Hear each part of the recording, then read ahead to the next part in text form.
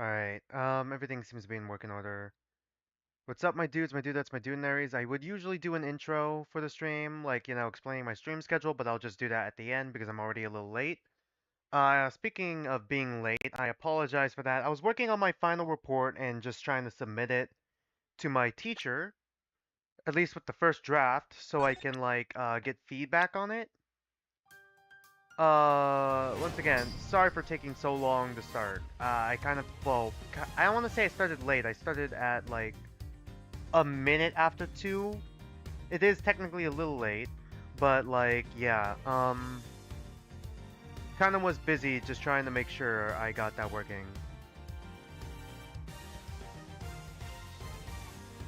Huh, I'm surprised that they're actually connected.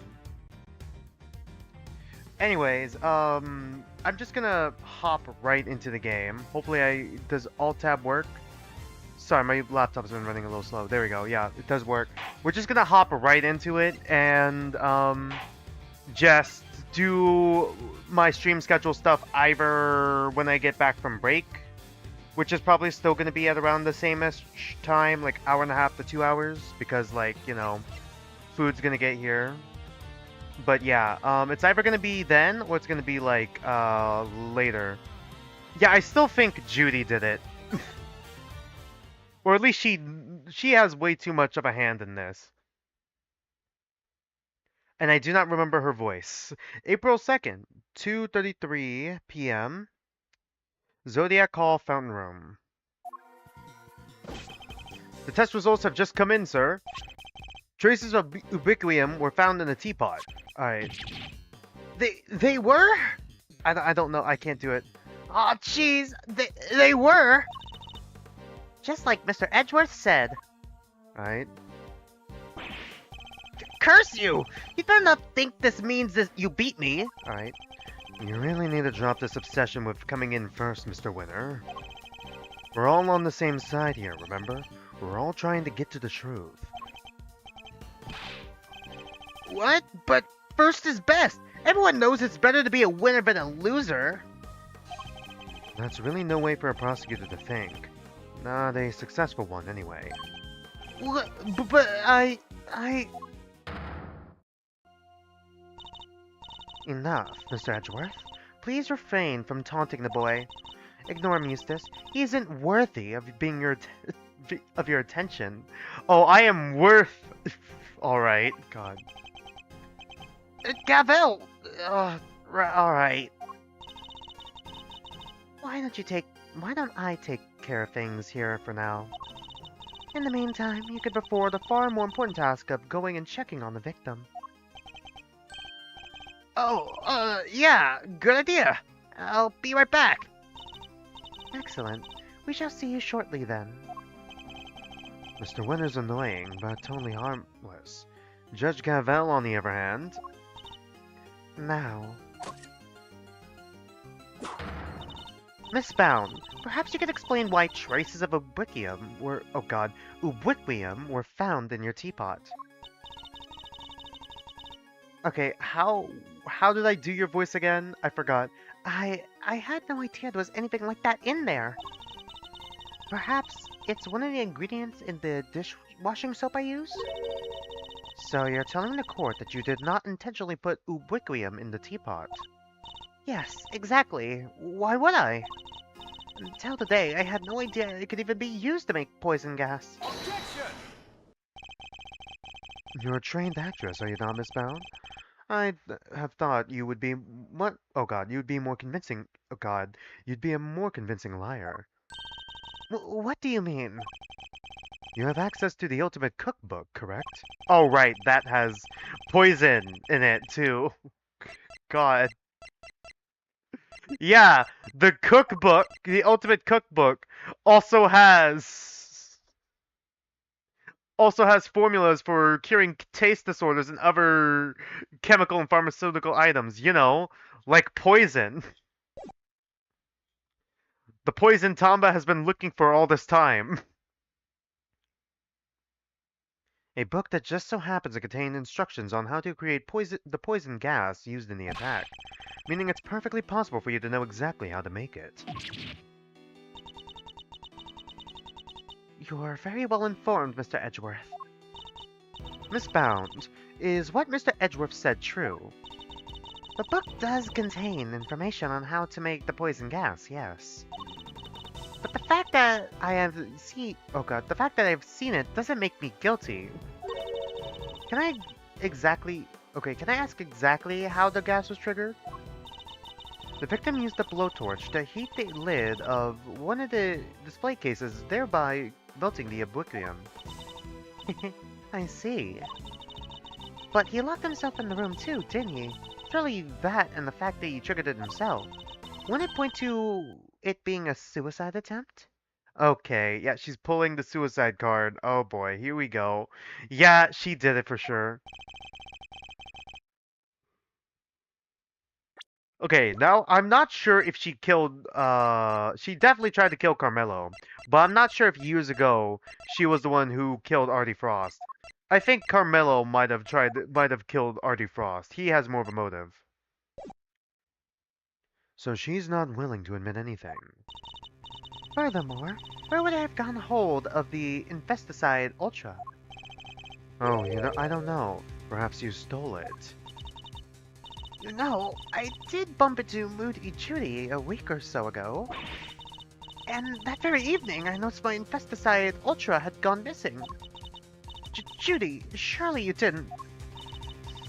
Delicia, you carry your bag of pharmaceuticals with you everywhere, don't you?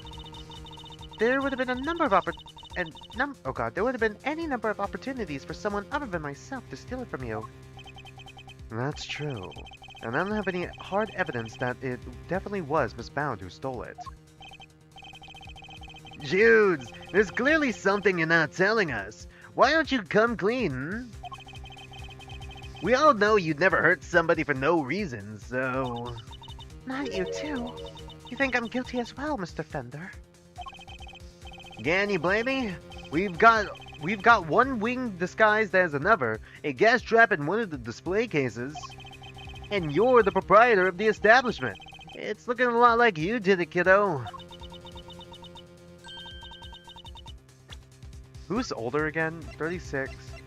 34? Okay, yeah, he's like older by 2 years. Alright. I just needed to double check that. You've got this all wrong. You have to remember, the gallery doesn't have any security cameras, nor any security personnel. If some ill-intentioned person or other wanted to get in undetected... Okay, hold on. Is that lie in itself? There's a security room. What do you mean there are no security cameras? There's a security room. The fuck is the security room then?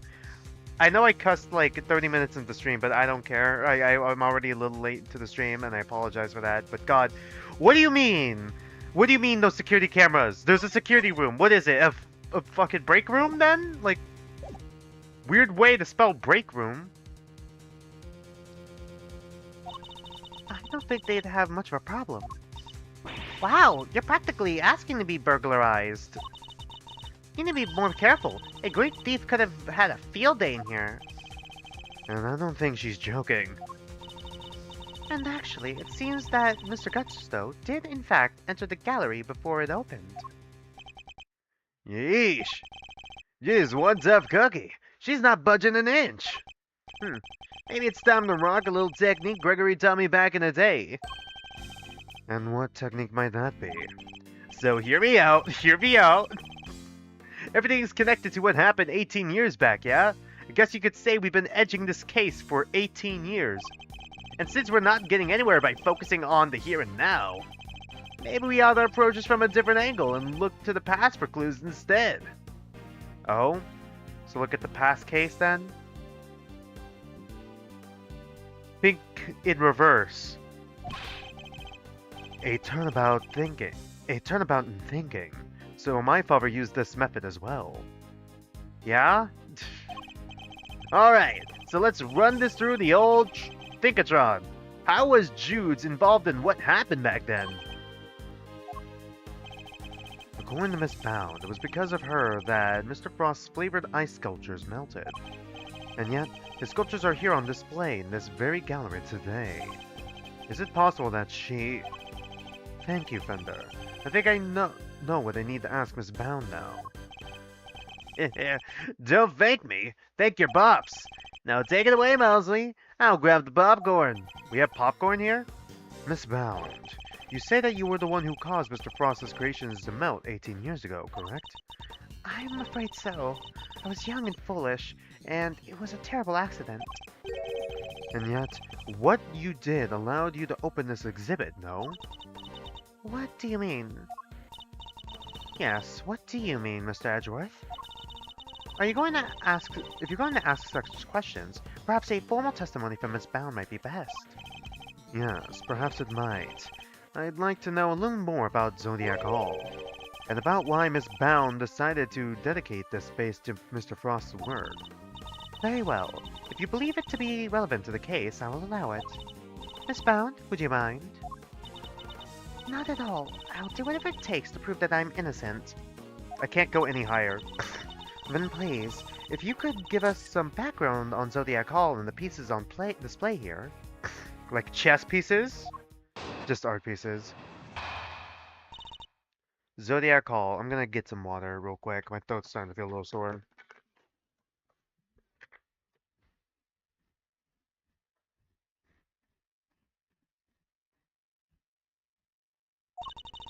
It took 18 years, but at long last I was finally able to buy Samson's home back a little while ago. But a place like this is expensive to maintain, so I decided to turn it into an art gallery. To that end, I collected as many as Paul Hauku's pieces as I could from around the world. Because, if I'm honest, it's always been something of a dream of mine to open a space dedicated to his work.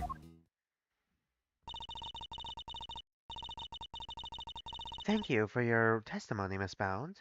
How wonderful it is that you were able to fulfill your dream. Well, Mr. Edgeworth, everything seems entirely above board to me. Judge Gabel, that was simply the witness's preliminary statement.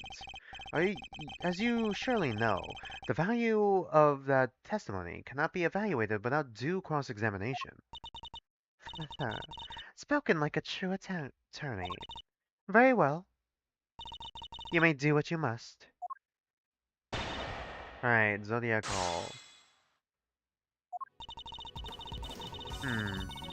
I feel like I want to press on the... Yeah, this part specifically, because didn't she recreate statues? I want to press on this. Hold it. Paul Hauku. I still don't know how to pronounce his name. Hauk? Is it really Haliku? Halike?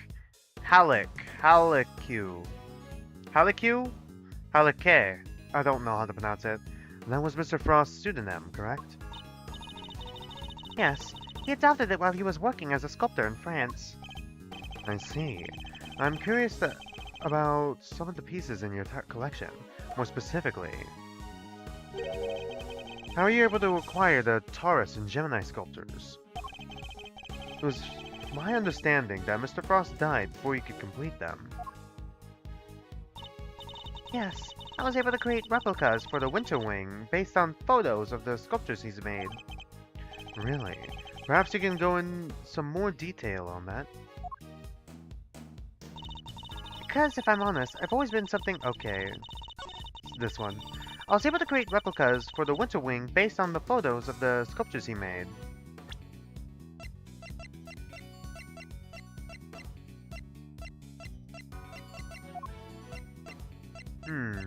Oh, let me read this real quick. There we go. I was looking for this.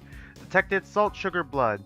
Sugar composition matches that of sugar found in the pale blue liquid in Artie Frost's room 18 years ago. Sugar detected in the water fountain seems to be a match. Okay, this one's evidence from 18 years ago. I feel like this is something that the game wants us to point out specifically. Okay, what is the lift cart going to be relevant to? Oh, because it's still wet. It's still wet? Hold on. This is still wet? Hold on, did it not even melt? Did she also keep it on ice for 18 years? What? Hold on. Hold up. Objection! Objection. I'm afraid you've run out of road, Miss Bound. And now you're bound to go to jail. You can lie all you like, but you can't deny the results of the tests conducted on the sculpture's remains. And those tests leave no room for ambiguity. Ambiguity, sorry. What you had on display weren't replicas. They were the very I'm sorry, they actually were? Hold on. They actually were the statues from 18 years ago. Alright, cool. They were the very statues Mr. Frost carved 18 years ago. Oh, I could probably help explain how they worked it out if you like, dear. It's the sugar, you see. You might think sugar is sugar, but the composition's actually very unique. You could probably recreate the statues, but the sweet secret of their chemical makeup, no chance. Thank you, Miss Scone. I don't recall asking for help, but still. To put simply, the statues didn't disappear back then because they melted. They disappeared because you spirited them away and kept them hidden for these 18 long years. Ah! Sorry, hold on, I just wanted to put something in my pocket for when I go downstairs. I am also gonna get my, once again, when my food gets here, it's gonna be a Pokeball. I didn't get a drink with it, so I'm probably gonna just get a drink at the vending machine downstairs. What? She kept a pair of flavored ice sculptures around somewhere for all that time? It's not the most out there idea in the world, assuming you had a big enough ice box. Overruled. Quiet, all of you. Miss Brown, have you anything to say in your defense? So you've already learned that much. Should I take that to mean you admitted to having hidden the flavored ice sculptures in question? No, I admit to no such thing. You haven't proven that it was I was the one who took those statues away. And you won't, because it would have been impossible for me to do so in the first place. Oh my god. Is it actually gonna be the lift cart now?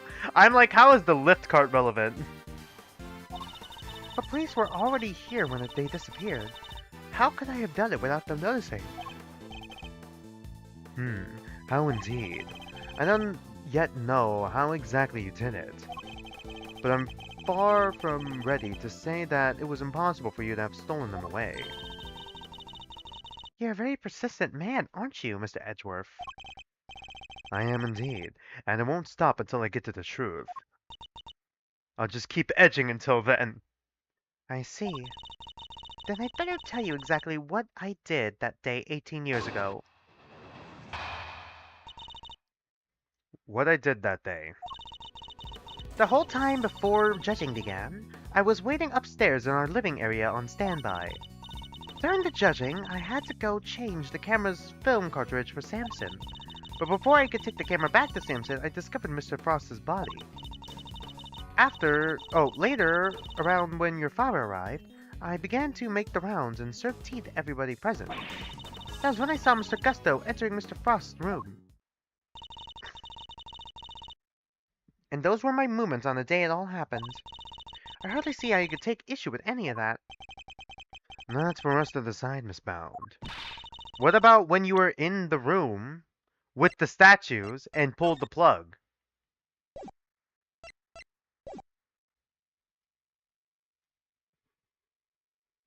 Ooh, sorry. Are you saying there's a contradiction in her story, Mr. Edgeworth? I'm more focused on proving that the fact that she did indeed steal those statues. The question is, when she would have the opportunity to do so. If I can pinpoint that, I might be able to prove what exactly she got up to. What I did that day. Okay. Didn't she go into the room? It's gotta be either that one or this one.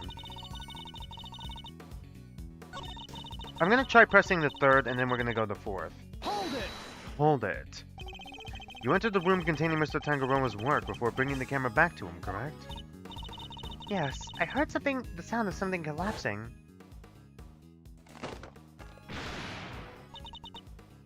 Samson, are you in there? Ah! Alright. The sound of the chocolate ship falling over after a certain somebody took a bite out of one of their supports. And Mr. Tangaroa was still in Mr. Gusto's room when you found the body. Yes, I'm fairly sure that was the case. He was judging each room in order, and he liked to take his time. So, the point at which she discovered Mr. Frost's body. Was this the moment Miss Bounds stole the sculptures?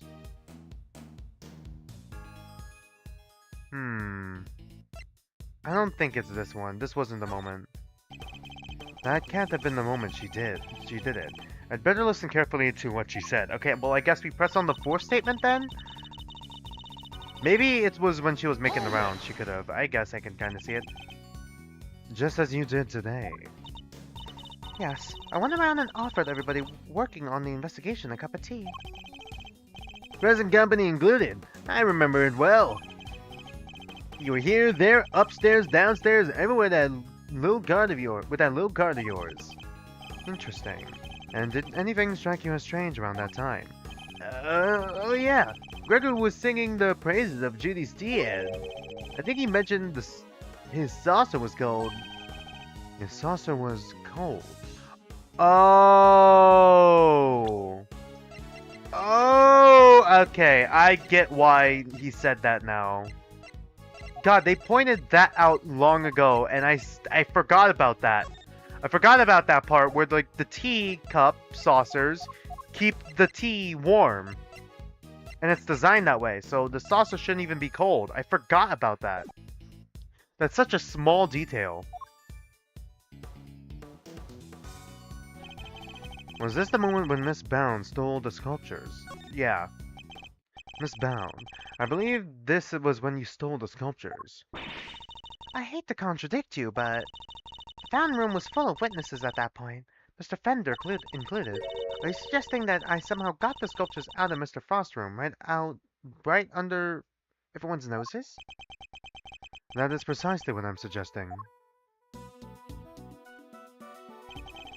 Miss Bound stole those ice sculptures, and she did it by hiding them here. There's no way it's under the cart, right? Those sculptures are pretty fucking big. They're pretty big, Edgeworth. What do you mean? Notices your ice sculptures. Like, what? How on earth did she hide those two massive ass sculptures in here?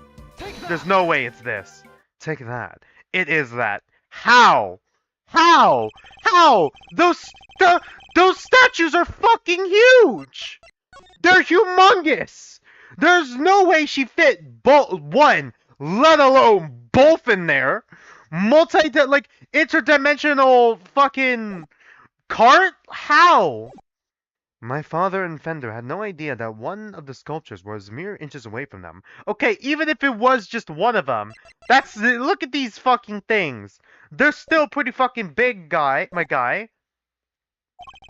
Because it wasn't just a tea set you were pushing around, Miss Bound, but a hidden eye sculpture in the glass case.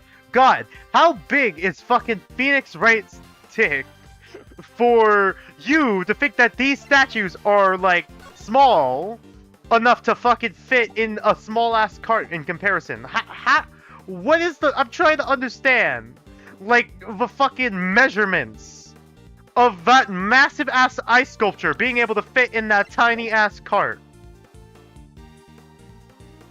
Oh my god, the cart might be small, but they're gonna be playing a part in Judy's big plans. What? But a hidden ice sculpture in the glass case.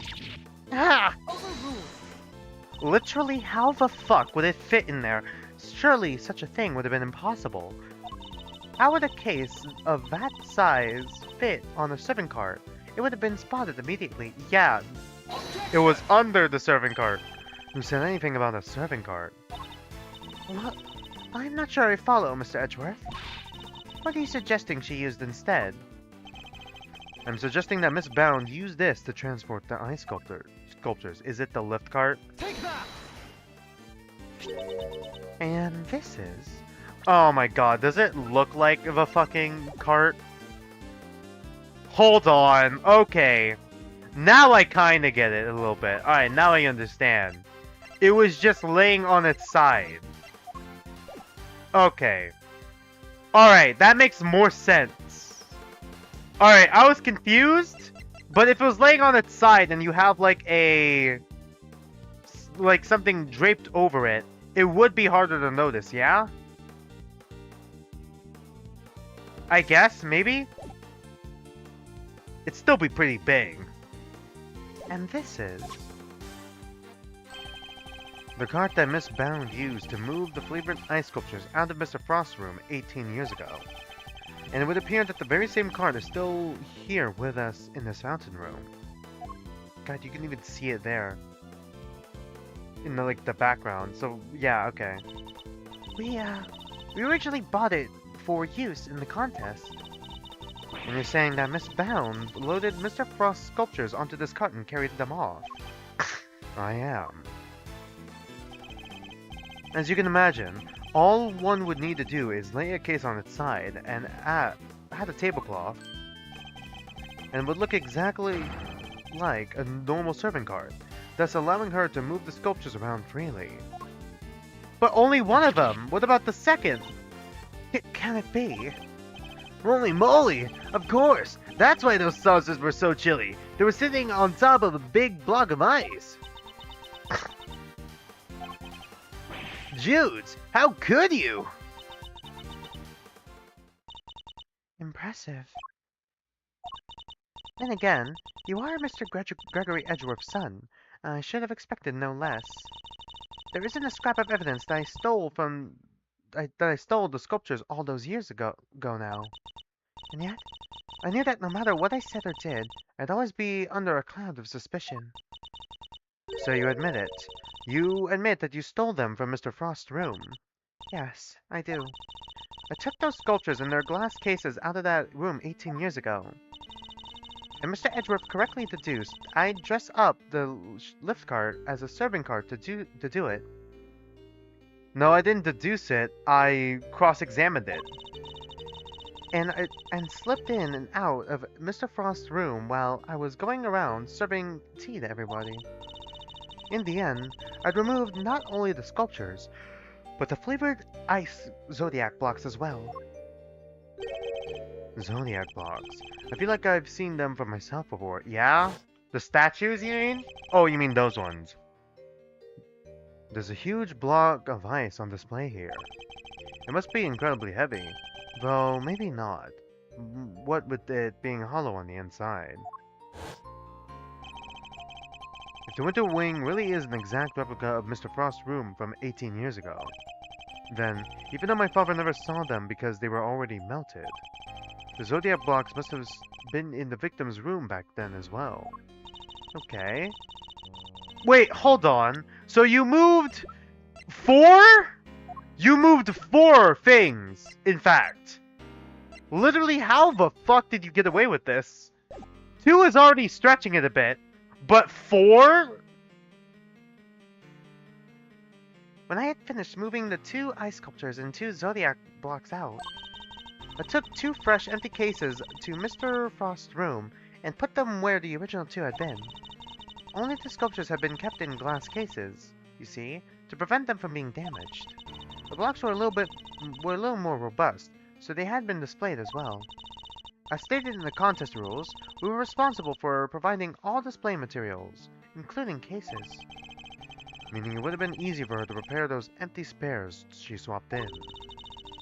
Mr. Frost's room contained quite a few of her flavored iceworks in progress. I figured if I melted them down somehow, the remaining puddle would look like it came from the sculptures. Oh? And that's how the sculptures from 18 years ago came to be in the Winter Wing today. I have to say, Mr. Edgeworth, it's quite the confession. Indeed, and I think she offered it so willingly because she knows there's nothing we can do with it. That's all I have to tell you. However, despite everything I've shared, you can't charge me with anything now, can you? What? How'd you figure that? Oh my. I would have thought you might know at least this much, given we're at the crime scene.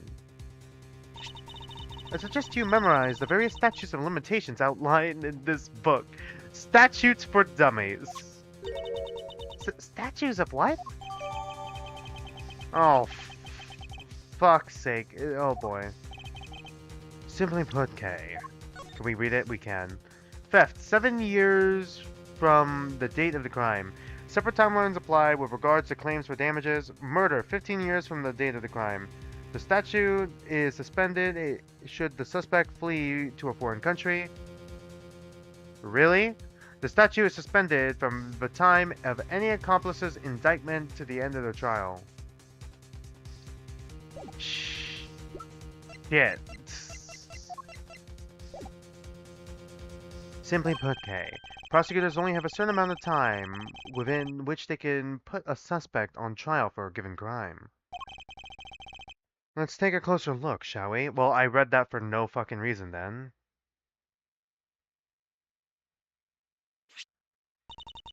So it's different for every crime? Murder 15 years, theft 7 years. Ah! Yes, Miss Bounce stole the ice sculptures 18 years ago. So it's too late to have her arrested for that crime. I don't believe it. Like a real archaeologist. Theft is a serious matter, especially when it involves the removal of evidence from a crime scene. However, as you yourself just pointed out, Miss Bound can no longer be prosecuted for a crime, rendering your revelation rather pointless, wouldn't you say, Mr. Edgeworth? She knew her rights! Objection! Objection.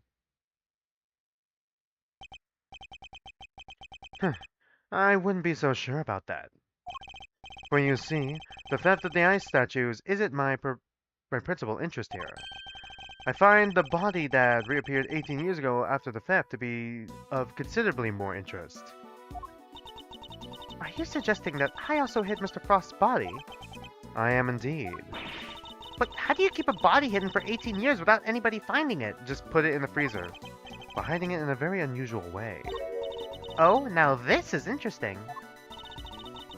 Are you telling me you know where the body has been for all this time, Mr. Edgeworth? Or they put it in the statue? How the fuck did you put the body in the statue? It's not such a big leap if you think about it, about what Miss Bound has already told us.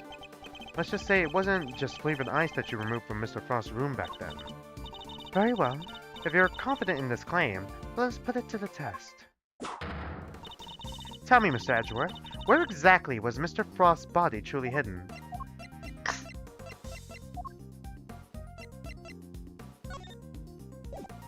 Take that! Take that. A photograph of Mr. Frost's works. And of the victim's body, Your Honor. You will have to forgive me, but I don't see what you mean.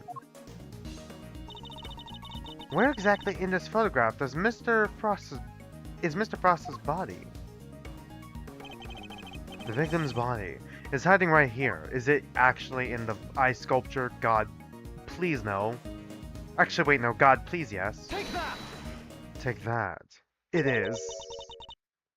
The Gemini sculpture. Sorry, I need some water again. My throat's starting to get a little sore.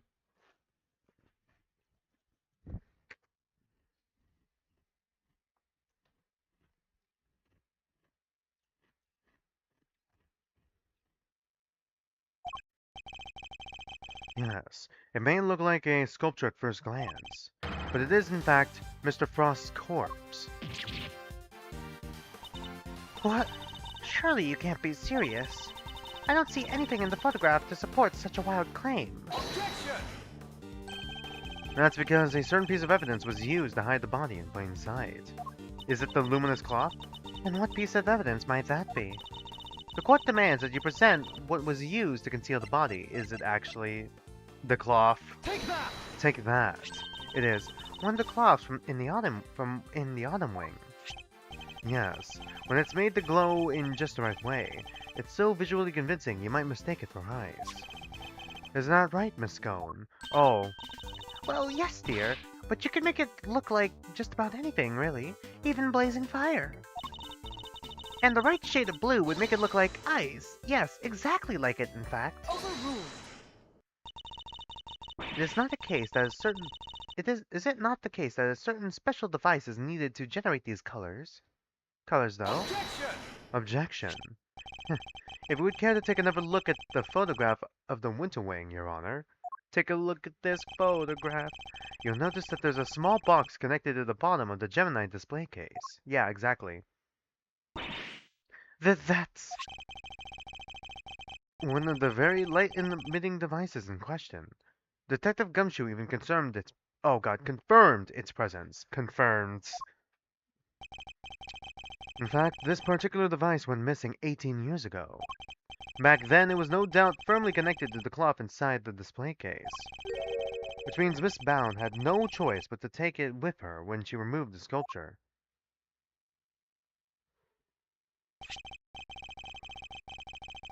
Ugh. So, you see, this cloth and emitting device were being used. God, I really, really hope. Okay, now it's starting to look like she did kill both. And not just not just she tried killing Carmelo. Now it's starting to look like that. Literally, why? Does she really want this guy's art so bad that she's willing to fucking kill him in order to get it? And also betray her father figure in order to open up the museum she always wanted? Like, what? To create the illusion that Mr. Frost's body was, in fact, a statue carved from ice. No! This can't be.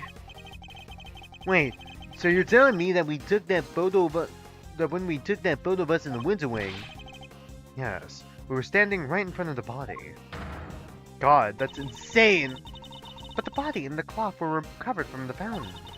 Why were they found there if the body was supposed to be from the Winter Wing disguised as a sculpture? Objection! Because there would have been no mystery as to how the body had been hidden if we had found it as is. Miss Bound needed to remove Mr. Frost from the Winter Wing in order to throw us off the scent. Overruled.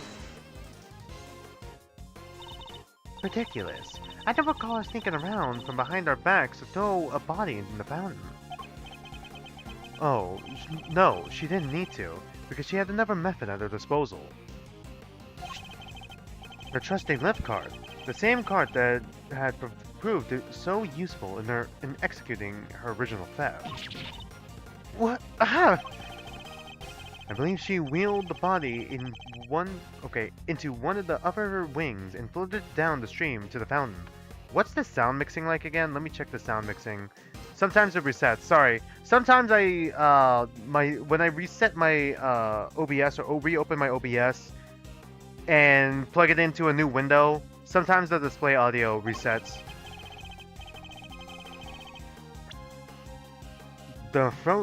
I believe she wheeled the body into one of the upper wings and floated it down the stream to the fountain.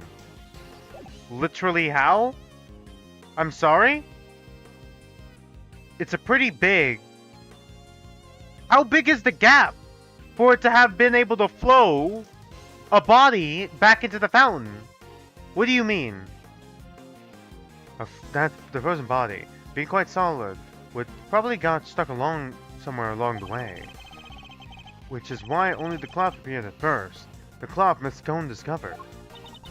And then the body followed afterwards once it had thawed enough. It's an ingenious theory, Mr. Edgeworth. But can you prove that it was me? Oh my god, is it gonna be... Is it gonna be this? Oh my god, it could totally be this. Fuck, no way.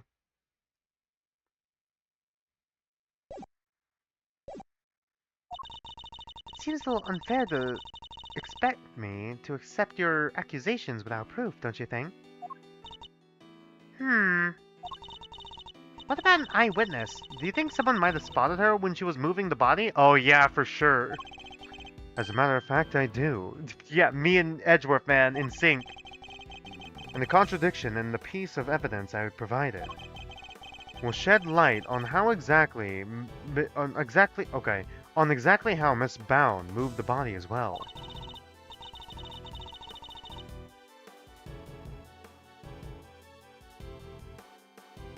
Well, Mr. Edgeworth, do you have any evidence to support your allegation? Of course. I have a piece of very compelling proof right here. Then please present it to the court. What evidence do you have that proves Miss Bound acted as you claim?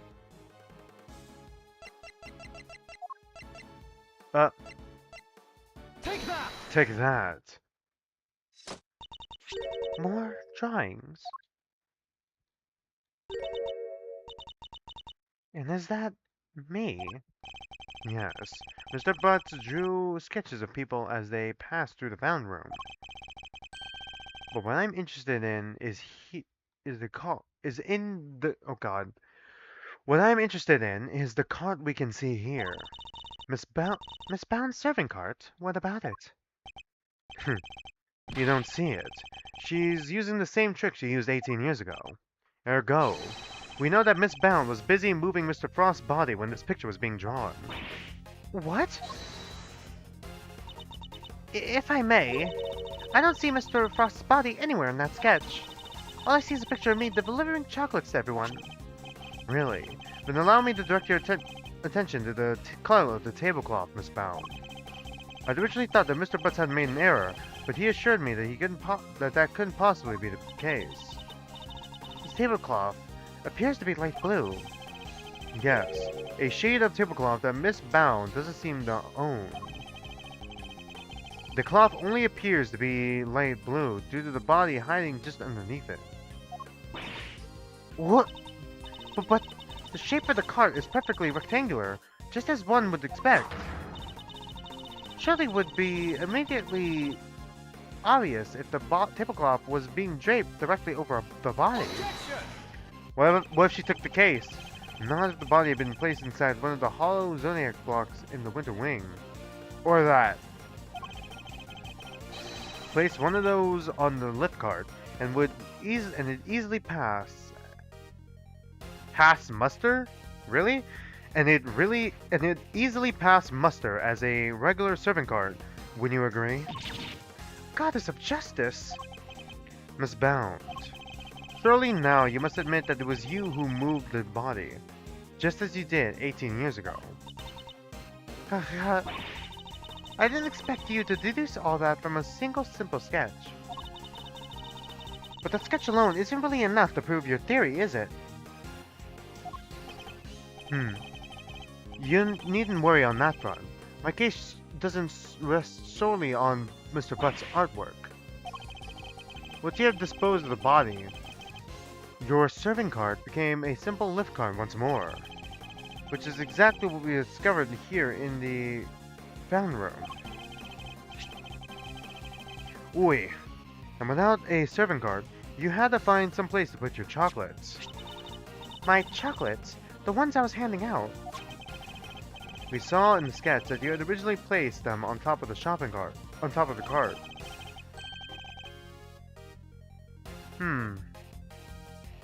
But the chocolates you gave us came from your pocket. Oh yeah! Mine was half melted. It was still super sweet and tasty though. Why did you suddenly feel the need to put the chocolates in your pocket, Miss Bound? It was because you no longer had a serving cart to put on them. That's why. Ah! God, my throat's starting to give out a little bit. Sorry. One moment, please. You have explained what Miss Bound did with the chocolates and the lift cart. But what about the tablecloth? Where'd it go? Indeed, if stashing the chocolates in her pocket was the only solution she could think of.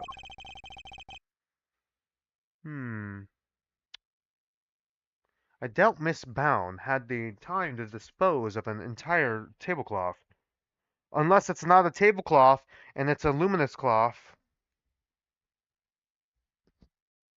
Sorry, my eyes are a little itchy.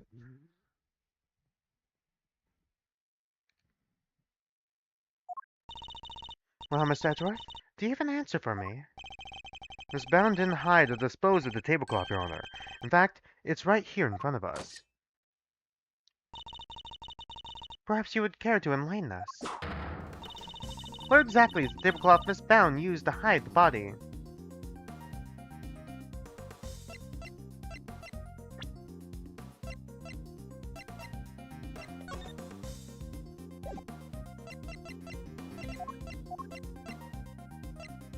It's light blue. Wait, what the fuck?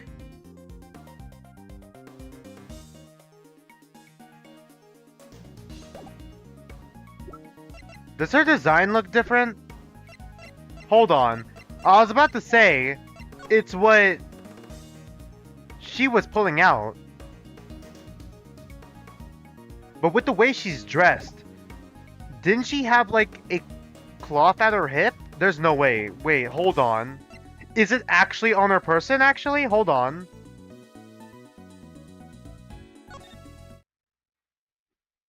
Oh my fucking god, no way. What? I was convinced it was in the water. I'm like, wait, hold on. Where's her apron? Miss Bound has the tablecloth on her person. And in plain view, in fact. Yeah, she does. What the fuck? Hold on. Wait, I thought...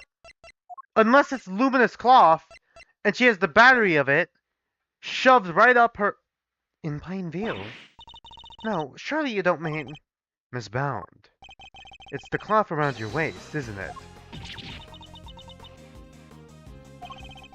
And given that the Zodiac blocks weren't kept in glass cases, the cloth would have been in direct contact with the ice. All we need to do to confirm my theory is test the cloth for traces of the sugar used in Mr. Frost's work. The game is up, Miss Bound. It's time to come clean. Your edging ends here. You won't need to test the tablecloth. Everything you said is true. I stole Delcia's Infesticide Ultra, and I moved Mr. Frost's body. I knew it. Not the breakdown I was expecting. It was me. It was all me. Woe is me. Delicia, I'm so sorry. Last week, I went into your bag and I took it. And I put it in his pocket, hoping to make it look like he tried to do himself in. I also made sure to leave no fingerprints but yours, just in case the police suspected foul play. Judy, you... Oh gosh. But Judes, why? Weren't we supposed to be on the same side? All fighting to get rid of Priest Samson? We were, but I couldn't afford to get arrested. Not yet. Not until I'd finally proven that Samson is innocent. I'd always planned to give myself up in the end, I swear. I know it's easy to say that now, but... Why do it this way, though? It's not like you. I'm sorry, Mr. Fender. I've caused you so much trouble. I've been the guilty party all along, ever since that day 18 years ago. Are you trying to tell us that the true culprit in the IS-7 incident was you? I committed a terrible crime. I took those sculptures, and I stole them for purely selfish reasons. The moment Mr. Frost died, they became more than mere entries in the confectionery contest. They became the final works of Samson's favorite artists. I couldn't allow them to just melt away, not before he came home. And that meant I couldn't let anybody near them, not even the police. So I hid them. I knew it was wrong, but I just had to. I put them in the cold storage room for safekeeping. But what I had actually done was far worse than anything I could have possibly imagined. Because who would have thought that Mr. Frost's body itself was posing as one of the sculptures? So she didn't know about the body. Oh my god, it really was Gusto then! It's gotta be Gusto. He's the only other person if she really isn't the killer, and we're not about to... And this isn't another fake out. I feel like she's being genuine. Samson is a kind man, a saint. He could never kill anybody, never. No, he's not a saint. He's Samson Bound. No, he's Samson. What was his last name? I was gonna say Bound. I don't think that's it. Tangaroa. Saint is someone else. Is a different character. And yet, because of what I did, the police never found Mr. Frost's body, and Samson was found guilty.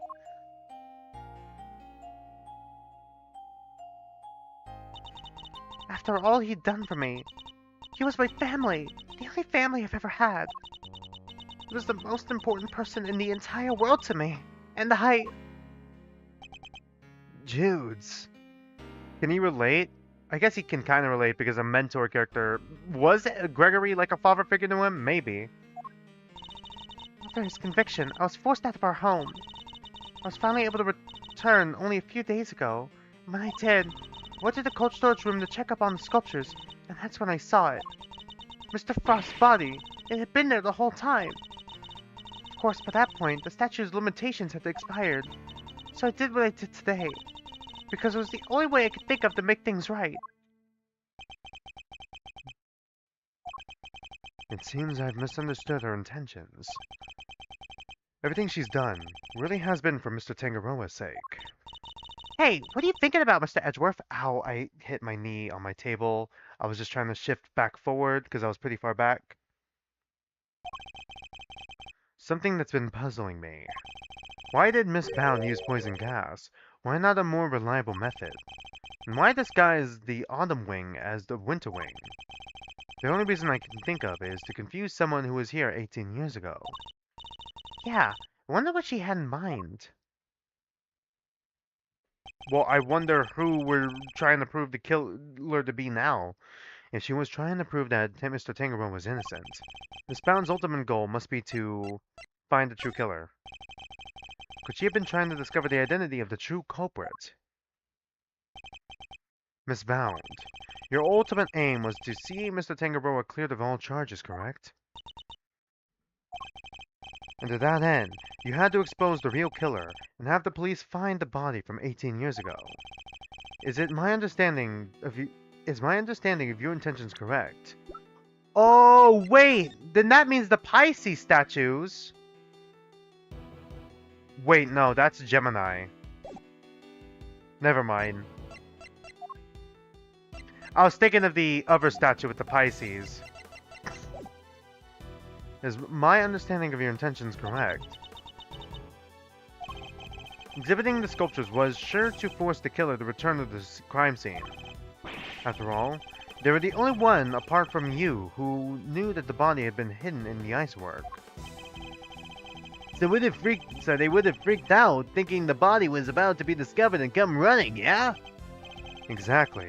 But Miss Bound ran the risk that the killer might successfully cover their tracks this time. In the worst case scenario, they might have been able to remove Mr. Frost's body from the scene. So how could she lure the killer into revealing themselves without putting vital evidence at risk? Oh, I see what you're getting at. You're saying that's why the Autumn Wing was all winter wingy. I am. You were betting on one thing, Miss Bound, weren't you? That whoever opened the Pisces case you had so carefully disguised as the Gemini case would be the real perpetrator of the IS-7 incident. No. But that would mean the real killer was... Enough. Not another word. Do you realize the implications of what you are saying, Mr. Edgeworth? Are you prepared to stand behind the accusation you are clearly about to make? Miss Bound set a trap for Mr. Frost's killer, meaning that whoever found themselves caught in that trap is highly likely to be the guilty party. But I lack the evidence to support such an assertion. Time to pull a Phoenix Wright and just fucking wing it. I'm gonna pull a play from my boyfriend's playbook. To accuse someone without any evidence is not to be done lightly, so... Should I really go ahead and make my accusation, and name Mr. Frost's killer nonetheless? Let's see if he can beat the allegations. My ultimate goal is to see the truth exposed. And to do that, I need to seize the moment. Yes, Judge Gavel, I am prepared to stand by my accusation. I know exactly who it is to blame for the IS-7 incident. Take that! Take that. Mr. Gusto, the victim of the poison gas attack is the perpetrator behind the IS-7 incident. G Gusty? Mr. Gusto! Miss Bound. As we've established, you knew that the opening of the gallery would lure the real culprit, and you set up the poison gas trap in order to catch them. Do you dispute the facts thus far? You're a very impressive man, Mr. Edgeworth, just like your father. And of course, you're absolutely right. Then perhaps you could tell us exactly what happened in your own words. Of course. I have nothing to hide anymore. So I might as well tell you everything. As you said, I set a trap here in the gallery to try and catch Mr. Frost's killer. Before we opened, I made sure that the door to the autumn wing was the only one that was unlocked. When opening time came, I went around to unlock the doors of the various rooms, and found the autumn wing had been locked from the inside. The killer was on the other side of the door. The thought, well, it frightened me. And then she simply walked away, leaving him to fall victim to her poison gas trap. When I heard that Mr. Gusto was being treated for gas inhalation, that's when I knew he was the murderer. All that was left for the police to find was Mr. Frost's body, and then Samson would finally be proven innocent. At least, that was my plan. Judes, why didn't you tell me? You know I'm always here for you, right? You could have found another way. It didn't have to be like this. Thank you, Mr. Fender. You've been so very kind to me all these years. But I'm the one who created this mess, so it was up to me to try and clean it up. I didn't care what it took, as long as I could get Samson out of that awful place. Judy, Judy, Judy. 18 years ago, the police managed to cover up the fact that Mr. Frost's body had gone missing. If I went to them now and said it had reappeared, I am afraid they might have tried to cover things up again. Yeah, thanks a lot. Fucking... Oh, God. Man, for fuck's sake. Von Karma! So, I worked to set off a very public incident here in the gallery, in front of as many witnesses as possible. I'm so sorry, Judy. You, Samson, Gregory, I let you all down. Bender, this cannot be easy for him. No, I'm the one that should be apologizing. Sorry, I'm the one who should be apologizing. Mr. Edgeworth, Mr. Fender, I hope one day you could forgive me. And whatever punishment I have to face, I'm ready to accept it. But please, if I may ask one thing of you, it's that you simply must clear Samson's name. Damn. The way the truth of these past 18 years had come to light was unexpected to say the least. And yet, it only set us down the path towards an even more shocking end. Really? Okay, to be continued again. Alright, cool.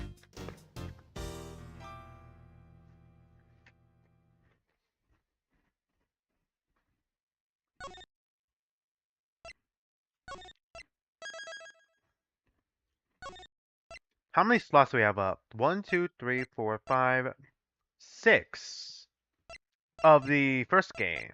Interesting. Okay, alright. I just wanted to see that real quick. April 2nd, 3:11 p.m., Zodiac Hall, Fountain Room. Miss Bound, are you feeling a little calmer now? Yes. Good. Then allow me to get to the point. Regardless of your intentions, you broke the law. Stop! You violated the law. Yes, I understand. Nevertheless, I understand that you did what you did in order to prove Mr. Tangaroa's innocence. Therefore, if the real culprit really is someone else, then we have a duty to reinvestigate the case. Of course you're gonna fucking stop us. There is nothing to suggest that anything nefarious took place in the official IS-7 incident records. And right now, there's nothing to suggest that we should take Miss Bound at her word either. So our first order of business should be to arrest the culprit of the case before us, Miss Bound herself. Objection. Official records cannot always be trusted, Judge Gavel. Especially when there are those prosecutors who would think nothing of twisting the facts. Are you suggesting that the committee at the time overlooked such a prosecutor? Yes! Von Karma. That's for you and your people to figure out. However, it is a fact that the autopsy report was faked. Seeing as Mr. Frost was only found just now. There really is something of Mr. Von Karma in you, Mr. Edgeworth. How so exactly? By continuing defying the will of the committee and blending the truth to fit your needs. That's how. Oh, is that why you're trying to get his badge taken away? Because he is basically Von Karma's successor, and whatever Von Karma did, that's probably what he did as well? Perhaps it is time for you to understand how the committee sees this case. It also hits different when you remember, was it one of Edgeworth's first cases? What was it called? IS-9 incident? It was the DLC for the first game, I believe. Where there was a case where, like, he was tricked into presenting forged evidence, and it came to light after the fact. And sure, the man might have actually have been a killer, but still, even so, he still presented false evidence back then. Really? The committee's view.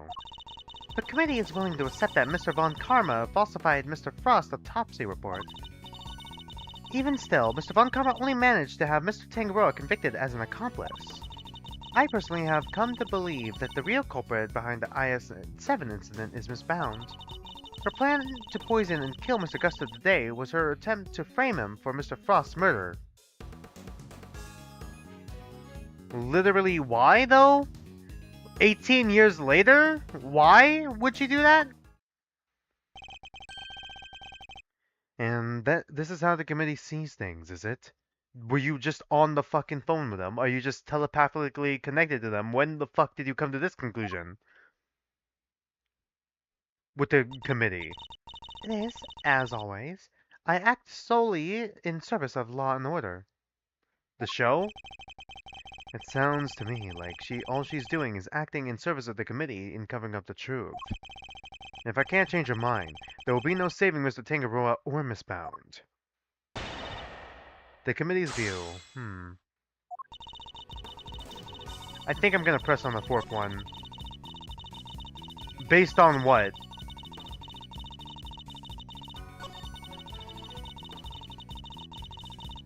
Hold it! Ooh.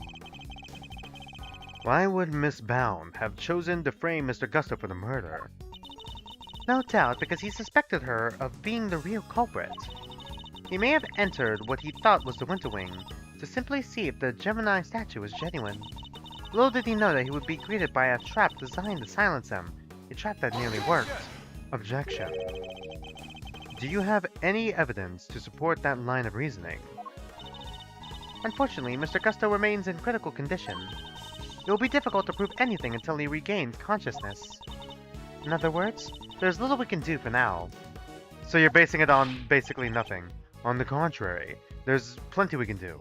We can investigate, for this is my Ace Attorney Investigations collection. You still have not grasped the situation, have you? Then let me spell it out for you.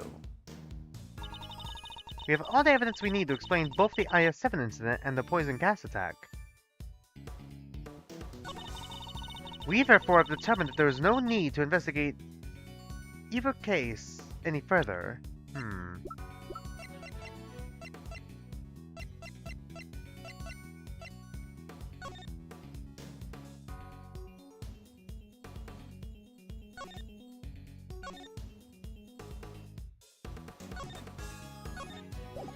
Hmm.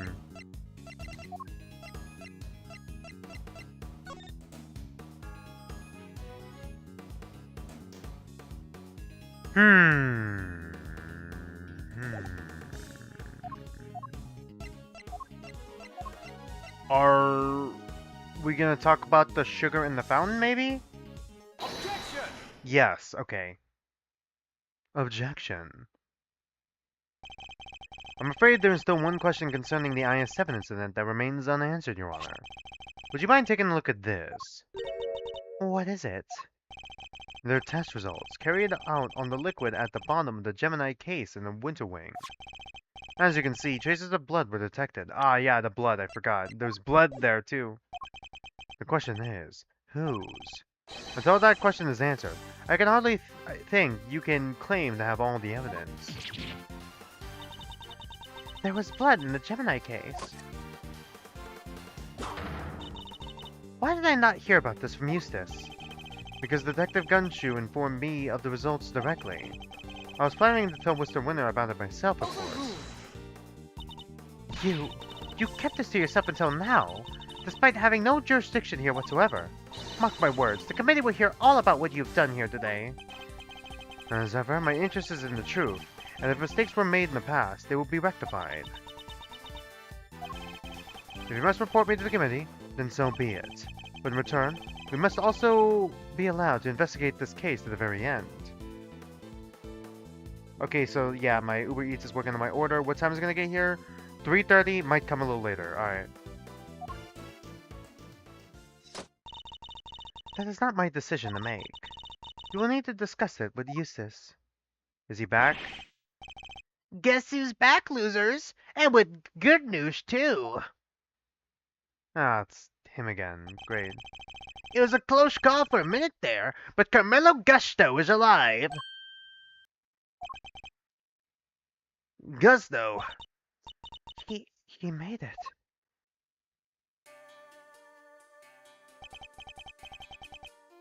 You're the ones who found me. Yep, long time no see, Gusto. You're the attorney's assistant. You've grown, and you have an assistant of your own now. Assistant? No, I'm... He hasn't gotten the gig just yet. This is Gregory Edgeworth's son. Prosecutor Miles Edgeworth, at your service. Will edge you for miles. Good. Fate moves in mysterious ways. I'm in your debt. If you hadn't found me in time, I wouldn't be here to thank you. Oh, you're very welcome. After all, if you hadn't lived, we wouldn't have been able to ask what really happened 18 years ago. What are you talking about? We figured out quite a bit while you were out cold. Including the fact that you're probably the guy who offed poor Artie Frost. God, imagine this from his point of view. Fucking tries to cover up his crime from 18 years ago. Goes to the Winter Wing, was suddenly hit with poison gas, was rendered unconscious, and then when he wakes up, immediately is accused of murder from 18 years ago. Does he have a fucking horse, a seahorse fucking tattoo on the back of his hand now? What? Is that true? Miss Bounds set up a very elaborate trap to catch Mr. Frost's murderer. A trap that involved rigging the Pisces case with poison gas. Perhaps in light of that fact, you could tell us in your own words what happened back then. Or perhaps you'd rather exercise your right to remain silent. No, it's not that. Mr. Gusto's a fan of the old meditation. You know, Om and all that jazz. Spin Dash. Sorry, I'm trying to do a Sonic the Hedgehog voice, but I'm thinking with him, but like, I think I'm a little off. Wow, sleeping while standing seems pretty cool. That's one heck of a talent. Except there's no sleeping involved in meditation, Kay. Hey, Gusto pal! How about you snap out of it and tell us what went down way back when?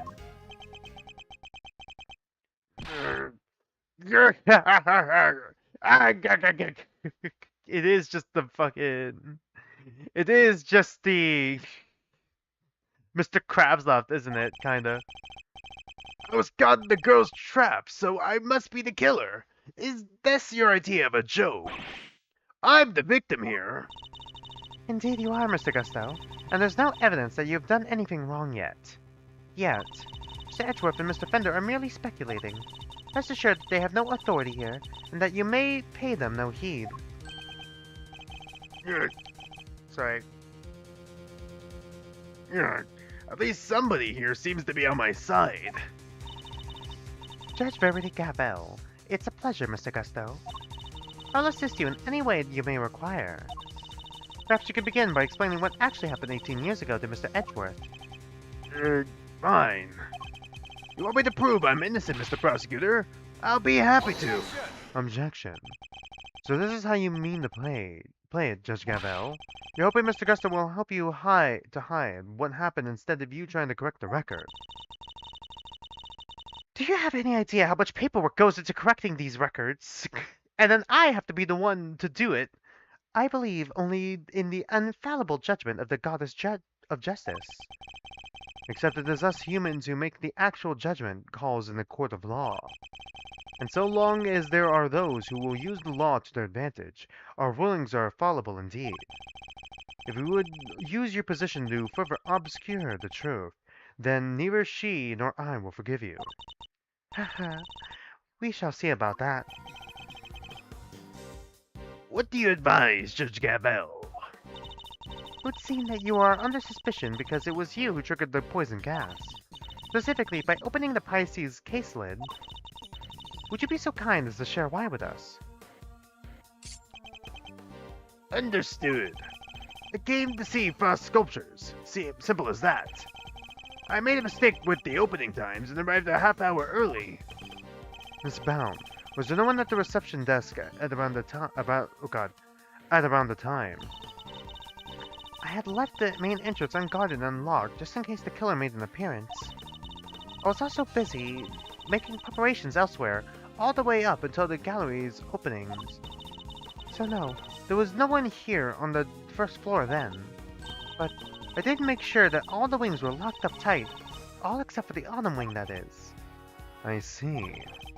She did all that just to steer the culprit into the autumn wing, which is precisely where Mr. Gusto went.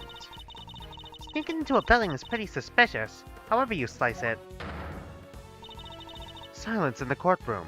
This isn't a courtroom. I'll permit no objections or interventions unless there is some evidence that the witness is lying. The courtroom? God damn it, Kay! Fuck! Me and Kay are in sync now. A courtroom? You know this is an art gallery, right? Mr. Gusto, if you could please continue by explaining why you opened the Pisces case. I wanted to see Frost work up close. So I went to the Gemini. Sorry, I guess it was supposed to be the Pisces statue. And I saw that the lid was frozen on tight, so I grabbed the blowtorch from nearby and tried to open it. There was just a blowtorch there. When I finally got it open, gas came pouring out. Fascinating. His is the sort of flawless testimony only attorneys can only dream of. Yeah, the everything sounds like a lie kind. Go ahead. I am none too satisfied with Mr. Gusto's explanation myself. Alas, there's no evidence to refute it. Come on, there must be something. It's Miss Bound's story you should be questioning, not mine. I'm not the one who set up the gas trap. She could have killed anybody with that thing. Objection. She turned on the sprinklers as soon as the gas was released. She knew exactly what she was doing. She was gunning for the killer and nobody else. And that killer being you, old pal. So you believe that self-confessed criminal? Miss Bound is far from blameless in this affair, and she will have to pay for her crimes. But so will the Mr. Frost killer. You seem determined to pin Frost's murder on me, but I had no reason to kill him. And you have no evidence to prove otherwise. Can we really not prove that he's the killer, Mr. Edgeworth? Mr. Gusto fell victim to the poison gas. That much is indisputable. Yet no matter how suspicious his actions in the present may seem, they prove nothing about the past. Sorry, hold on. I just got a notification. Okay. It's been pushed back to 3:40. Okay, cool. Shoot, hold on, give me a minute here. There we go. Let's continue. Sorry about that. Locked in, having fun. Yeah, but then what about you, Mr. Fender? There must be something we can do. You're right. We may not have evidence, but we have plenty of intel. Let's see now. If Mr. Gusto killed Frost, he must have had a reason. He claims. He claims not to have a motive. God, yeah, but that can't really be true, can it? If he did, he has one. Not many people commit murder just for fun. In fact, the old man had a little back and forth with Von Karma about a probable motive too, remember? How can you possibly say that with certainty? If the relationship had broken down for some reason. Yeah, cooperation ended. That could very well have been the motive behind this murder. Von Karma wouldn't let us talk to Gusto back then, but we can now. If we could put the pieces together, I think the picture we've been looking for might just emerge. And I don't mean chess pieces. I'm talking puzzle pieces. Yes, I think you might be right. I need to think back over everything we know about the IS-7 incident, especially the questions that never got answered. And the finger marks. Were you the one wearing the gloves? Miss Cohn denied that the finger marks on the frame were hers, but what if they were Mr. Gusto's? Perhaps he wanted to take a look at the Ultimate Cookbook for himself.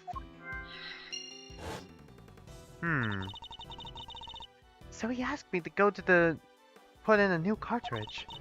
He seemed to think that there had been more shots left than there were. In other words, the film ran out sooner than expected. Yes, the number of shots he took didn't line up with the number of shots remaining. So, okay, why would he use the camera though? Oh, wait, what if he was trying to take pictures of the Ultimate Cookbook? Oh, and that would explain how he became the Ultimate Confectionery. The Ultimate Confectionery, sorry. I meant to say, and that would explain how he became the greatest confectionist now. But he may have lost track somewhere along the way. My father noticed these things for a reason. I just need to piece them together correctly. In the absence of evidence, it's the only way to the truth.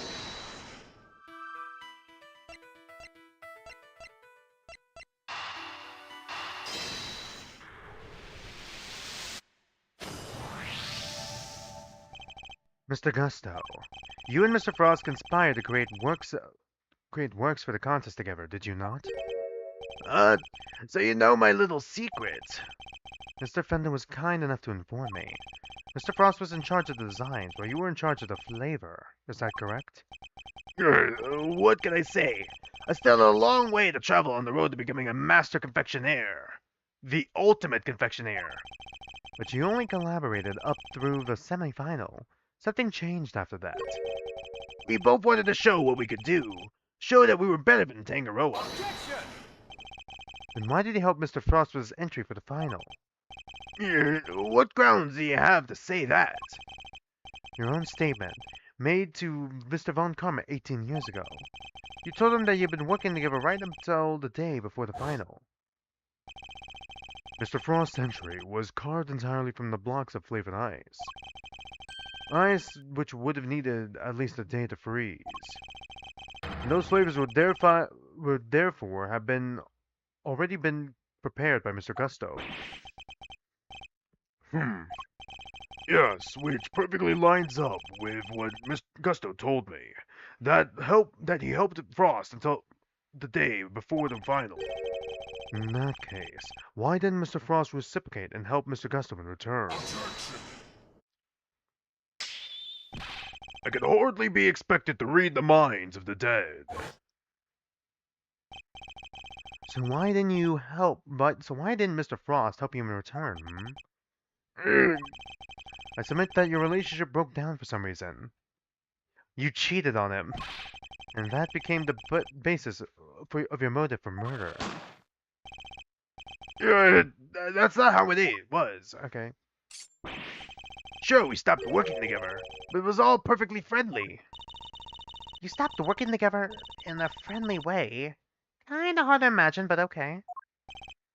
Besides, how do you think I did it exactly? You think I just strolled into Tangaroa's room and killed Frost? I couldn't have killed the man while Tangaroa was in there working on his chocolate pieces, could I? You just killed Frost in his room. So you see, it couldn't have been me. I wouldn't be so sure. There must be a window of time when Mr. Tangaroa wasn't in his room. And I could prove that. Oh, right. Wasn't there a tea party? Did he go? Like a tea break? I can prove that Mr. Gusto had the opportunity to kill Mr. Frost.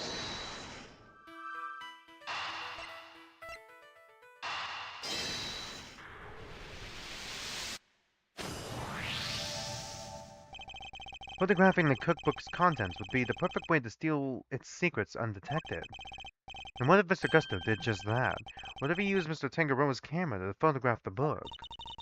It'd be the perfect crime. So much better than stealing it and getting chased by the cops. A sneaky snapshot of 20, huh? That could work. The question is, when could he have done it? Good question. What about during afternoon tea? Yeah, there we go. Didn't Alicia say that Gusto and Frost had missed out on the little tea party they had? Yeah, those two specifically. Which brings me to the next question. When do we know for certain that Mr. Frost was still alive? Then, after the contest began, nobody saw hide or hair of Frost, as he had secluded himself in his room. And the only person capable of entering his locked room was Tangaroa, possessing as he did the only key. Miss Gone, were Mr. Tangaroa's works the only ones you sampled? No, dear. I couldn't help myself. When I finished my afternoon tea, I tiptoed over to Chillywink's room for a little taste too. Mr. Frost had kept to himself inside his room after the contest had started, but he was gone by the time Miss Scone snuck into it to sample his work, meaning there's a good chance he was murdered before the end of the afternoon tea.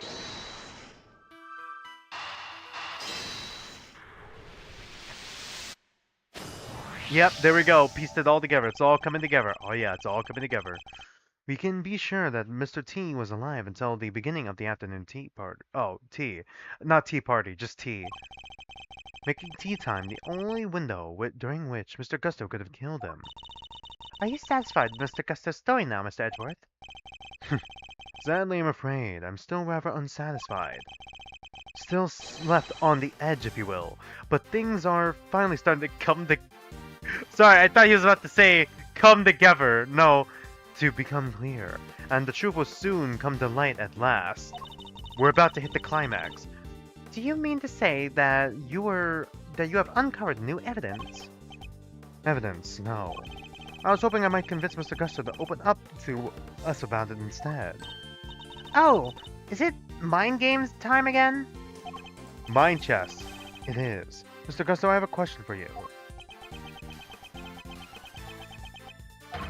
I said I have a question for you. Yeah, what is it? You chose to make your entry for the final on your own. I told you I wanted to test myself. I wanted to prove that I was the best in the world. Objection. If that were the case, then surely you wouldn't have chosen to cheat in the first place. So tell me, Mr. Gusto, why did you feel the need to team up with Mr. Frost?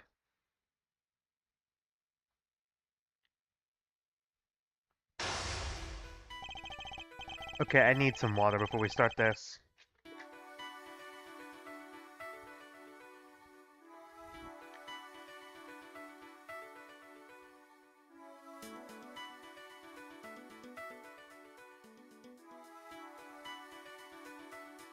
"18 years ago, Mr. Gusto and Mr. Frost collaborated in the confectionery contest. But why did they work together? And why did they enter the contest in the first place? That's the information I need to get out of my opponent somehow." Fucking 4 whole chess pieces? Mr. Gusto seems to have a habit of pretending to be asleep when things aren't going his way. Alright, let's remember that then. Let's focus on starting on why he chose to work with Mr. Frost. By my hand. Now now is the time to dig up the truth that was buried all those years ago.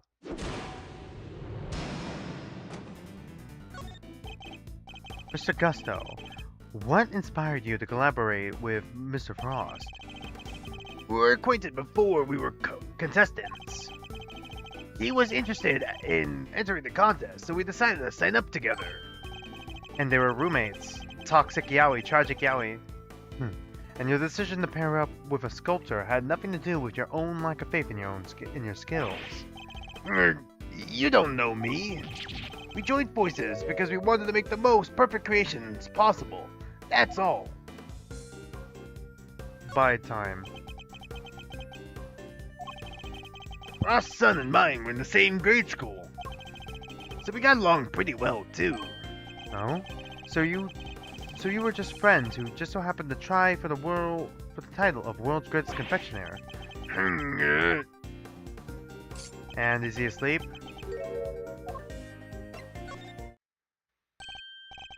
Wake up! Wake up! Wake up!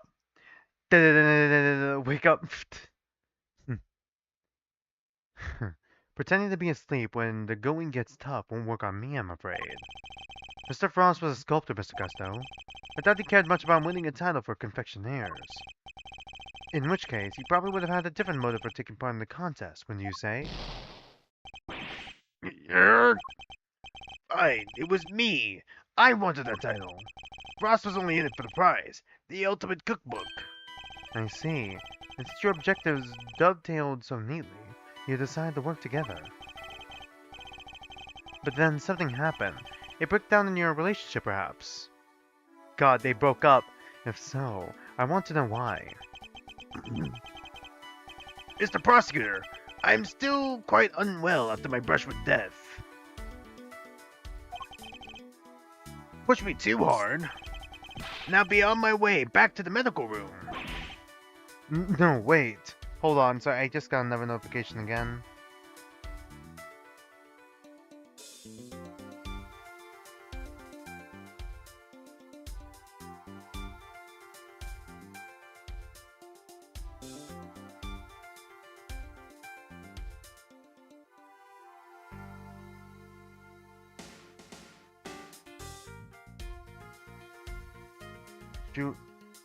Shoot, hold on.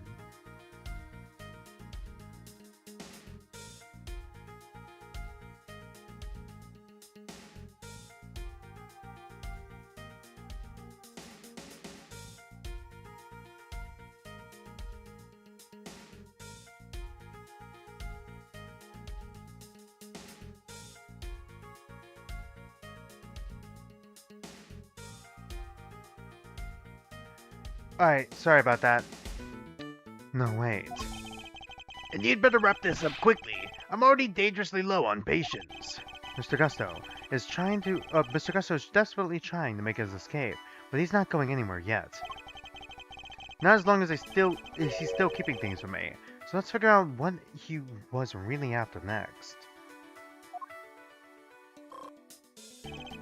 There's no time to lose. I just need to pick the right line of questioning and fast. Alright, okay, probably the second. You too had your eyes on something other than the title, didn't you? After all, I'm not sure the title of World's Greatest Confectioner even counts for that much. Now you're insulting the way of the confectioner.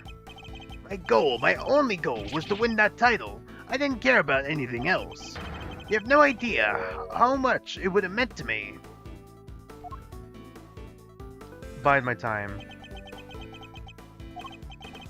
Look, my sense of design may have not been up to snuff back then, but you should see me now. Oh, so you've improved. You bet I have. I didn't do all that training in Zhangfa for nothing. Right, bide my time again? I looked up to Tangaroa, you know. Spent hours poring over the designs of his work. Even used to watch the show with my son. Sounds to me like Mr. Tangaroa's work was especially influential in your early studies. And with his recipe book, you might have even been the best someday. Maybe. The book was a real treasure, no doubt about that. Any confectioner would have wanted it. And he fell silent again. Yeah, I wonder which one we push on. So you're interested in the book too? You claim your only goal was to win the title. Yet you also seem to have had an interest in the contest prize, the Ultimate Cookbook. The greatest collection of recipes by the world's greatest confectioner. I can't say I had absolutely no interest in it. And even if I did, what exactly is so wrong with that? Nothing, I suppose. Only that the book contained recipes for medicines, not desserts. And everyone who entered the contest was and supposedly knew that. I feel like I'm finally starting to get somewhere. I can't let him slip from my grasp now. I just need to stay calm and keep the pressure on.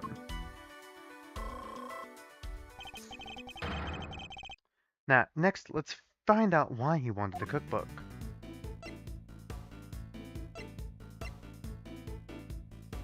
We gotta pick one. Let's just pick the second again. It's usually not always the first. So, your plan was to win the cookbook and use it to help with your own creations. What else? A book like that could have improved my craft tenfold. You could have made a lot of money if you sold it. I don't know much about what was actually in there, but it was worth more than money, I'll tell you that.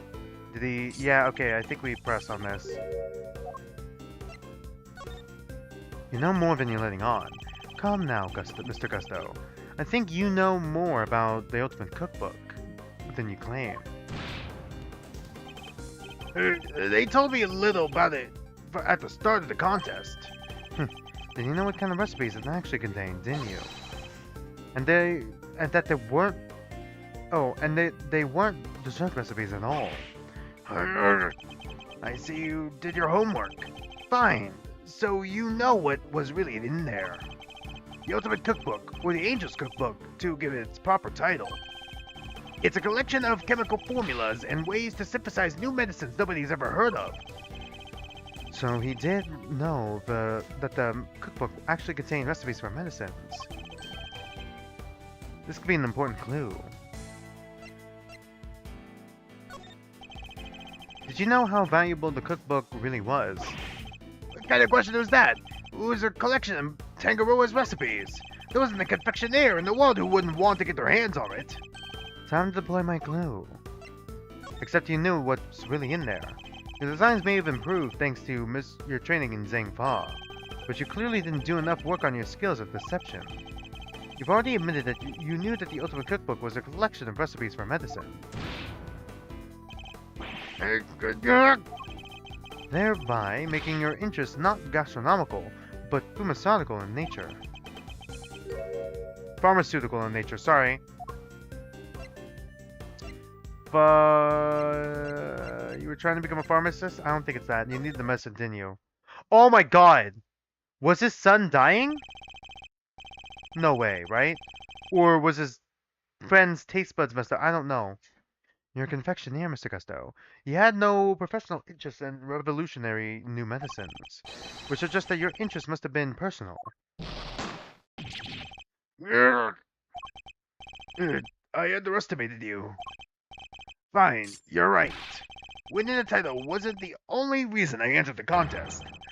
I needed one of the recipes in that book. It was for my son. He was sick. Okay, wow, I can't believe I actually came to that.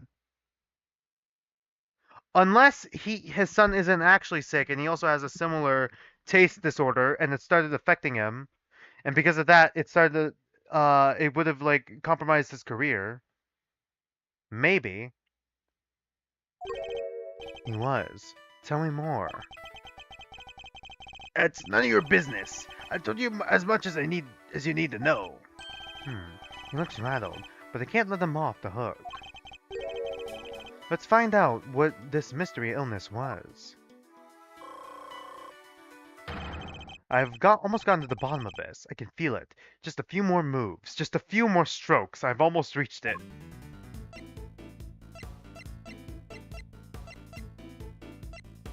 Tell me more about your son? I guess tell me more about your son. Tell me more about your son. He was my pride and joy, and my biggest fan. and you entered the contest in order to help him. You clearly don't have children of your own. Any father would have done the same. I would have done anything to help him. Anything. Including murder? Bide my time. He would come see me here at the contest venue, too, right up through the semifinal. Really? You didn't get in the way of your work. If you were trying to beat Samson Tangaroa, surely you didn't have time to look after a child. Yeah, well, I wanted to do what I could for him. He said he always wanted to be the first to try my creations. So he wasn't sick to join you? Maybe? Too sick to join you? You said your son was sick, Mr. Gusto. And then he was able to come and join you for the contest. It wasn't that kind of illness. Nothing life-threatening anyway. This feels like it could be an important clue. I see.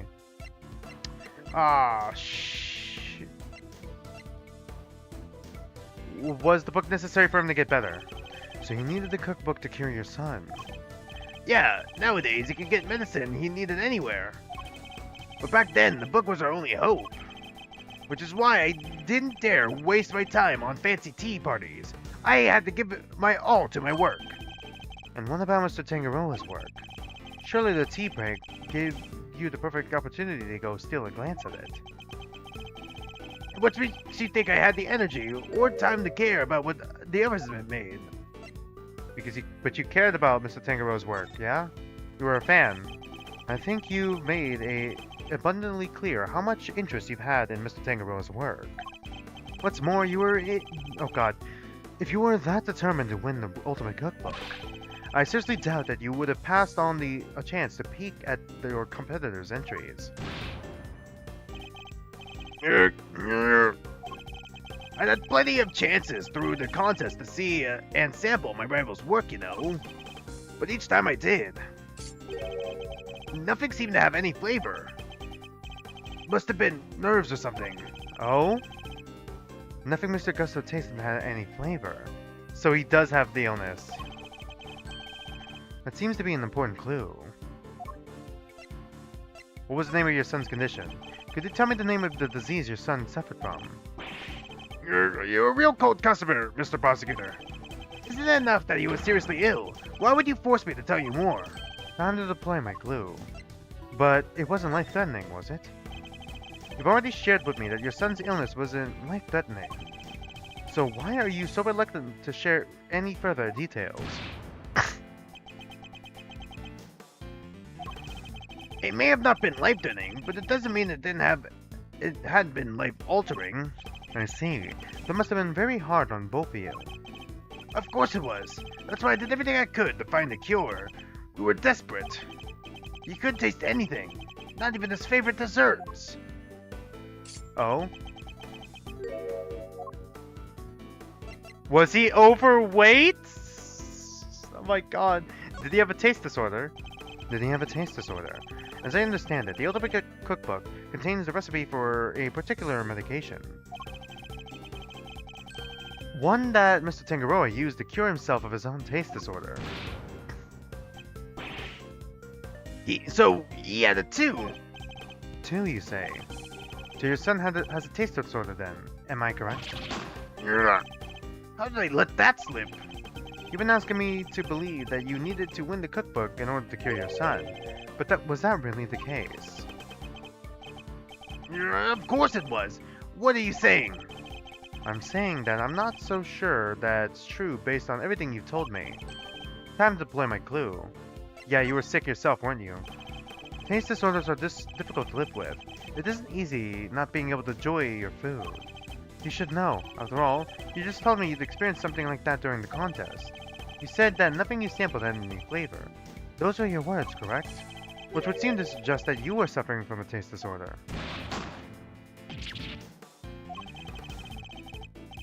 A confectioner without any sense of taste. Not exactly ideal. Are you sure it wasn't actually your own condition you were seeking a cure for, Mr. Gusto? I've had enough of your speculations. I managed just fine in that contest. Made all my own entries, no problem. But weren't you working with Mr. Frost? Yep, got him. Sorry, but I'm afraid you're contradicting your own testimony. You already admitted that you already admitted that you and Mr. Frost had worked together during the contest. It's too late to claim you did it all on your own now.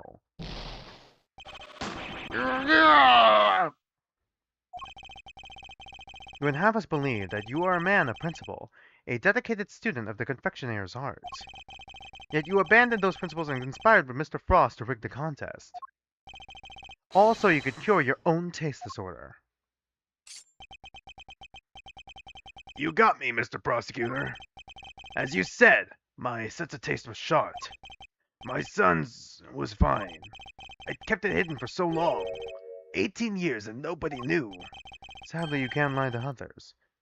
Sadly, you can lie to others, but you can't lie to me.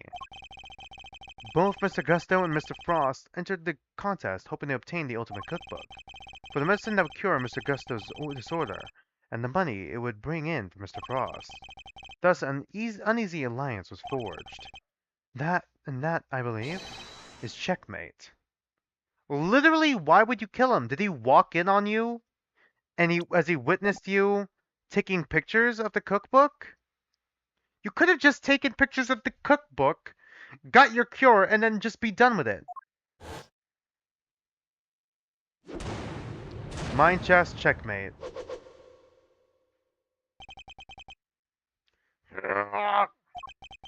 I'll admit it. You're good. I never had I have never told anybody any of this. But you figured it all out anyway. It's true. 18 years ago, I developed ageusia. What's ageusia? It's a taste disorder that makes it so you can't taste anything at all. Anything at all? The confectioner's worst nightmare. That sucks for pretty much anything. Like, that's like a chef's worst nightmare in general, and like just anyone's worst nightmare, really. Mr. Fender, is this what Mr. Tangaroa had as well? No, the big man had what they call dissociated taste disorder. Basically, some things he could taste just fine, while others had no flavor at all. So he suffered too. Can't have been easy. Not when there wasn't a way to cure it on the market. Which is why you needed Mr. Tangaroa's cookbook. God, this is so fucking weird. It's so weird how a confectioner was part of a pharmaceutical company, like, family bloodline, and their cookbook, they call it a cookbook, by the way. Is that a term they use for, like, recipe? Hold on. I need to Google this.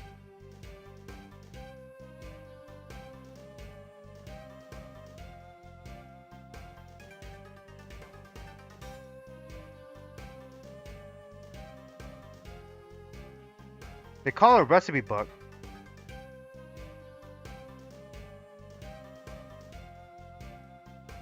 Do they still call it a cookbook?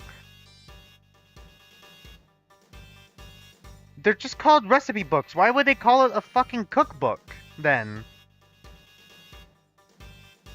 Do you admit now that was the real reason you entered the contest? It was only one of the reasons. I wasn't lying when I said I wanted the title. When I put my mind to something, it gets done, and I won't lose to anybody. I may have not been able to taste it then, but I still knew my stuff was good enough to win. Oh? So you went into the final thinking you stood a chance of winning? Of course.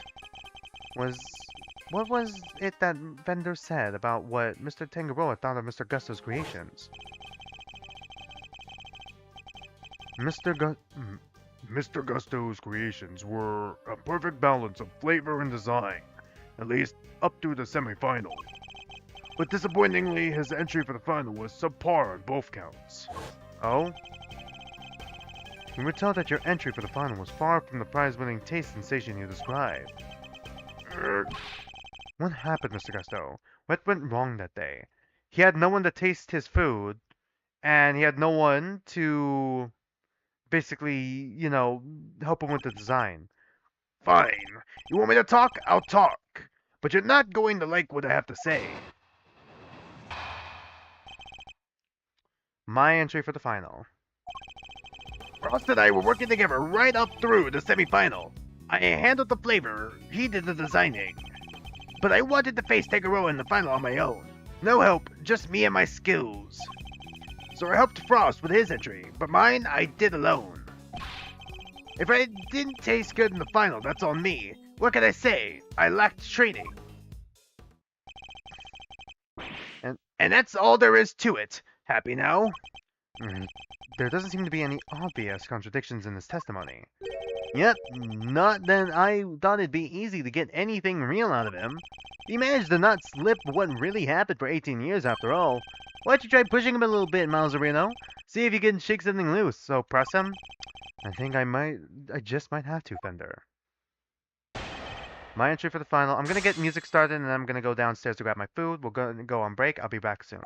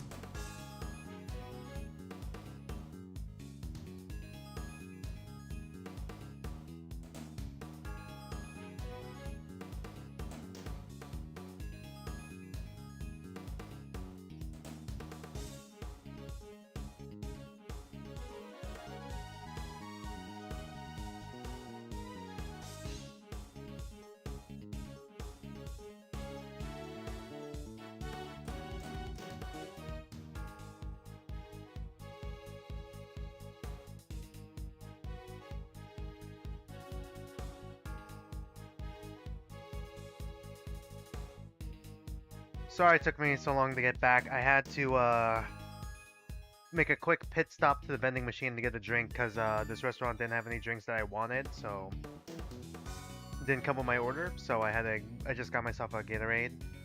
I got myself a Poke Bowl again, and yeah, I almost spilled soy sauce on myself, but like so I kind of had to like, clean up my desk a little bit because of that. But yeah.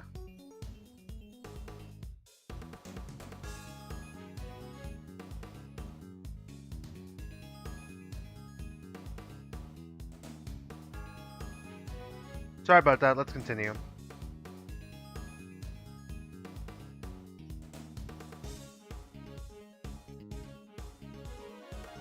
Okay, where was I? I might go a little longer tonight because I technically started the stream a little late.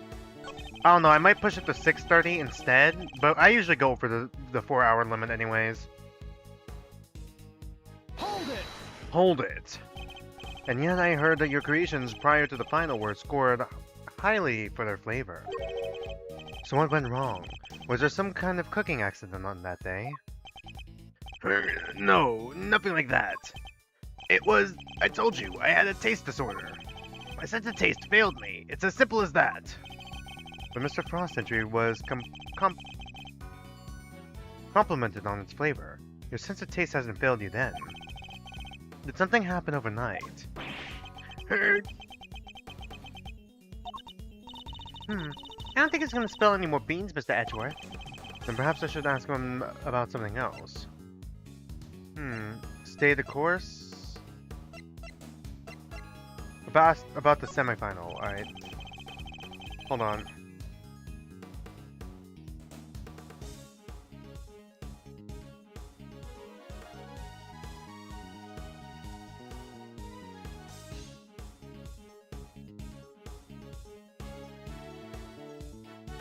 Did something change between the semifinal and the final, Mr. Gusto?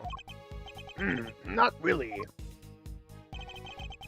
The only difference between the semifinal and the final was that Frost wasn't helping me.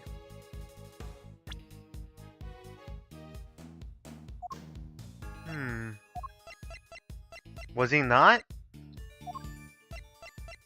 Where's the picture of the pieces before? It can't be that. No. Where is it? Is it not that? Then what is it? I was thinking because, like, you know, there was like one other picture we were shown last stream. I swear to God, the picture existed. All right, I'm not gaslighting you. That there was a picture that existed that showed their pieces together, and they looked like they were made from the same stuff and have similar composition. I don't know what to show then. Objection! Objection. That was it? Okay. What's the explanation here?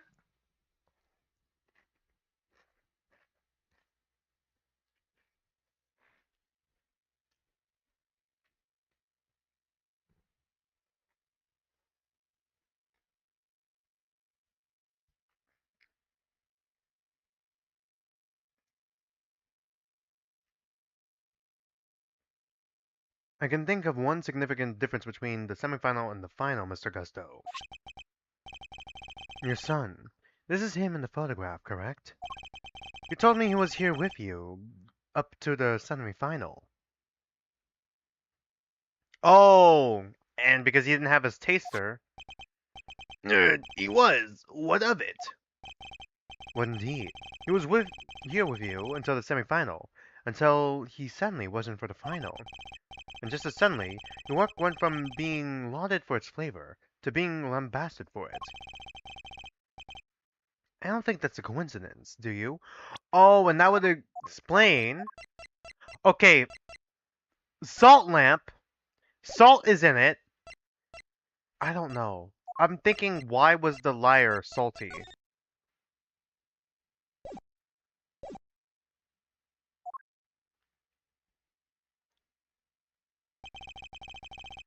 He wasn't just spending quality time with his father.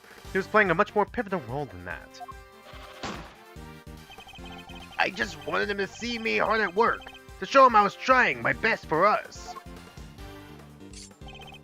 Who knows? Maybe it was him being here that helped me do so well in those early rounds. He talks a good game, but nothing about this guy screams super dad to me. Indeed. Thankfully, we would only have to give such an idea credence if his story were true. After all, how much could the encouragement of one small boy affect the taste of a grown man's work? Mr. Gusto prided himself on the flavor of his creations, but then he lost his sense of taste. He must have had a tough time maintaining his high standards after such a devastating loss. Unless... I'm sure your son was here to cheer you on, but that wasn't all he was here to do, was it? Was his son his taste tester? You're a very suspicious man, Mr. Prosecutor, but why not try answering yourself for a change? What was an elementary kid doing here other than to support his father? To taste your creations.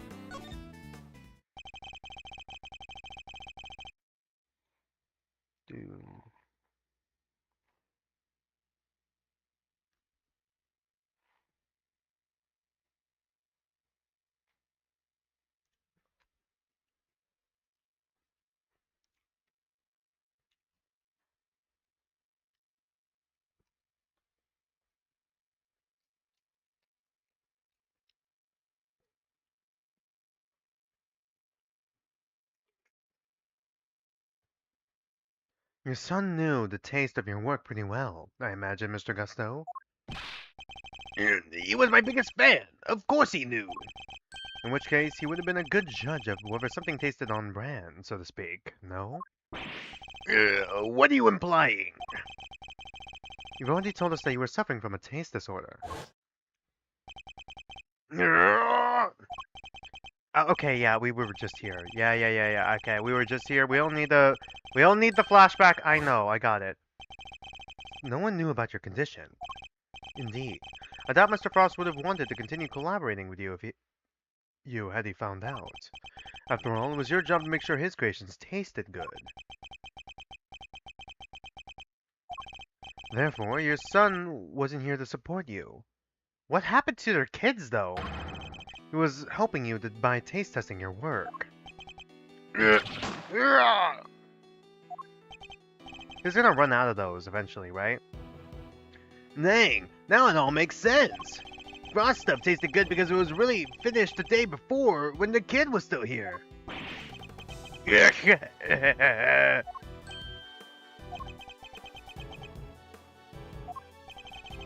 have a vivid imagination, Mr. Prosecutor. But do you seriously think I trust a kid to tell me how to adjust the taste of my masterpieces? I have some pride, you know, even back then. Dude, did you now? My designs may have not been much to write home about back then, but I always knew my work tasted better than anybody else's. You'd think I'd risk everything by putting my reputation in the hands of a child. But it was your own child. It's just more speculation. That's all it is. In that case, I asked to speak with your son this instant. Let's see how much of your story he can corroborate. Yeah, sadly for you, I've literally murdered my own child. My son is no longer my concern. What? As soon as I got my sense of taste back, I went straight to Zhang to start my training, and cut up all ties with the kid for good. Wow, okay, fucking Father of the Year here. Holy shit. What? You abandoned your own child.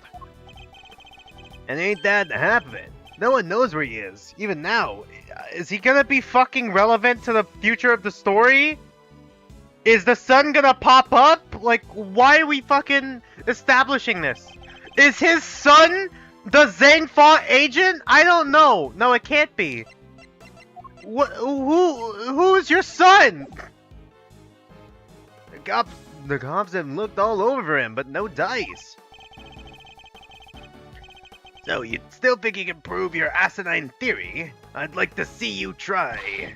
You think I care about anything besides confectionery? Think again. Not even your own son. I got my sense of taste back. What need do I have for a son? Well, this guy sucks. How the fuck did you get a wife with an attitude like that? Silence in the courtroom.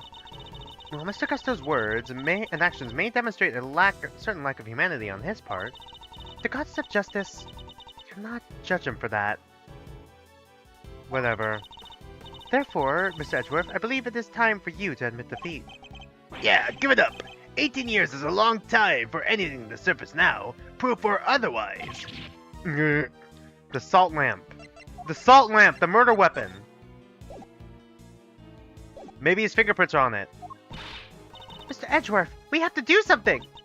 If we don't, the truth might be lost forever. Who are you, Detective Gumshoe? Can't imagine whose blood it could possibly be, but I'll get it tested right away, sir. Please do, Detective. That's the last piece of the puzzle, I'm sure of it. Once we know whose blood it is. Hey, Miles. Sorry to cut in on your mind palace time, but I was bothering something myself. Our friend Gusto didn't come here just to check up on the body, did he?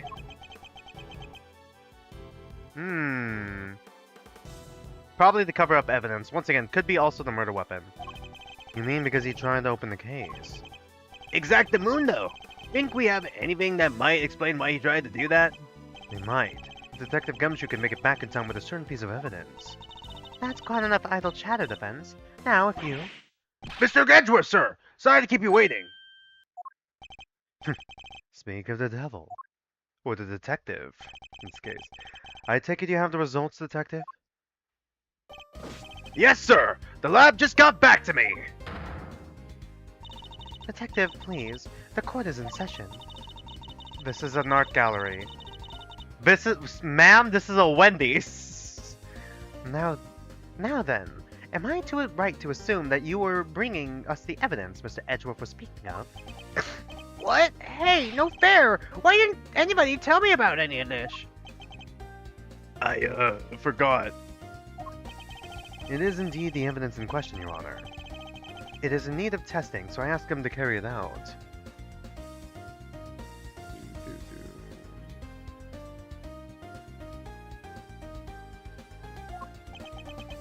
What the? Why is everybody always helping you? I'm supposed to be the one in charge here. Mr. Winner, I'm sorry I didn't involve you, but this is important. Can we at least hear what the detective has to say? Well, alright. So, Detective Gumshoe, what did the test have to tell us? You're not going to believe this! The owner of the blood we found in the liquid at the bottom of the Gemini case is Carmelo Gusto, the victim of the poison attack. What are you talking about? Thank you, Detective. You've been very helpful. Well, it looks like my suspicions were correct. What do you mean, Mr. Edgeworth? Yes, What do you mean? Explain yourself. What is the significance of this blood to this case? it was his blood? It is the very thing the perpetrator of the IS-7 incident has been trying to hide all these years. The fact that your blood was found inside the Gemini case, Mr. Gusto, is as good as us finding your blood lying right next to Mr. Frost's body. Why would there be traces of your blood there, of all places, Mr. Gusto? If you won't answer your Honor, Mr. Gusto, then I will. There wasn't just blood in the liquid from the Gemini case. There were traces of salt and sugar, too. There were. Oh! The blood in the fountain was his, then? And if you remember, one particular part of Frost's work was allegedly very salty indeed. Oh yeah! You're talking about what Delicia told us back then, right? What was it again? Hey, ever! I never tried ices so scrumptious in my life. Really? Man, I wish I could have a bite. Well, scrumptious except for the salty bit, of course. That was unbearable. The salty bit. It's in the other photo you've got there. This bit, the harpy thing. Gemini's liar. Yes, the liar. And only the liar tasted as if it had been flavored with salt. There were no traces of salt anywhere else in Mr. Frost's century. Very interesting. And perhaps you could tell us, Mr. Edgeworth. Where did the salt on the liar come from? The fucking... Finally! Yes! The fucking salt lamp! Take that! Take that. Yeah, we got it right. Holy shit. Fuck it, finally.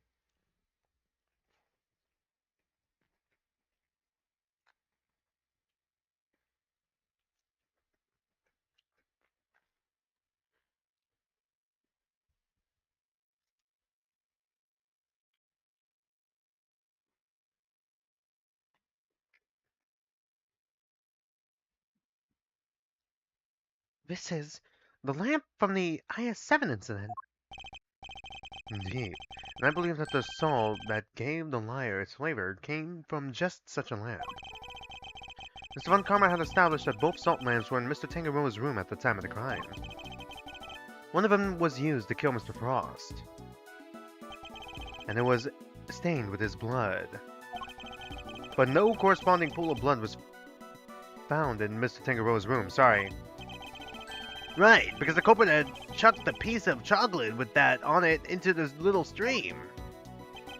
Furthermore, aside from the liar, no traces of salt were found anywhere else in Mr. Frost's room.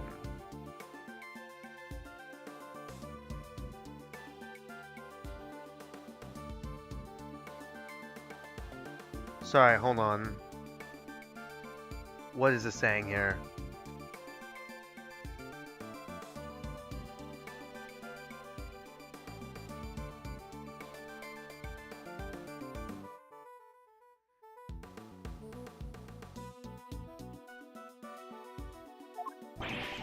I read that line right. Shit, hold on. Furthermore, aside from the liar, no traces of salt were found anywhere else in Mr. Frost's room either. Hey, come to think of it, the lamps were found in Delicia's room were both broken. Oh. The lamps appear to be broken. Bulbs are smashed. Both of them. Maybe they fell and broke on the floor? Never did figure out how the one that wasn't used to kill Frost got busted, but...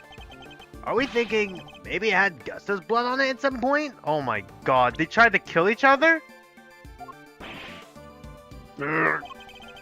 Anybody whose blood was found on one of the lamps would have been a person of interest to the police. So the killer needed to hide the blood somehow, and in a way that wouldn't arouse suspicion. Are you seriously suggesting that the liar was used to do just that? I am. I suspect that the bloody salt was somehow applied to the liar so it could be hidden inside the case. Because unlike the fountain water, the sculptures would have needed more time and care to test properly. And he waited and waited for his chance to dispose of the liar undetected. But then the reason he's here today is... 18 years ago, Mr. Frost's body and the evidence pointing to his killer were taken away together. This, of course, was not part of the perpetrator's plan, and thus a new dilemma arose. The possibility that the body, the incriminating evidence, or both would resurface one day. So he comes 18 years later, trying to sneak in bright and early to try and cover his tracks. Well, Mr. Gusto, are you finally ready to admit it? That you were the one responsible for the IS-7 incident? Mr. Gusto, it's all because of you that Samson... Yeah.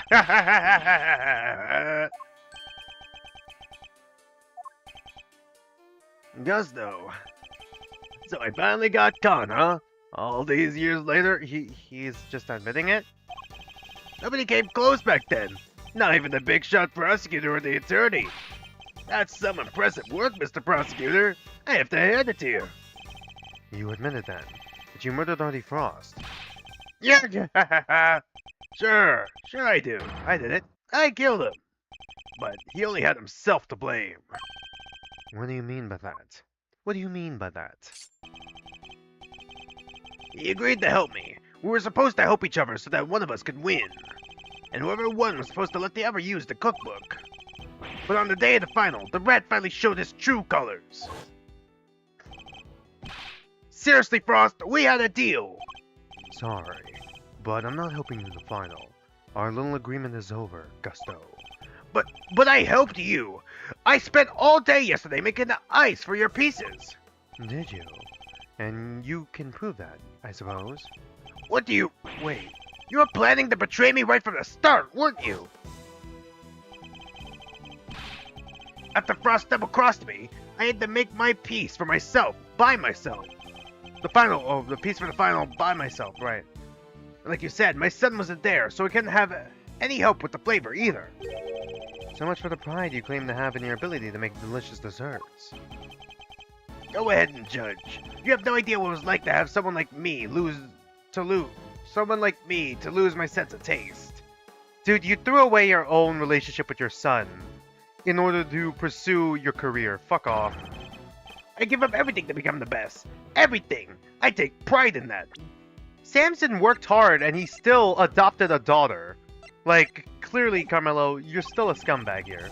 Someone like you could never understand. You're right. I don't understand. Do you take pride in the fact that you resorted to murder? Or that you abandoned your son? Why would I want to understand someone who could do such things? Man can't afford to rely on other people. I learned that the hard way 18 years ago. My son never showed up on the day of the final. And in hindsight, I wouldn't be surprised if Frost was the reason why. Why would you think that? What exactly happened to your son? How am I supposed to know? I told you, he's none of my concern anymore. Did Frost kidnap your son? What the fuck happened? What was going on? And according to you guys, nobody knows where he is now either. You don't care? You're horrible. So with his disappearance, so too went your chances of winning, correct? Yeah, I had to find another way of getting my hands on that book. That's when inspiration struck. I decided to skip afternoon tea and snuck into Mr. Tangaroa's room. It should have been so easy. All I had to do was photograph the formulas I need and get out of there. So ironic that I'm doing the fucking Mr. Krabs voice and he's stealing the formula from fucking Tangaroa. The irony in that. But then Frost showed up. I thought I might find you here. Stealing recipes from the famous cookbook, Frost! What's this? A cure for taste disorders. Oh no, that's just too tragic. A confectioner who can't taste anything. What would people say? If you tell anybody, I'll... Yuck! You what? You can't even hit me, you miserable worm. Why, you? Frost shoved me hard when I went to punch him. Knocked me clean off my feet. I crashed into one of the lamps. Must have been when my blood got on it. So Mr. Frost wasn't the first to get hurt. When it was all over, I realized I had to get rid of that blood somehow. So I scrapped the bloody bits off. I scraped off the bloody bits. I'm reading the line wrong! God, we're not even that far into the stream. How could I not fucking read the line that's right in front of me? Read the line, dude. I discovered those salt shavings in some flavored ice mixture. Dissolved Those salt shavings in some flavored ice mixture and brushed it all over the harp. And that's how you made the evidence. And that's how you made the evidence linking you to the murder to vanish. Fuck, I can't read anymore. Sorry, I'm so pissed off that I can't fucking read. Alright, let me take a breath. And that's how you made the evidence linking you to the murder vanish. There we go. And Frost was going to blackmail me. He would have made me give him money to keep quiet about my condition. So you decided you had to kill him. Yeah, I guess I did. Why would I let him live? Would you want someone holding something like that over your head? Besides, he's the one who drew first blood. Makes a solid case of self-defense, don't you think? So that was the impetus behind it all. Anyway, I initially took the lamp to Frost's room. Went straight there once I figured out I was going to hide the bloody part. Inspired by all the ice sculpting tools lying around the place, I guess. You're not as dumb as you pretend to be. Yeah, figured I could use them to chip off and grind it up. Once that was done, painting the stuff all over the harp was easy. But why Samson? Why did he have to frame him?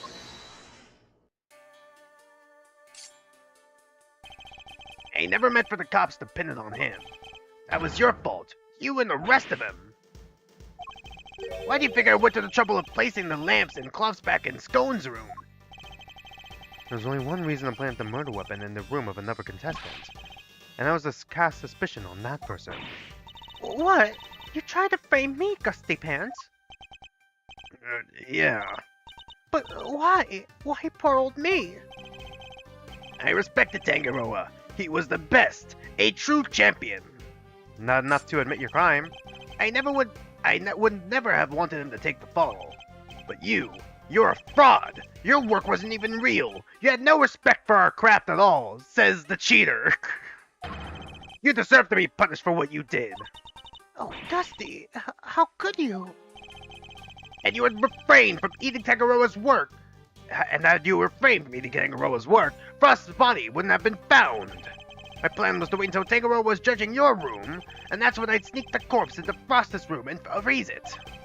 But thanks to you, Bound here found it before I had a chance to retrieve it. I don't understand.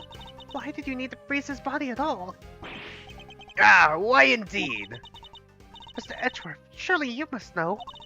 Why did Mr. Gusto need to freeze Mr. Frost's body? I was gonna say to pass off as an ice sculpture was definitely one. But if it's not to pass off as an ice sculpture and cover it up, it could be to obscure the time of death. Do I have more than one chance? It could be any of these. Any of these can be it.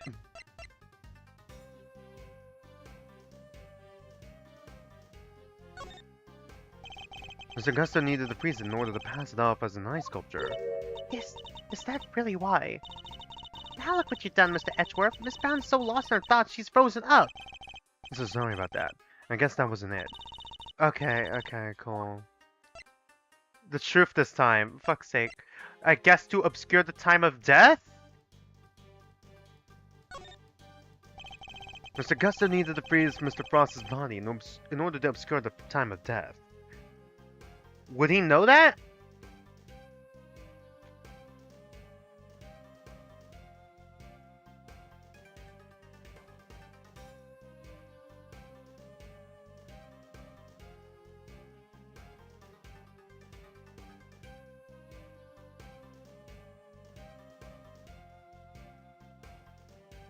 Does he know?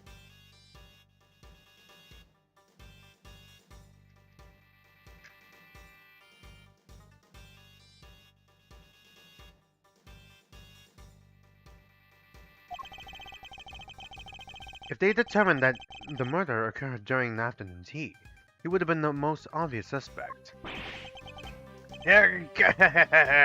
Bingo! Freezing Frost's body wasn't simple. Preparing everything took time. Really? Was that? Okay. So I decided to put his body in the chest in Tangaroa's room while I got everything ready in Frost. At the time, it seemed like the perfect hiding place. Never counted on some gluttonous pharmacist showing up and making a whole ship collapse. I still don't get it, though. Why disguise the body as an ice sculpture at all? The sooner it was found, the smaller the effect of freezing it would have had on masking the time of death. Therefore, he needed to disguise it, at least until it was fully frozen. How awful! Using Mr. Frost's own work to help you cover up the truth behind this murder. Ironically, Tangaroa would have been just fine if he hadn't been found, if the body hadn't been found before I got out of this room. So you see, in a way, this is more your fault than mine. The killer, if only things had gone to plan, he wouldn't have been arrested, let alone convicted. You mean it was my fault? Everything that happened to Samson.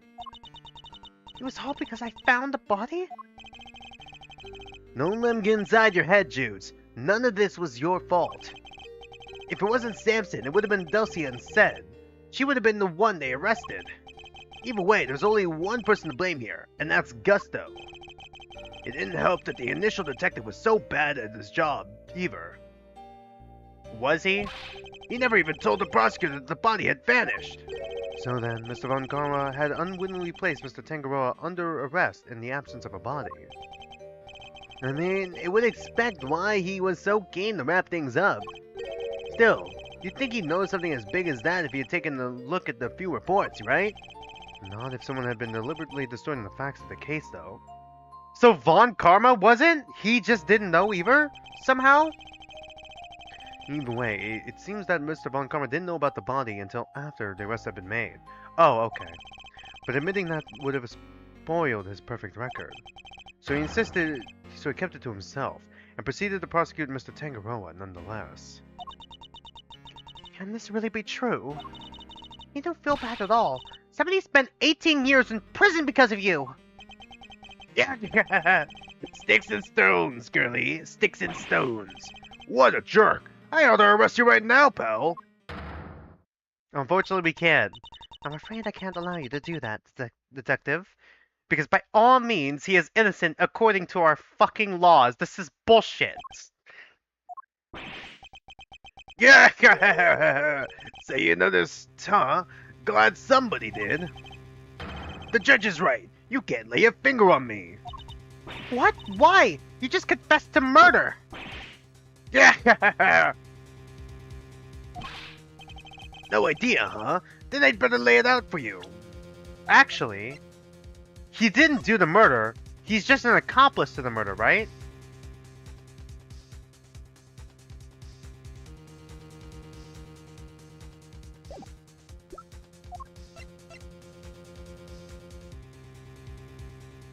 Purported role.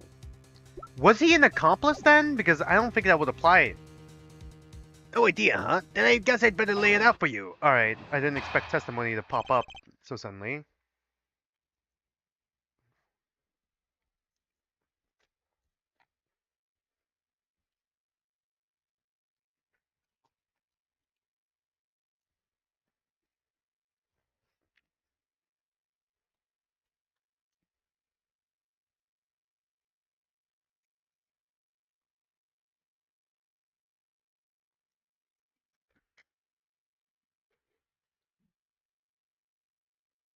Why you can't arrest me? I killed Frost 18 years ago. The statute of limitations for murder in this country is 15 years. You do the math. You can't arrest me. You'd think I'd have confessed otherwise. That's right! The statute of limitations only 15 years! Is this really the end of the line, Mr. Edgeworth? Since the statute has expired, he can't be charged, so... But... Unfortunate, Mr. Edgeworth. I'm afraid that both Gusto's confession and your deductions will have to be struck from the Wow, fuck off. And that Mr. Tangaroa's conviction will remain in place. But we've finally proven that the police had never had Mr. Frost's body in their possession. Even if we can't arrest Mr. Gusto, surely Mr. Tangaroa has grounds for a retrial on that basis. Does he? I wouldn't be so sure. I'm afraid that the goddess's judgments are somewhat harder to overturn than you might imagine. So the committee means for the verdict from 18 years ago to stand no matter what. Why though? Okay, how is that going to be relevant to the plot of the story? Or is it just like this? Is it trying to show that the committee is corrupt? Why? Bad luck, Mr. Prosecutor. There must be something we can do. Something to bring Mr. Gusto down.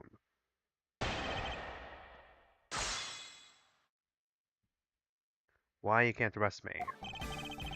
Killed Frost 18 years ago. Okay, I feel like we gotta press on this. Hold it! Hold it. Depending on your actions over the last 18 years, the statute may not have expired yet. Yeah, this ought to be good. Alright, I got nothing to hide. If there's something you want to ask it. Oh, fuck. Alright, hold on.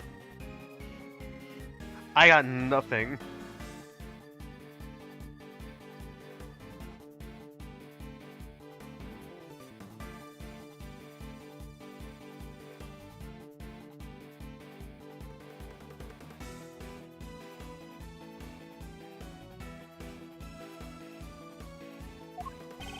Very well.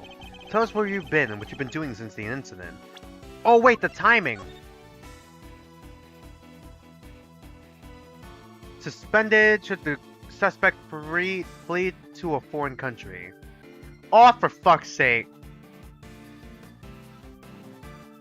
So it's on pause? It was on pause anyways because he was in a fucking foreign country. Are you fucking serious? How long was he there? 18 years until now. Well, it's like just like yesterday you committed this murder. Sure. Not long after the contest, I was able to cure my taste disorder thanks to the formula from that book. And not so long after that, I went to Zhang Fa to really buckle down and hone my craft. That explains a lot. We tried to contact you after the fact, but I guess you were long gone by then, huh? It could be. I left, let's see, around a year after the murder. It was before Tangaroa's last day in court. Going to Zhang Fa was the best thing I ever did. Flavor, design, I'm the full package now. Okay, that is actually impressive. Too bad it's all going to waste and it's going to go with you making prison food now. Objection! And all on the backs of those whose lives you destroyed. Yeah. What's an omelet without a few eggs, hmm? Nothing, Prosecutor, nothing. God. Can't make an omelet without cracking a few eggs. You're evil! Senator Armstrong? Sticks and stones, girlie. You can't arrest me, and that's all that matters. I need more to work with. There has to be something I can get out of him. Maybe I could push him further on the statements he just made. Is there anything I should follow up on? Training in Zhang Fa, maybe?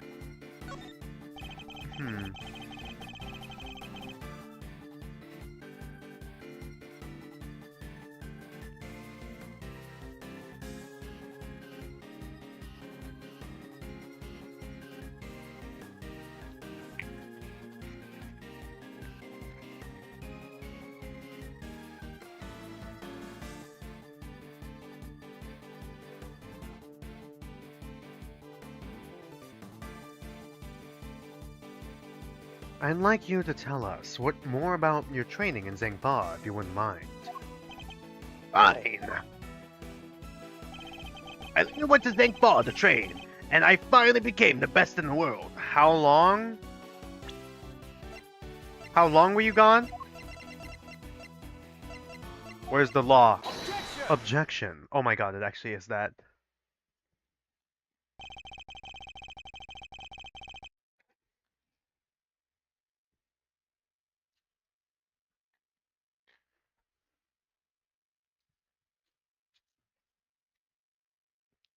The statute of limitations for murder is subject to the following condition.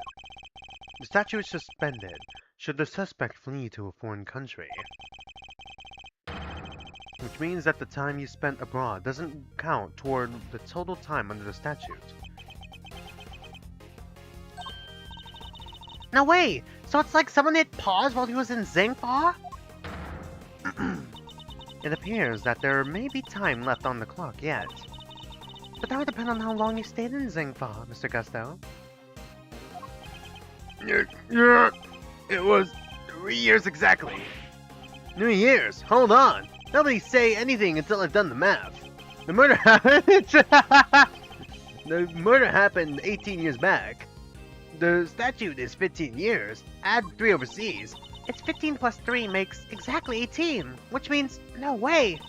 Mr. Edgeworth, you did it! The statute hasn't expired after all. Right.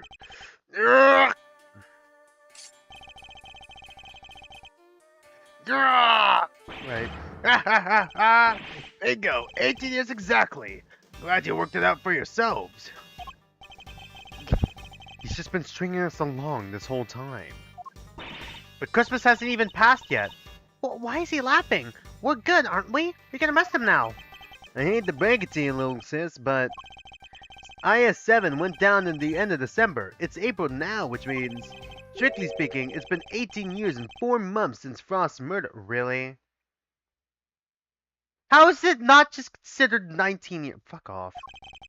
If Gusto's stay in Zhangba really lasted 3 years on the nose, it's not enough. We're still a few months short. I added the still there. Not enough, but... What did I tell you? You can't touch me. Actually, you're wrong, fuckface. Because technically, it may have been true that the date of the, no, fuck, never mind. Never mind, I take it back. I thought I was cooking. I thought I was fucking cooking. I was, in fact, not fucking cooking at all. I was gonna say, because, like... It doesn't close on the date of when the murder happened. It closes on the date when the case closed. But no, it is that. Oh right, the accomplice thing. The accomplice. It's still suspended because it's an accomplice indictment. He confessed to being an accomplice, not the murderer. What did I tell you? You can't touch me. I hate to admit it, but he's read the board well when he made his confession. You really put that hammer, away a lot, huh? You're about to have to put it away again in about a second. How unfortunate, Mr. Edgeworth. If only the statute had been suspended for another year. Those who would overturn the goddess's judgment will be willing to pay the price should they fail. And you, Mr. Edgeworth, have failed. No. There must be something I can do. Do it. If the law can't bring Mr. Guster to justice, then... Judes, what are you thinking? Don't do it. Objection! There's no need to go adding to your rap sheet just yet. We're not done here. Far from it. Because there's still a way we can nail him. There is? Alright, Malzerino, pep talk. I think you need to think back over everything we know about the case. Gus has overlooked one critical thing that you yourself were led to believe wrongly about. Which is? He wasn't there for Samson's last trial, remember? Best I can tell, he doesn't seem to know what the final verdict that came down that day is. Which means there's still one way left for us. Crack open your Statues for Dummies and there and take a look. 17 years ago, they really did a number on Samson and framed him like a pretty picture. But if we make good use of that verdict now, we can make Gusto pay it full for what he's done. Fender, are you? Man, Fender is pretty sharp. Those who would overturn the goddess's judgment must be willing to pay the price should they fail. Samson's my client, Miles, and I can't bring myself to use the source of his pain as a weapon in this fight. So whether we play... Okay, so it's on me. Yeah. So whether we play our last card or not, it's gonna have to be up to you. I know the answer, but I'm just gonna leave it to you, Miles. Of course, because this is my Ace Attorney Investigations 2 Prosecutor's Gambit. Bringing Mr. Gusto to justice can only happen if I use the outcome of that hard-fought trial. So, should I raise an objection and play that card or not? Just fucking do it. Just do it!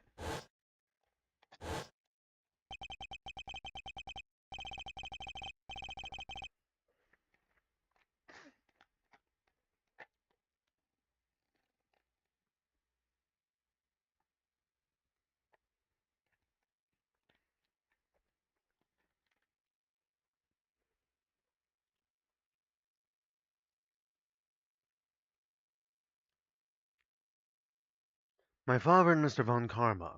One sought to reveal the truth, the other to hide it. I know which path I choose to follow, the one that seeks to reveal the truth. This court has reached its final verdict. The record will state that Mr. Gusto has been found not guilty on all counts. No, Your Honor. Mr. Carmelo Gusto is absolutely guilty, and I refuse to let him walk away. His crimes are too unspeakable to go unpunished. You mean to suggest that you have grounds upon which to call for his arrest? I do. Now to show Judge Gaval something that proves the statute of limitations hasn't expired yet. Do I show the book again or the case file? Take that. Very well. Is there a particular page on the IS-7 case file you would like for us to refer to? The suspect data. Yep. Let me finish the rest of this off real quick.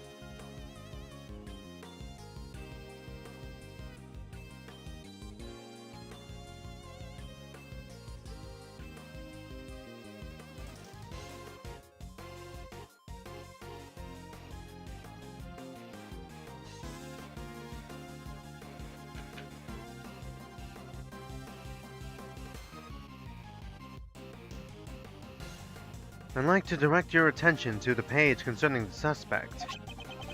As you can see, Samson Tangaroa was convicted as an accomplice, and it took around 1 year from his indictment for that verdict to be reached. Yes, that does seem to be the case. The bookie gave us details certain conditions pertaining to the statute of limitations for murder. One of them, as I mentioned, is the statute is suspended if the suspect flees the country, and another states that the statute is suspended from the time any accomplice's indictment to the end of their trial. What? Tangaroa was convicted as an accomplice. Yep, because you were in Zhang Ba when the verdict came down. Samson was convicted as an accomplice, not as the main perpetrator. Which is clearly news to you, and not good news either, am I right? But how could that be? Tangaroa was an accomplice. He was innocent, and you know it. Oh, we know it. It's what we've been trying to prove all along. And in a pleasing twist of fate, his wrongful conviction will be the very thing that sets him free.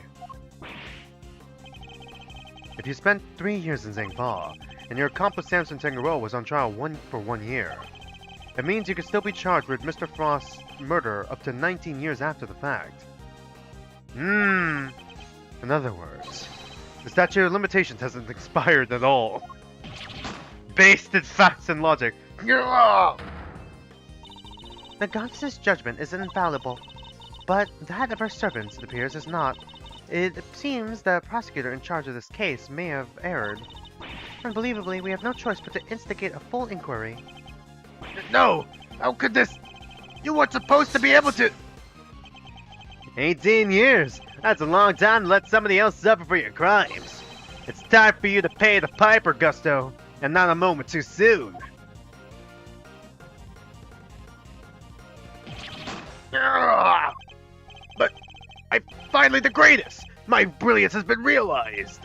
I give up everything for this! Everything! Even my son! More's the pity. But you can't run from the law forever, because the bills come due at last. Speaking of coming, I've edged you for all you're worth. Let's go. Alright. Breakdown time. Alright. Breakdown. What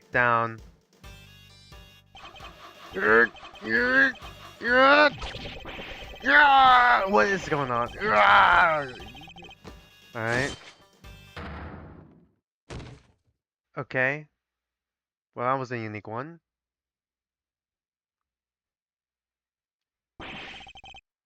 Mr. Gusto is all set up for his trip downtown, sir. Oh, good. Which means your turn next, right? I suppose so. Judes. I'm so sorry, everybody. I've caused you all so much trouble. But thank you. Thank you so much for bringing Mr. Gusto to justice at last. I'm afraid there's no escaping the consequences of your actions, Miss Bound. But those actions were born of the legal mistakes that were made all those years ago. We all know that. So allow me to apologize in return, on behalf of the prosecution. Oh no, I have no one to blame but myself for it all. Starting with those sculptures. Hey, Judes, you think maybe you might want to... Okay. Hey, Judes, you think maybe you might want me to represent you? I'm not some nervous newbie anymore. And there's no way I'm letting you take the rap for everything. Aww. Oh, I'd be honored. Thank you, Mr. Fender. Ah, she's still gonna be found guilty for attempted murder.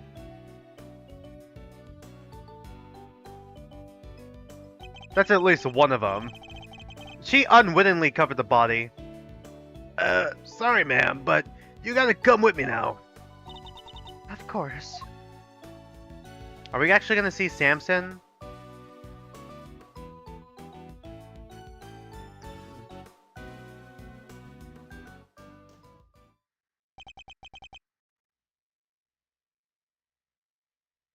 Judge Gaval, why did you lie to us? Lie? What are you talking about? You implied that there was no case for a retrial, but as we've proven, that wasn't true. Surely anyone truly committed to seeing justice done would have called one as soon as the body was found. I am under no obligation to answer such questions. And you clearly have no intention of doing so either. Truly, you are proving to be quite a threat to the Committee for Prosecutorial Excellence. Are they all just Von Karma? Just flavored differently? As such, you give me little choice but to report back on your continued transgressions. No doubt that you'll be called to appear before the committee in due course.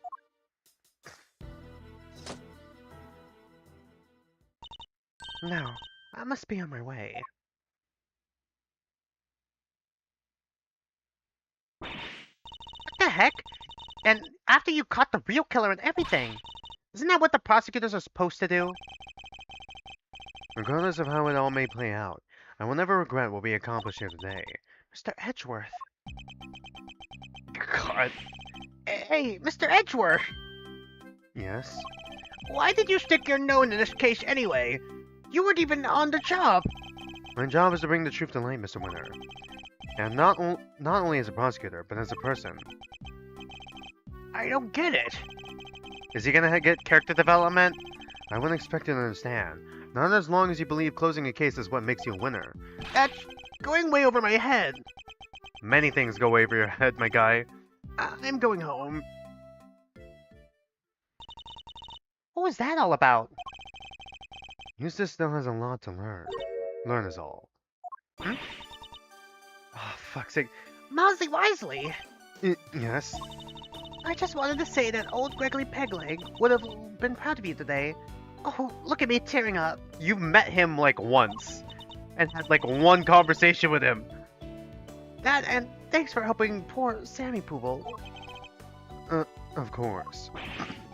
Hey, Angie, looks like you cleared everything up, huh? No, what happened exactly? I was kinda busy sketching. Wait, where did Judy and Verity go? Wow, you really weren't paying attention, were you? Though I am loath to admit it, Larry's sketches did come through for us on more than one occasion. Yeah, they did, unfortunately. Not that I'm going to tell him that. Quit with the glaring, will ya? Whatever I did, I'm sorry. Calm down, Larry. I wasn't glaring at you. You totally were. Just like your pop. He was a terrible liar, too. He was. Listen, I'm gonna head out. You need to fill it, Samson in on what went down today. You wanna come with? Yes, of course. Great, then I'm coming too. Oh, we're actually going here. Alright. April 2nd. Are we gonna give him the chocolates again? 4:56 p.m. Detention Center Visitors Room. Is he still gonna have white hair? So what's Mr. Tangaroa like? I can't wait to finally meet him. He's gonna be dead inside, and then we give him chocolate, and then he's gonna fucking sing, and then I gotta fucking sing, and then we're all gonna fucking sing, Kumbaya, my lord, Kumbaya. Like, what the fuck? Oh, he's a real sweetheart. You'll love him. Even while locked up, he can't help but make all sorts of cookies and cakes for everyone. That's why 3 p.m. cake extravaganza is a thing for prisoners and guards alike. Is this the same fucking prison? With all the fucking animals in it? Really? That sounds awesome. You think there'll be... Oh god, you think there'll be any left for us to try? Then we found a few slices of chocolate cake in the prison the other day. Really? Could they have been some of Mr. Tangaroa's baked goods? Were they? Shit, did they foreshadow it back then? I just forgot.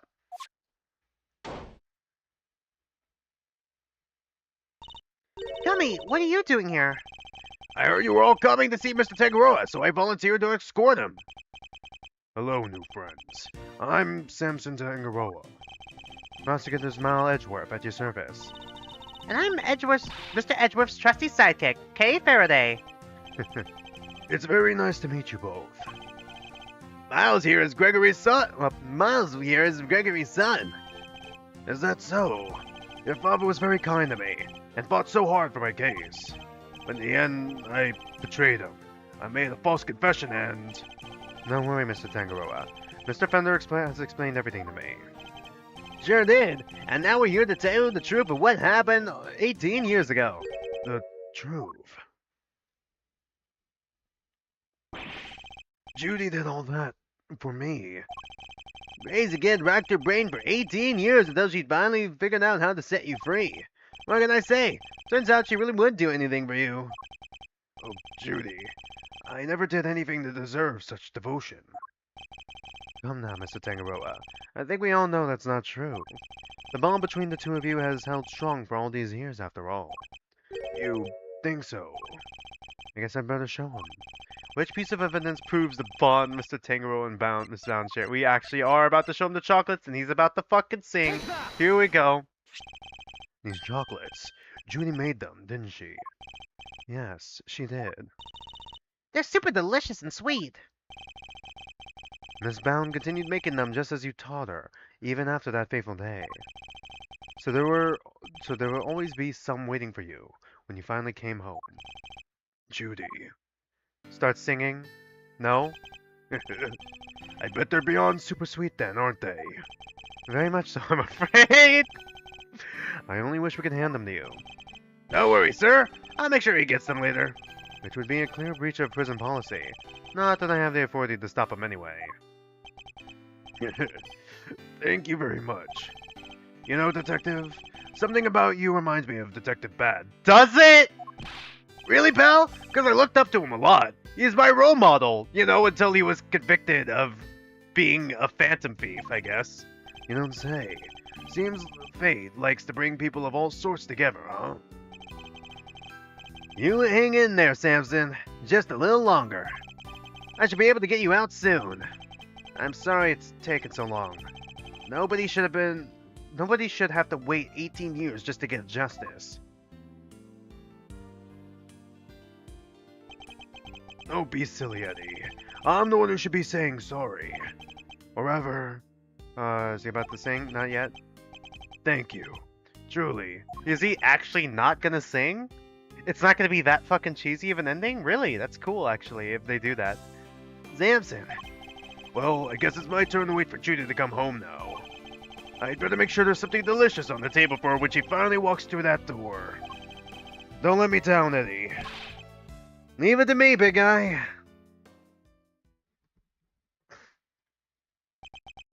The IS-7 incident.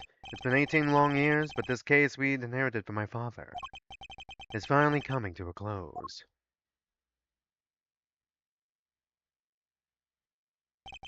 Hey, Miles. Thanks for today. And sorry for forcing you to make the final call like that. Not at all. I simply made the call that felt right to me. Huh? What are you guys talking about? You know how Samson was wrongfully convicted? We had to pretend that he wasn't in order to nail Gusto. But to use his false conviction against him, even to save him. Conviction, sorry. As his lawyer, I couldn't bring myself to do it. Yeah, I can see that. God, my throat's starting to get sore a little bit, sorry. But now that Gusto's behind bars, I can finally start to get that wrongful conviction overturned. Yes, I'm sure you will. Wait a minute. Does this mean that even if you were only doing what's right, if the false case had been overturned before today, Mr. Gusto would have gone away scot-free? Yep. It's what we folks in trade like to call a legal contradiction. Wow.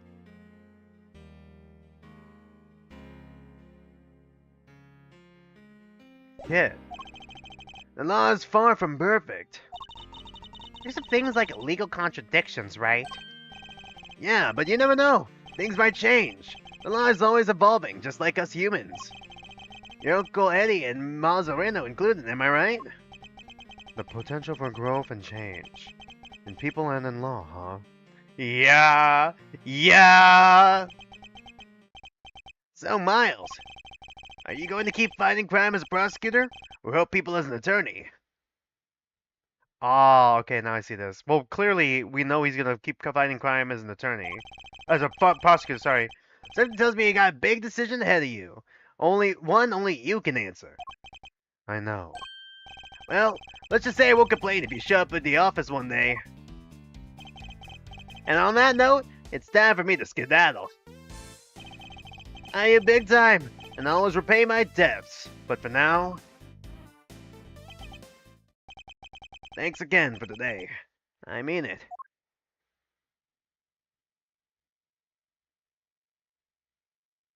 Well, that was a sweet moment.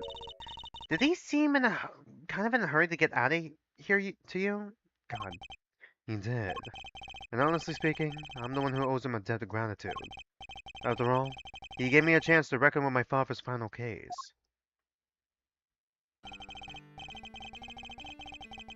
When I was a boy, all I ever dreamed of was becoming an attorney like my father.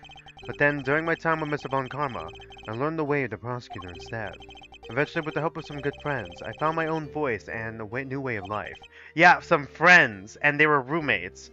But now my career as a prosecutor is at risk of being taken away from me.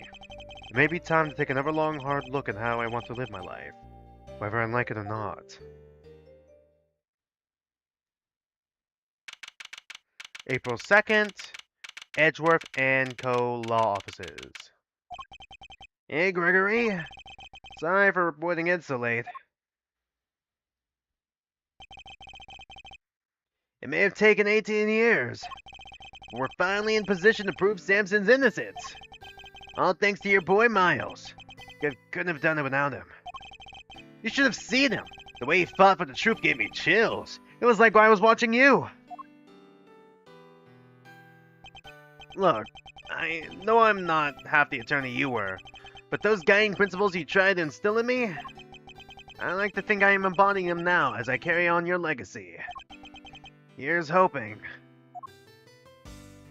Okay, I kind of like that. That's kind of cute. Your boy will be joining me in that too. Joining me in that soon. He won't. He's still gonna follow his own path as a prosecutor, clearly. But, like, even so, I feel like, I really hope that this might be, like, a slightly bittersweet ending I'm detecting here. But I feel like Fender's gonna have to accept it. And also just accept that, you know, he's gonna kind of be the one to continue, that they're both continuing, Gregory's legacy, just in different ways.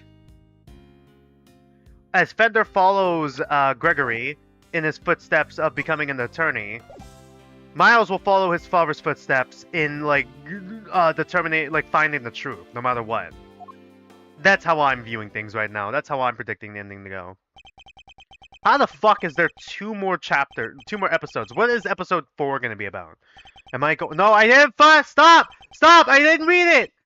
What is the right answer? What path should I choose? Sorry. I didn't fucking read it because I didn't think it was gonna go by automatically.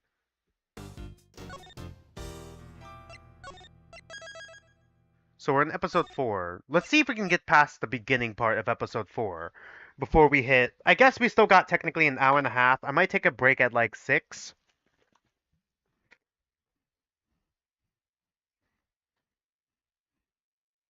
I'm gonna stream a little later because like I kind of started a little later by accident. So yeah. Turnabout Legacy. Okay, so this is Kay's chapter. Okay, well, episode. Turnabout for the Ages. And this will be Winner's chapter. I don't know what Winner's chapter is even going to be fuck about. Alright. Lock in. It's probably going to go by automatically. Turnabout Forsaken. I hereby call this meeting to order. Okay, it's the committee. The committee is gathered here in the sight of the goddess to pass fair and frank judgment. The purpose of this hearing is to assess the professional competency to Mr. Miles Edgeworth. Oh, it's probably her, isn't it? I guess I should have assumed that.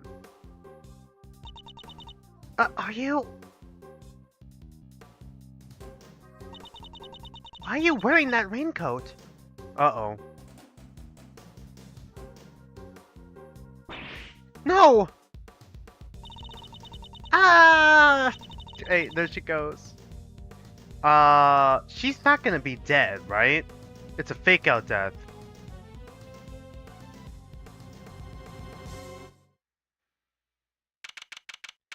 April 5th, 1:23 p.m.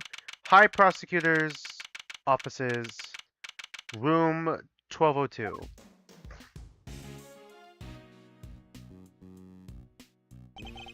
Will you please stop pacing, Detective? You're kicking up dust. But I swept the floor 3 times already. Then sweep it a fourth. God. They're gonna take your badge, Mr. Edgeworth. How could you just stand there and cool as a cucumber? Cucumber. We don't know that for certain that they will. They probably fucking will. With how Verity's been acting. Well, it seems like they mean to. Judge Gavel pretty much spelled it out. Truly, you are proven to be quite a threat to the committee. Okay, yeah, I got it. Yeah, we've seen this. Same stream. Same stream. We don't need to read this. We just saw this. She said that I would be called to appear before the committee. Nothing more. Well, I don't care. I won't stand for it. What if we never get to work together again? I'd have thought you would welcome the prospect, Detective. After all, it would mean you could work with someone less problematic. God. Don't say that, sir. I never heard anyone except that stupid committee say that you're problematic. You're not just looking for an excuse, are you? To become a defense attorney, I mean. Ooh, the fact that there's no answer there. Because I won't let you. You're Prosecutor Miles Edgeworth. Prosecutor, you hear? To become a defense attorney, huh? The circumstances of my father's death set me on the path to becoming a prosecutor. But I've only been interested in law to begin with thanks to my father as well. There are 2 wolves inside me. Get them the fuck out. There are two lawyers inside me. Get them the fuck out. Alright. And his work as a defense attorney. Are you gonna keep fighting crime as prosecutor, or help people as an attorney? Something tells me you got a big decision ahead of you. One only you can answer. Are you listening, Mr. Edgeworth? I said I won't let you do this. Really, Detective, there's no need to be so dramatic. Who knows? The next prosecutor you work with might be a little bit more lenient with your salary assessments. Really? So, no more instant noodles? I mean, no! What are you saying, sir? I don't care about any of that stuff. But you thought about it, didn't you? If only for a moment. God. We're busy in here. Come back later. I have no idea what fucking voice to give you. Hey there. Is the prosecutor in? A Prosecutor Miles Edgeworth? Look, pal, what part of we're busy don't you get? Wait outside and I'll be with you in a bit. Oh, that's not good. Your face is red as a tomato. Red face, gritted teeth. Let's see. I said we're busy. Wait, that's it. Stomach cramps, right? Oh, No need to worry. It's something an injection can't cure. Now roll up your sleeves for me. It won't hurt much. No thanks, pal. I'm healthy as can be. Even though I'm surviving off of just instant noodles. and who might you be? Oh, sorry. I totally forgot to introduce myself, huh? So she's the killer? No, I'm kidding.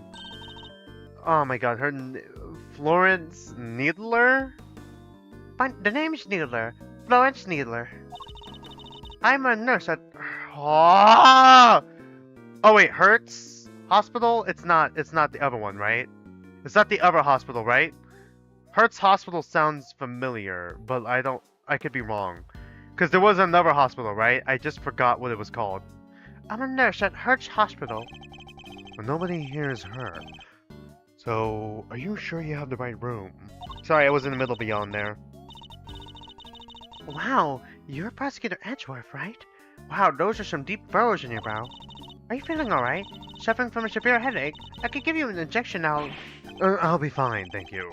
Could you please just tell us what you're doing here? God, why is everyone in this universe so fucking weird? Oh, sure. Well, it's like this. I brought somebody to see you. Wait right there. I'll go grab her. Okay? Wait. Too late. I wonder who she brought along. If she's here from the hospital, maybe it's a patient? Someone you cut down the size with your trademark rapier wit? And what exactly is that supposed to mean? See? That right there, sir. When you glare at me like that, I lose the will to live. I don't want to send... You don't want to send me to the hospital, do you? Surely he's exaggerating. After all, that's the look I always give him. There's nothing... And nothing's happened so far. I mean, there was a time with the car crash, but I don't think that was related to you. Oh, hi, Kay. Sorry to keep you fellas waiting. Well, Dodge? Kay, what the fuck happened to you? Thoughts on what? You don't recognize me? There's something about her. Something familiar. It's fucking Kay! Same hair color, same eye, it's fucking Kay. Hi, Kay. This had your name on it. So I thought, just maybe? So you really did put someone in the hospital? Don't be ridiculous, detective. But look, sir, your name's right there on the card. Public Prosecutor Miles Edgeworth, plain as day. Be that as it may. I'm so sorry. God, she's acting timid. Fuck, she has amnesia? Okay, here we go. I have a feeling it was that. What she's trying to say is she has amnesia. Amnesia?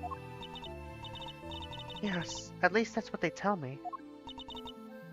Can't you just ID her with her fucking fingerprints? Can we please just do that? Her parents must be so worried about her. I bet they've been getting around 8 hours of sleep each night. You gotta feel for them. Isn't 8 hours of sleep what you need? Do I though? Because that's quite a lot of sleep if you ask me. Oh, tough break. But don't you worry, alright? Since you had this card, this means you must really know Mr. Edgeworth somehow. So just sit back and we'll take it from here, right, sir? At the very least, we might be able to help you figure out your identity. Really? Will you? I'm going to come down to what you remember, but yes. It's going to come down to you, oh god. It's going to come down to what you remember, but yes. I fucking read it. Now that's the Edgeworth I know. Don't worry, miss. You're as good as healed. Let's not get carried away here, detective. I'm a prosecutor, not a remember, not a miracle worker.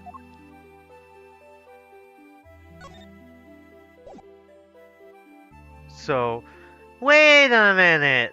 Who are you? Okay. Where do we even start? Do you remember your name, miss? I'm sorry. Surely they could do a DNA test or something. She's been like this since she came in yesterday. So she's only been in the hospital for a day. No way! That's amazing! How did you figure it out so fast? How can one person be so emotionally draining? God. They found her wandering around late last night, and brought her in. I wanted to help out, so I went through her stuff to see what I could find. And did you find anything apart from my business cards? What about her clothes? Nothing with her name or home address. Oh, wait a second. She was wearing this. It's a pretty unique design, right? Well, this pin. What the heck? That's the Yadagarasi pin. Does that mean... But it can't be. Okay, is it really you?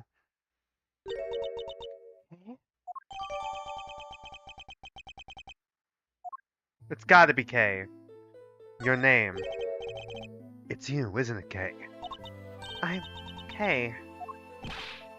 Come on, Kay. You really don't remember?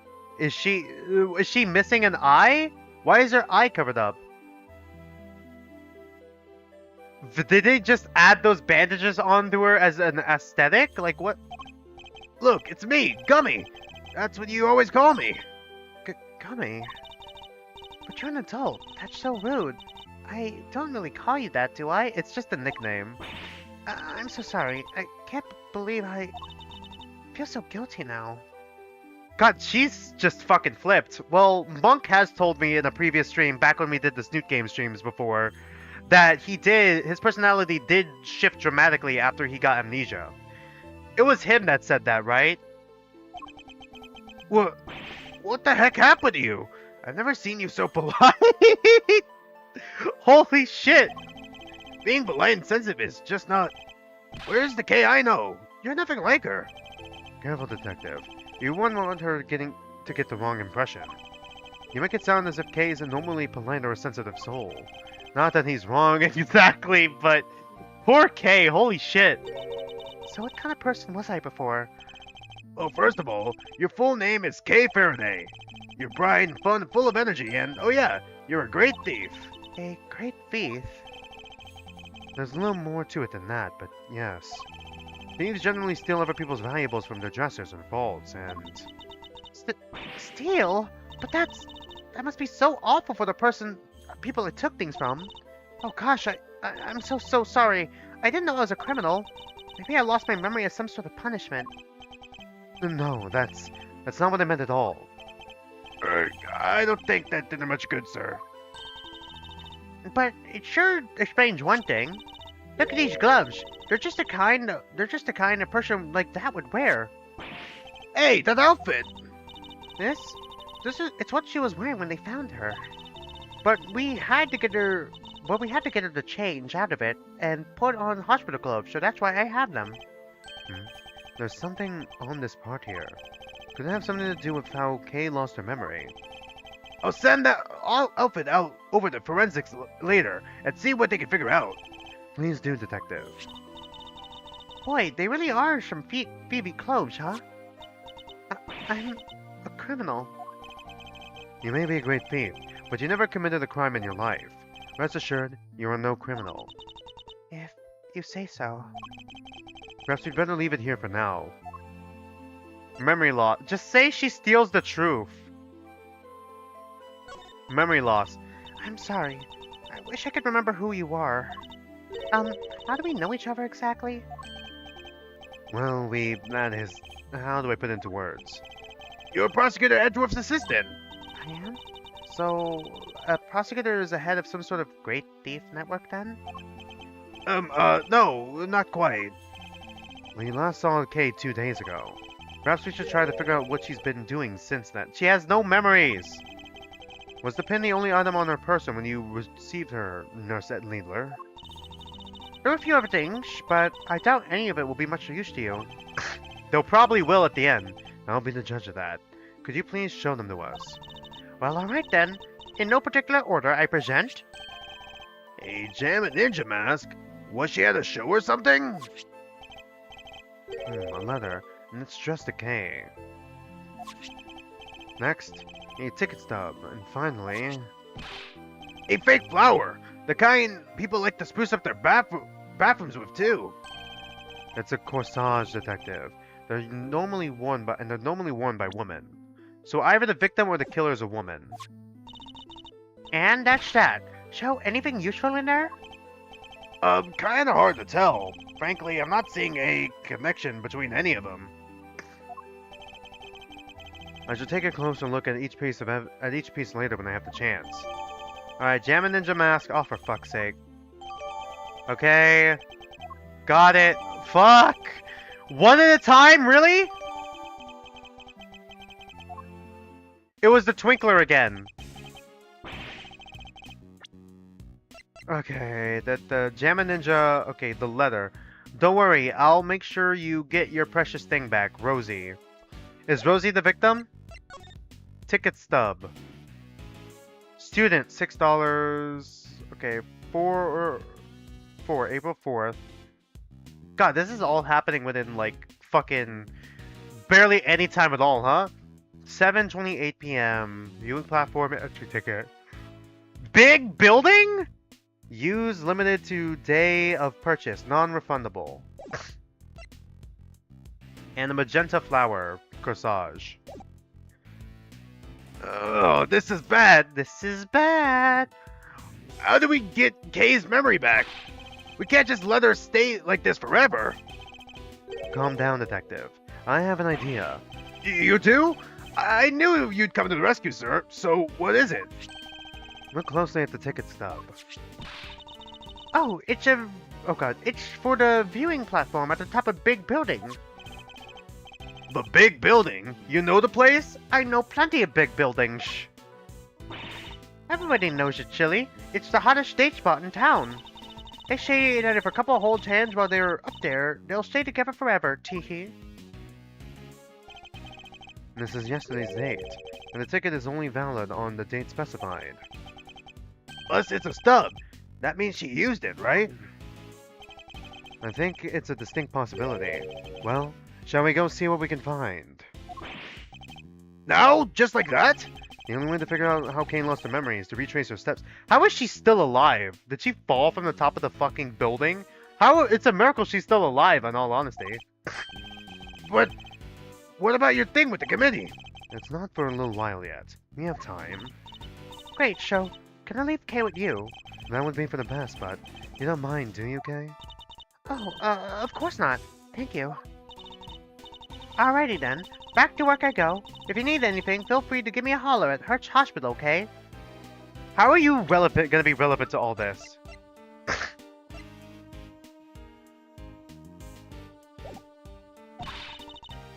I could come running with a syringe or three, wherever you might happen to be. Yes, thank you. I doubt we'll be needing that particular service. Now then, Detective, shall we get going? You too, Kay. Yes, sir! Yes, of course.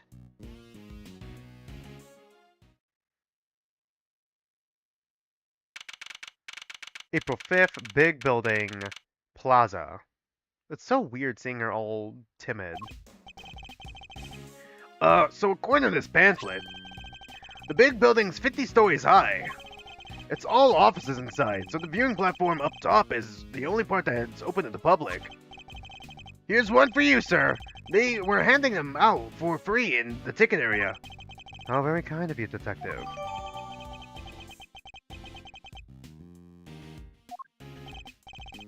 Alright, I think it's time we head inside. Look out! That big building! It's about to fall! The entirety of the big building? Well, We gotta do something! no, please! I'm begging you! Stop! Ugh, so good. Without fresh milk, my thought. Oh. I remember seeing you in the last case. What voice do I give you? It's no good. Without fresh milk, my thoughts are just aren't getting through to him. What's happening here? What's going on with the building? Just stay calm and talk to me, kid. Oh my god. Milk has cow horns and also a cow pattern shirt, wool jacket. Cut! Cut, cut, cut! Oh, is it a film? Oh, I remember you, Penny. Oh, it's Penny. Penny Nichols. I'm so sorry. We were shooting a movie, so could you, yes. I thought as much. Forgive our intrusion. We'll get out of your way. Detective. Oh, sorry. Really had me there for a second. What voice do I give you? I gotta do like a cow-esque voice. Let me do a moo real quick. Moo. Alright, moo. Yeah, okay. It looks like a kid. They look like a kid though. Like a high-pitched moo? Moo. I got nothing. Yeah, whatevs. Hey, director guy. Can we take 5 minutes? I can't work under these conditions. I'm so sorry. I'm sorry. Oh gosh. So they stopped the building from falling down? That's good. I wish we had time to explain, but maybe later. Come along, you two. Let's make ourselves scarce. Don't they usually block it off when they're shooting stuff? April 5th, 2:18 p.m. Big building viewing platform. Yeah, she probably fell from here. How are you still alive? Whoa, get a load of the view. Feel the sun on your face! Eek, the wind is very strong up here. Does it look like the flower could have fallen from here, maybe? That's okay. You just stand behind me or Mr. Edgeworth here. We're both more than big enough to keep the breeze away. Speak for yourself. Okay, does this place bring back any memories? I'm not sure. Have I really been here before? Perhaps simply encouraging her to talk will help. Okay, please. Any thoughts or feelings that may come to mind might be a clue we can use. Alright, I don't know if this will be of any help at all, but... Oh, okay. We're doing it like this.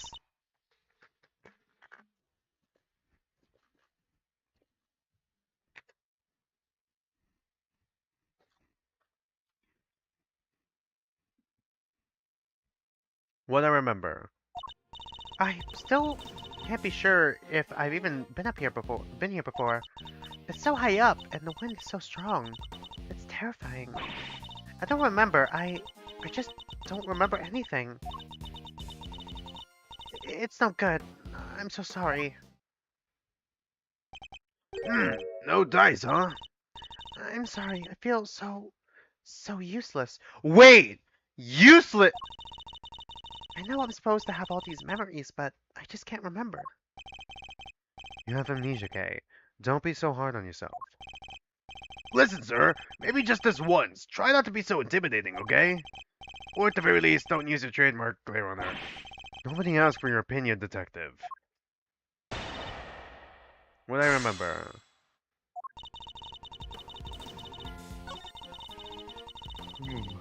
It's terrifying. Let's press this. Hold it! Hold it. If nothing's coming to mind, then just take a look around. Do you recognize anything? Anything at all? Let's see. Cherry blossoms. Go on. I was standing under the cherry tree. Yes, I was trying to stay out of the rain. It was raining. I remember now. And there was a red something. So it was raining. She was underneath the cherry tree. And she saw something red from where she stood. But what? Red raincoat. Was it something I said? No, but if you can add that to your testimony, we can explore it further. But from under the cherry tree, I think I saw something red. Hold it! There's something red. Can you tell me more about it? I'm not sure. It was just a red thing. That's all I can say. What can we see that's nearby that's red? Outside, other than the flowers? Maybe we gotta look at the pamphlet. Viewing platform, tree, and the stand. I should have taken a look at this before. I got nothing. Was it the concession stand over there, perhaps? Is it red? A stand. A red concession stand. Yes, I think that was it. Somebody was walking towards me from beyond it. And then what happened? Then, I'm sorry. That's alright. If you could just add what you've told me to your testimony.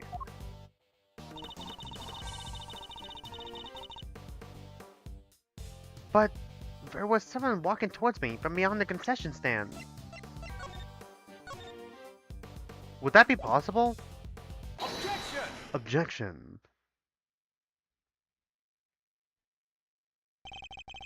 You say that you saw someone over there beyond the stand. And that they were walking toward you. Yes, I could see them getting closer. Are you sure it wasn't a ghost? No, it was a person. I'm sure of it. But from where you were standing, anyone you saw on the other side of the concession stand would have been floating in midair, hundreds of feet above ground. How is that possible? Is it a lie or is it just a misunderstanding? Misremembering? So how on earth could that have been a person? Eek! I'm not lying, I promise.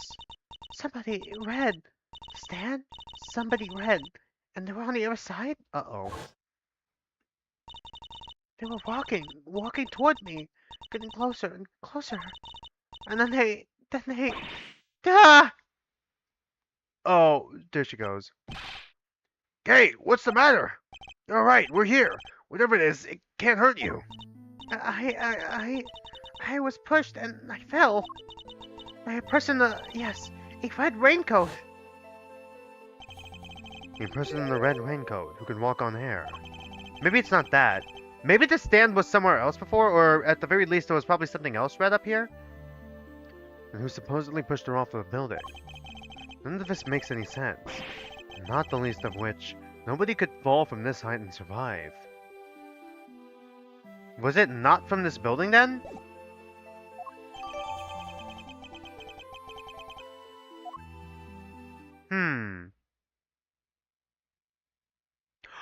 Oh, I fucking see! I fucking see that! I fucking see that! I see the trap door! Where does the trap door lead? Was she pushed down the trap door, actually? And it wasn't off the building? Attention, everyone. Please stay right where you are. What's wrong, officer? I'm Detective Gumshoe. Mind filling me in? Yes, sir. A body has been discovered here in this building, sir. A body has been discovered. A body? Whose body exactly? Not sure. We're still working on it, but what we do know is that the victim is a young woman. And that the name is Kay. What? What the blazing? Is it Kay or is it Rosie? Really? Well, that was the shortest beginning section ever. We got like an hour left in stream time. We'll see if we can get past the rest of the beginning. Really? We'll see how far we can get.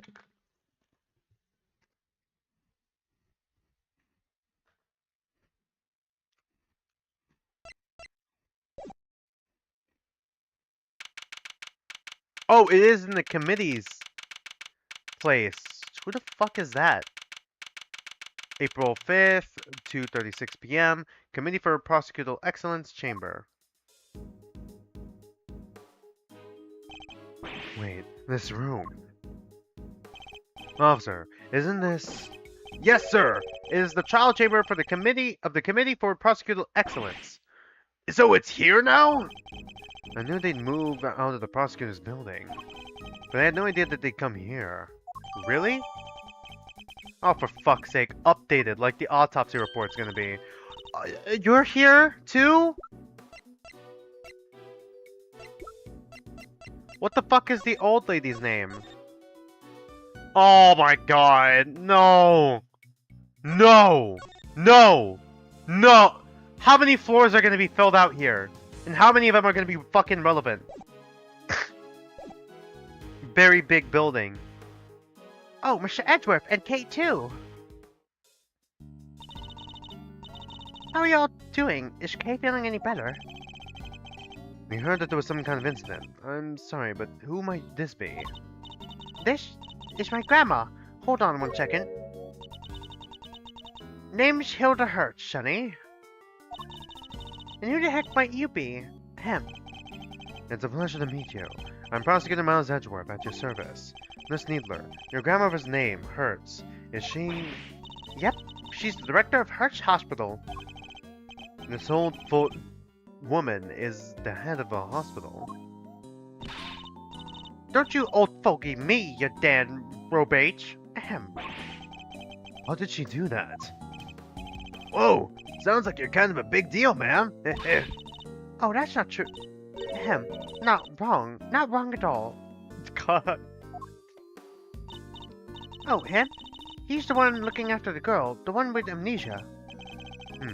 It seems Dr. Hertz is a bit of an introvert. Want me to fix those brow furrows of yours, Sonny? Sonny?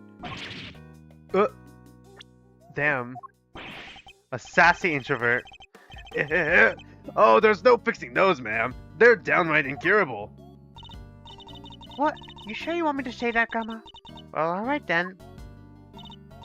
Now, I don't got a dang thing more to say to none of ya. You go on about your business, you hear? As long as that business doesn't involve messing with the deceased's body, I got work to do. Wait, please, Not a dang thing, I tell ya. Hey, you can't talk to us like that. What gives you the right, huh, pal? What? Oh, didn't I mention? Grandma's also a coroner. Why did you just slap your own grandmother's hair or your grandmother on the back of the head? It's actually a puppet. Yeah, you kind of deserve that. She's in charge of this case, which means ouch! Which means exactly that. Ahem. What do you mean? Exactly what? How am I supposed to know? She said it, not me. What's going on between you two? What the fuck is this? This is you somehow got fucking weirder. It's like I'm trapped in a comedy routine I can't escape. Yeah. Well, we got a body to be looking at. Catch you later, gang, and take care. What the heck is their deal? What does it matter? So long as we have permission to investigate. What does it matter? It matters a bunch, sir. What will you do now, Mr. Edgeworth? Examine the scene of the crime, of course. What kind of prosecutor would I be if I didn't? Alright, let's get to work. That person over there is called K, right? Surely that means it can't be the K you know. That's what we're looking to figure out. But don't worry, she has a completely different hair color to you. You're the K we know. I'm certain of it. You look exactly like her.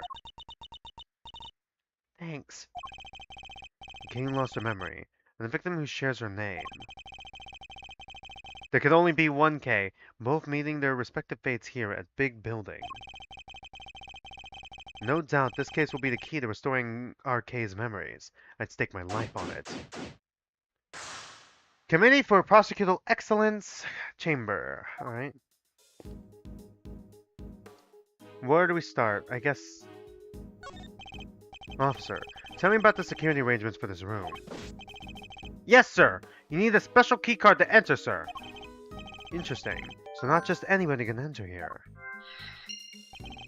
In which case, the person who discovered the body would have been... Yes, sir! A member of the committee! They found it when they arrived for today's hearing. The hearing? My hearing. Which would be underway right now if it wasn't for this.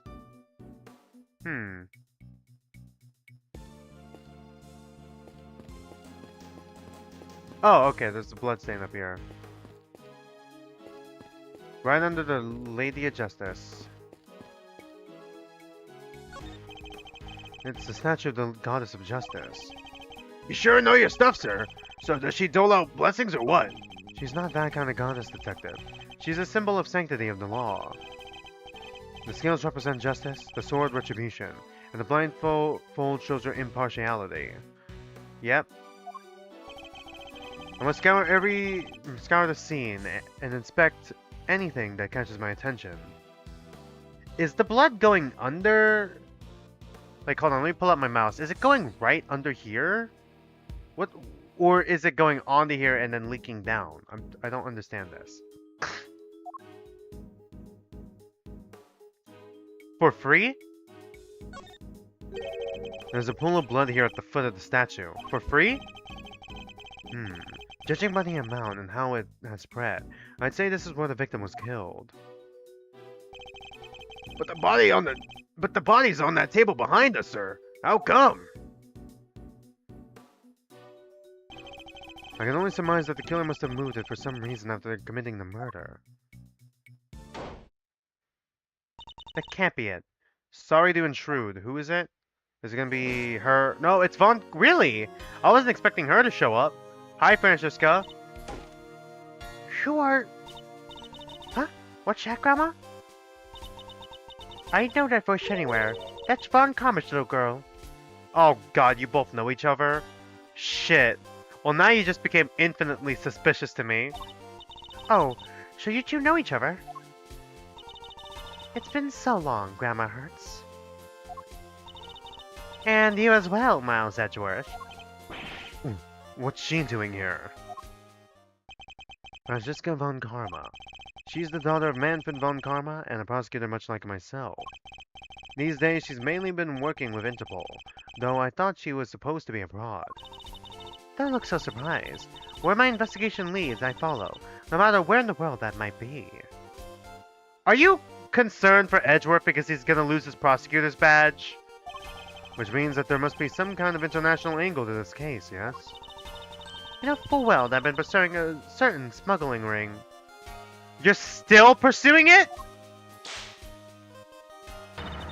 And that I won't rest until it's been destroyed, and its ill-gotten goods recovered. So the smuggling ring is involved then? That information is to be shared on a need-to-know basis, and you don't need to know. I see.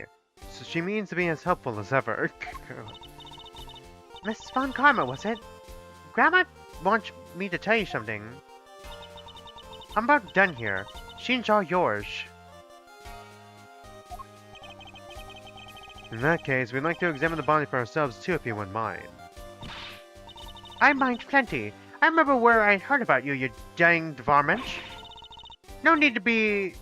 don't need no soon-to-be ex-prosecutor messing with the place up. Go on, get! I just remember it's not me saying this stuff, okay? Just remember it's not me saying this stuff, okay? Please, Granny, it's important. Who are you calling Granny, Missy? Eek. I'm sorry, I didn't mean to offend you. This is going nowhere. I didn't have to do this. I didn't want to have to do this, but... Francisca, I need you to add us to this investigation. You have to see that buddy up close, or we'll never know the truth of what happened to Kay. As in, Kay Faraday? Please, you gotta help us out here. Kay needs us. I don't know what you're up to, but... Very well. Thank you. You won't regret it. Of course. I expect to receive a full explanation when I grill you later. We owe you, sir. Big time. I wasn't talking to you, Scruffy. God. Actually whipped him. My fucking... Did my controller always vibrate when people get whipped? Holy shit. Well, Grandma Hertz, we will allow them to examine the body. I ain't about to say no to an international big shot like yourself, hon. But you sure about this? Yeah, I agree with Grandma. Are you sure you're sure? Of course I'm sure. It's my prerogative to judge the whole world in my name. That's just common sense. Of the extremely arrogant sort, perhaps. Shoot yourself. But don't say I didn't warn ya. Well, you heard her. Try not to get fired, okay? Don't worry. It'd take a lot more than this to prove my reputation should things turn sour. Unlike me, who's on the verge of losing my badge. Just continue the investigation. Alright. Sorry, I need some water.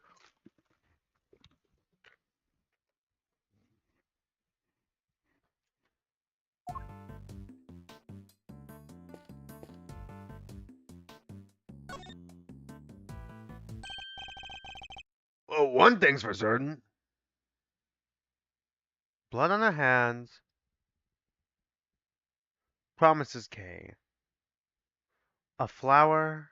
Some gloves.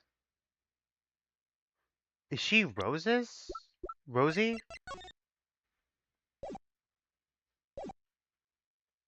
And then a key card in her hand. What's up with the thing on the back of her hand? Or their hand, I'm not sure. Well, one thing's for certain. This isn't Kay. She doesn't even look like her. I think we knew that already, Detective. Our case standing right there, over there, after all. The victim looks to be in her 30s. She's wearing a white suit. Sorry, could it be that she worked in one of the offices here in the building? Perhaps, but for now she remains unidentified. The question is why? Did the police seem to think of her name was Kay? I must scour the scene and inspect anything that catches my attention. Alright, well, probably the name that's here. This book. What the? That's Kay Promise Notebook. Did she always have that? Or that, I guess. Right, that.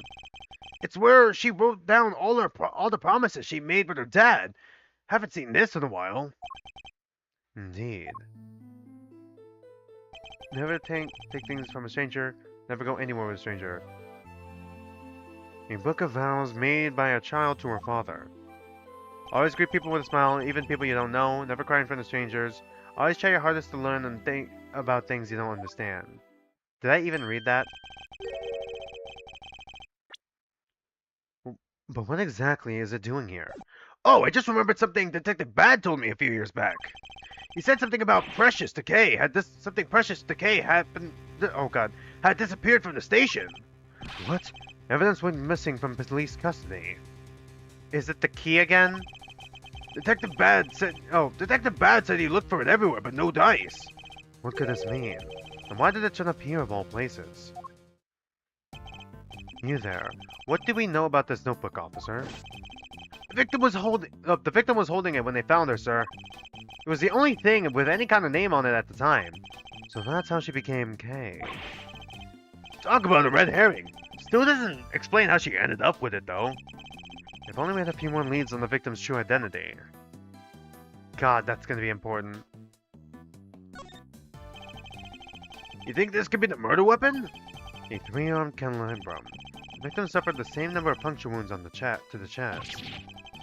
Puncture wounds that could very well have been made by these spikes.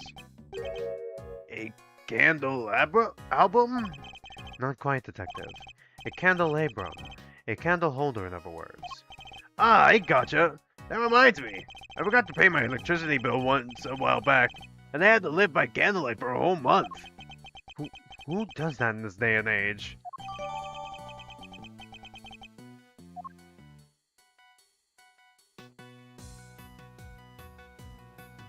There's a lot here. Looks like that there's a blood on her head too. Maybe it wasn't even the candelabrum. It wasn't the candelabrum that killed her, but maybe just blunt force trauma. Maybe. There's so much here. A pure white jacket with a deep stain deep red stain on its label. This jacket. The buttons are on the wearer's right-hand side.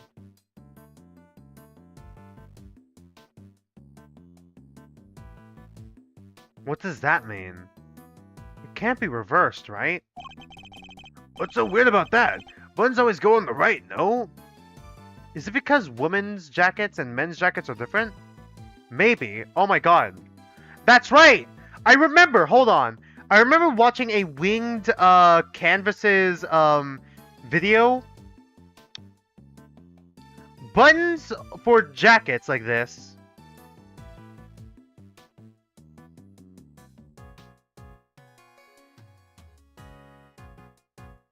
are usually denoted by gender. Because men's jackets usually have buttons on the right side, right? Yeah.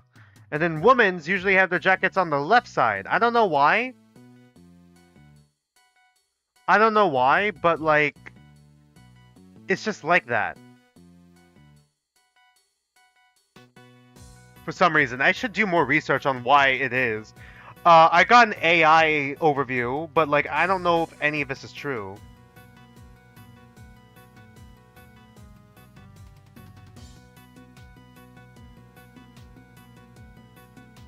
Let's see. Historical functions. Men's jackets with buttons on the right side were designed to allow right-handed individuals to easily access weapons or tools when dressed. Yep. Social customs. Women were often dressed by maids or servants, making it more convenient for the attendant to button the shirt from the left side, the right side for the dresser. Okay. Not sure if this is true though, because I'm getting an AI explanation. Military influences. Military uniforms often had buttons placement that mimicked the overlapping joins of armor. On the right, well, women had left. Okay, cool. Alright, interesting. I knew it was like that because I watched Wing Canvas's video on clothing folds. I rewatched it recently while I was practicing clothing folds, but like, God, does that mean that this is a man's jacket put on a woman then? Not on woman's clothing. Traditionally, the buttons would be on the left. Like I always say, sir, you sure know your stuff. This is common knowledge, detective. Is it? Is it common knowledge? Is it really? I only knew because I watched a Wing Canvas video. What do you mean, it's common knowledge? Nothing else seems amiss. Wait, what's this in the pocket? A pair of gloves, also white. They don't seem to be soiled in any way. I imagine it must have belonged to the victim. They weren't wearing it at the time. Are the gloves too big for her?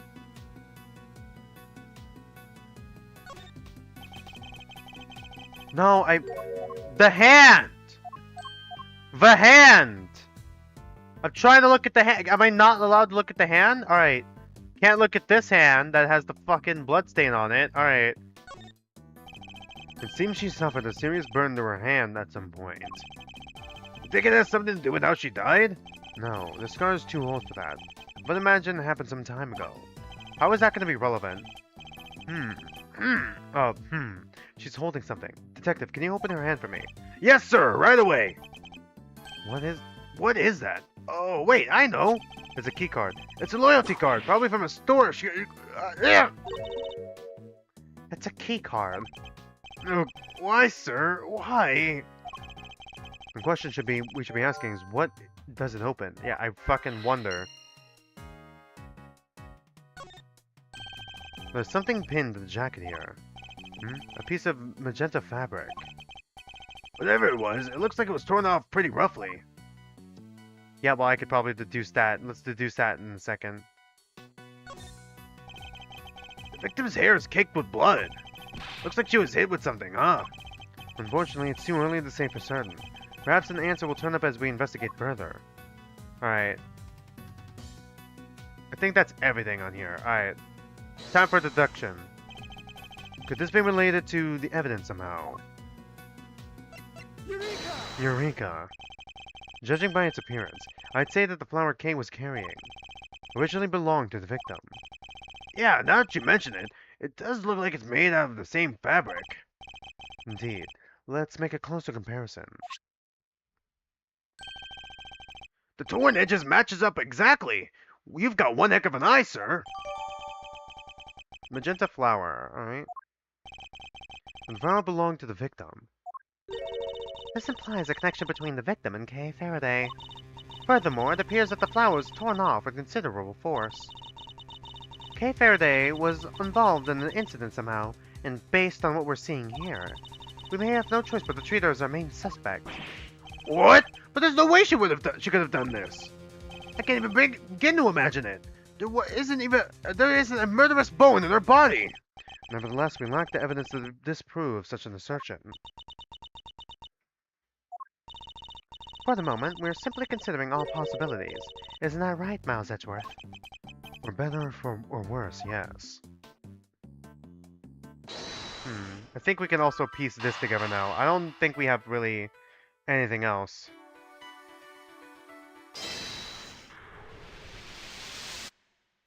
Yeah, no shit. I would imagine that the victim's keycard probably grants access to this room, wouldn't you? Let me go find out, sir. I'm back. They found some details on the card in the security system. It's for this room, just like you said. So the victim was able to enter and exit this chamber freely. Assuming that the keycard actually belonged to her, yes. Indeed. Alright, that has to be the last thing, yeah? There's more? Really? I got nothing.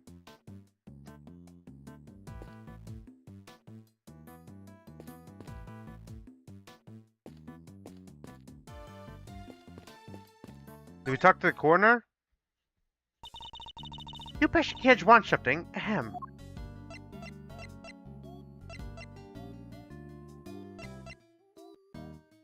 God, my...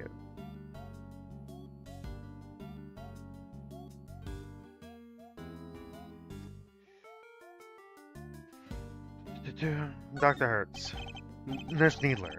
Would you tell me a little more about your relationship with Dr. Hertz?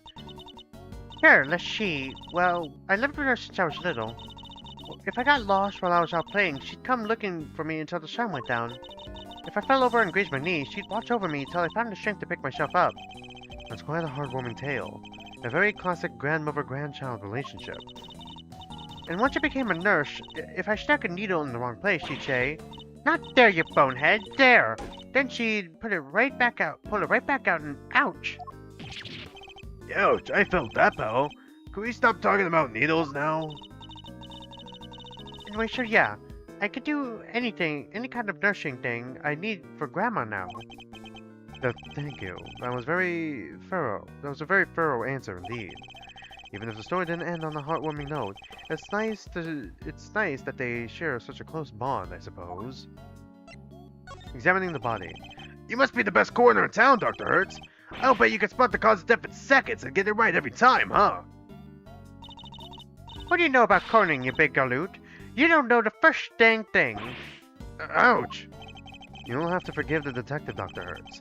I'll make sure he learns not to say such presumptuous things. As if I care. You shut your pie hole and listen, Mr. Smarty Pants. Spelling a cause of death correctly in seconds is my bread and butter.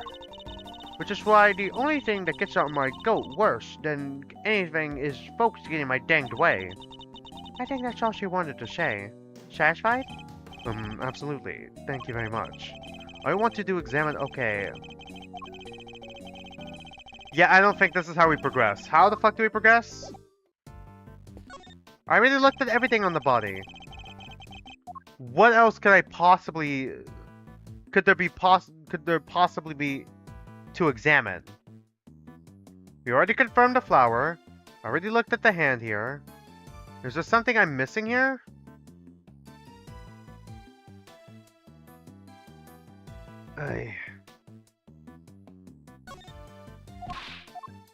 Nothing new there.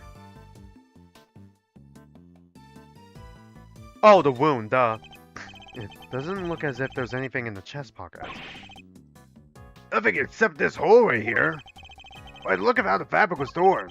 Oh, by the look of how the fabric was torn, I think it was pierced by something sharp.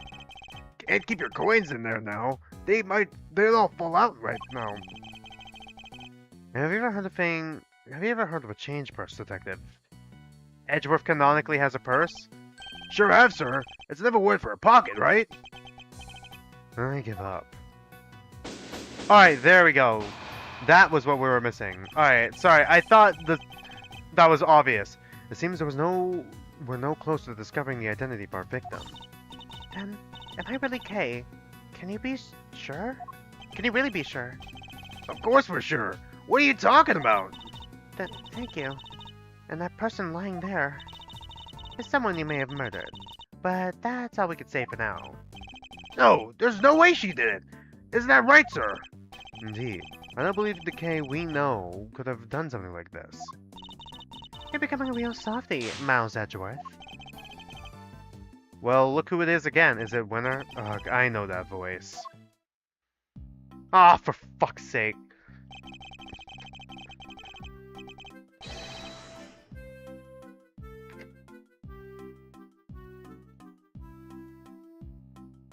With a winning smile and #1 name in the business, it is I, Prosecutor Eustace Winner.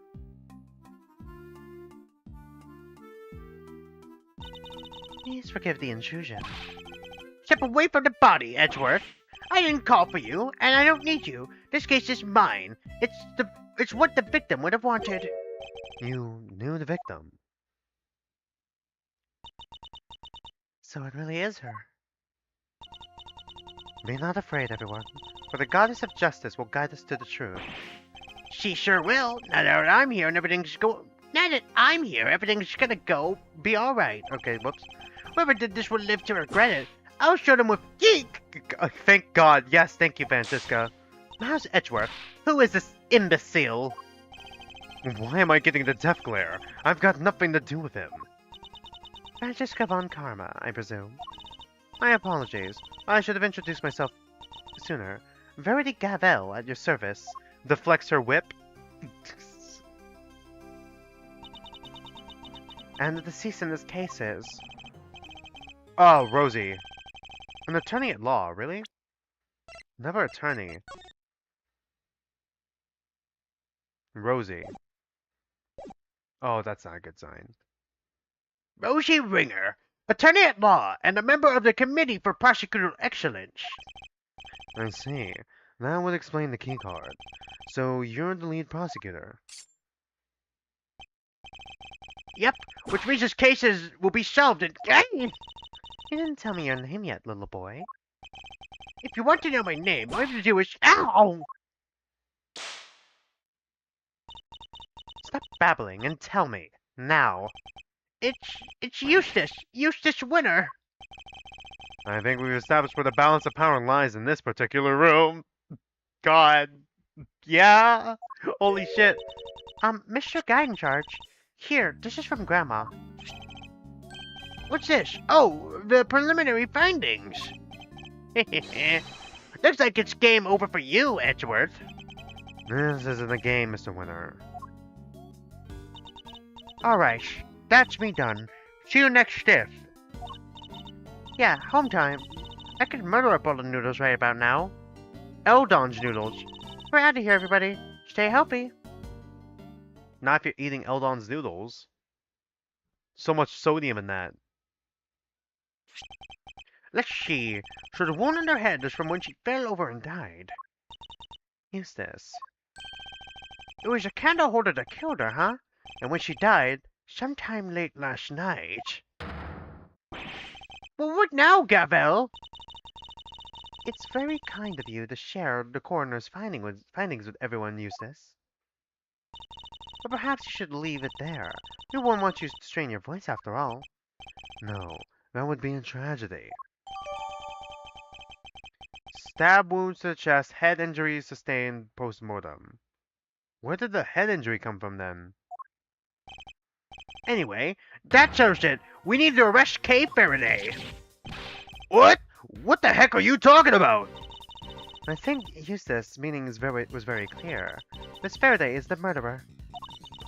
And though she's dressed differently than usual, this young lady is covered in bandages.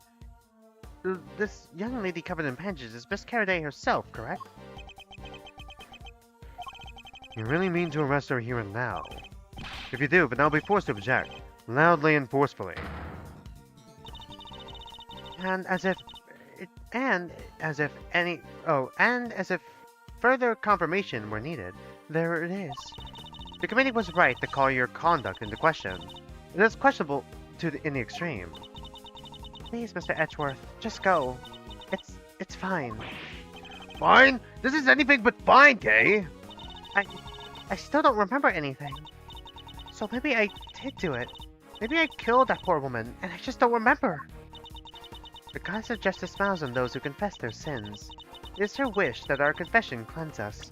But she doesn't remember! She applauds your commitment to the cause of justice, as do I. Judge Gavel, Eustace, if you really intend to arrest Kay, could you at least explain your grounds for doing so? I, for one, certainly don't intend to yield, not until I've seen some evidence to support your accusations. Then allow me. Prepare to be hit with the face full of deductive genius, Edgeworth. Alright. Why I think Kay did it. Alright, I'm gonna put it on pause right now. Stream on pause. We hit another 2 hours. But I'm gonna go for like at least another half hour, or at least until we finish this next section. Yeah? Until we finish this next section, and then I'll do the outros. Alright, I'm just gonna take another quick little break. Go ahead and take a break yourselves. I'll be right back soon.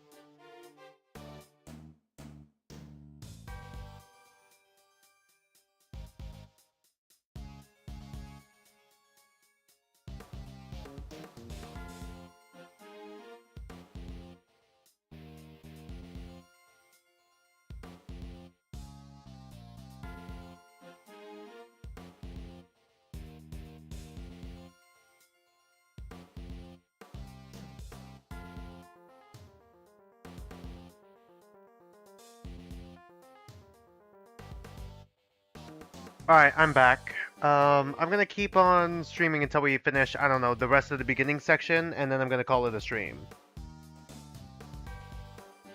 Once we hit middle, hopefully, I'll be able to call it a stream. I did start the stream a little later, so I'm probably gonna stream...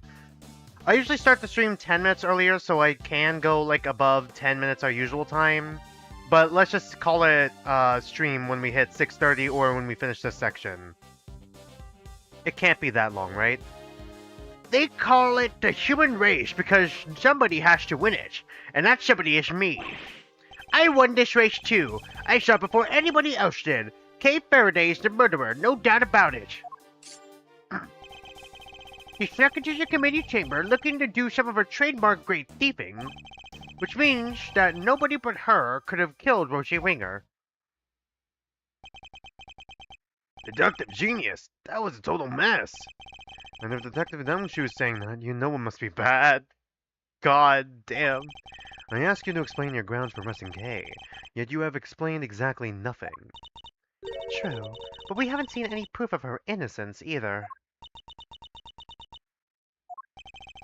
It's alright, Kay. Mr. Edgeworth will pull off a miracle somehow. You just gotta believe in him. But my deductions aren't acts of divine intervention, you know. Well, Miles Edgeworth, I'd hate for you to disappoint me. But in the event that you do, I'll be sure to freely let you know.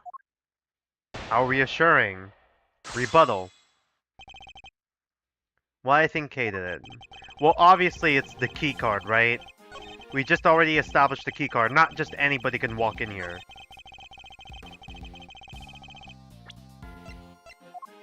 Objection! Objection.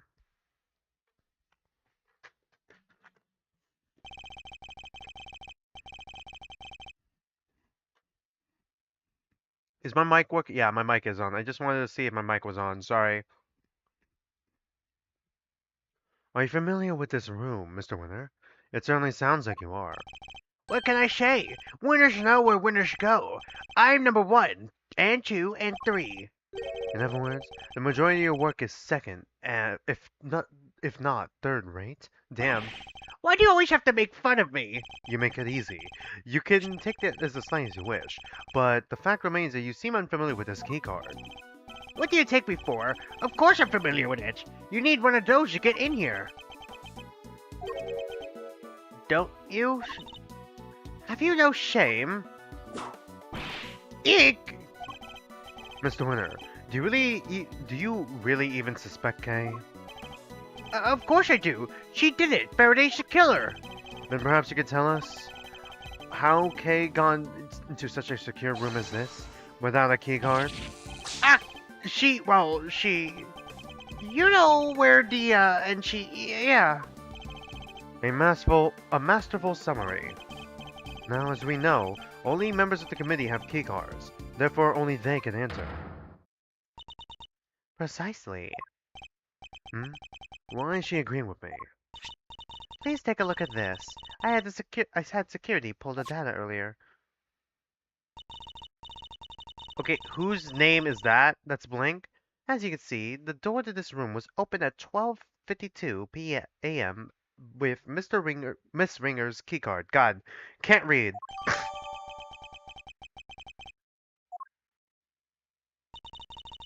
We cannot know for certain, of course. But who's to say that the culprit didn't enter the room with Miss Ringer? And then kill her over some sort of subsequent disagreement? It's certainly a plausible theory, but that's all that is. For one, it would require the victim and her murderer to have known each other. Yeah, and Kay didn't know the woman. I'm sure of it. How could he possibly be sure of such a thing? That's pure speculation on your part, detective. There's no place for guesswork in the courtroom or at this crime scene. Hard evidence is what is required. In that case, are you suggesting that you have said hard evidence to support your theory? Evidence that Kay Faraday and Rosie Ringer knew one another? But of course. What? I have here a letter. Dr. Hertz found it in the victim's chest pocket. Another of the victim's possessions. And you kept this to yourself until now. How? Okay. You planned for this, didn't you? Is that why... Yeah, I got it. Yeah, I got it, yeah.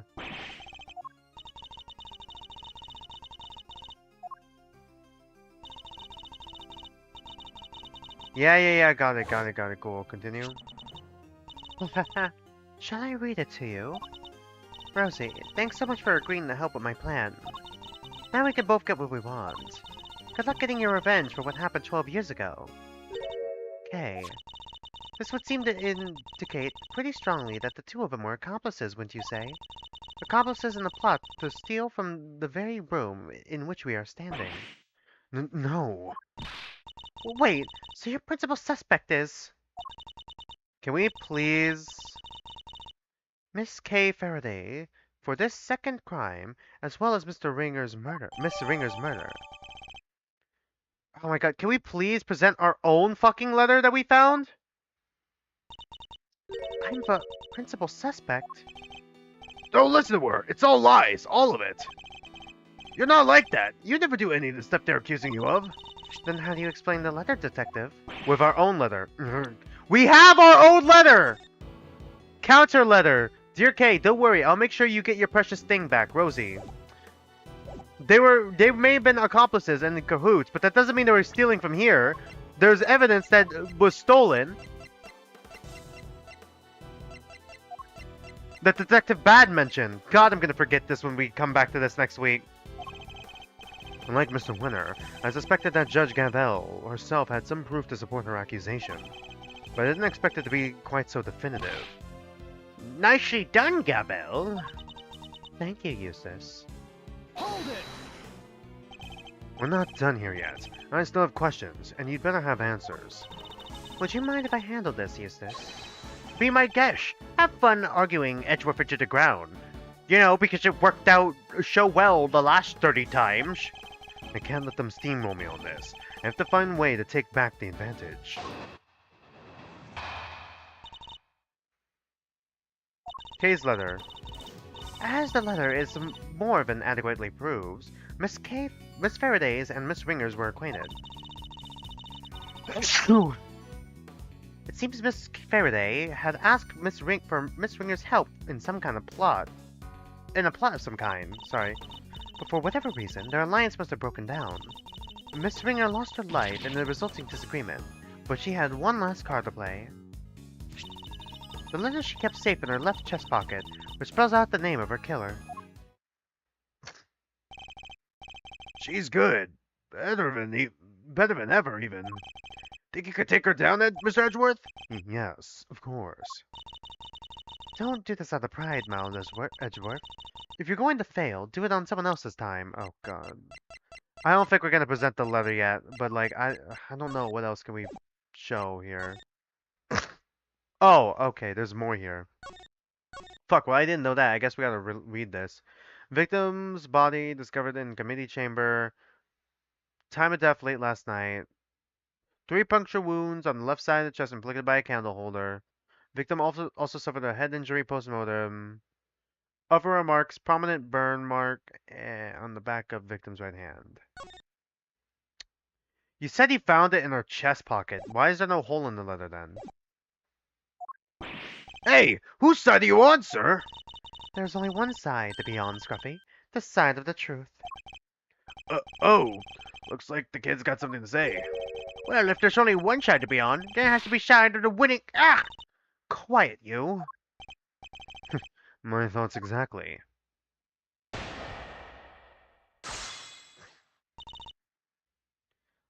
Kay's letter.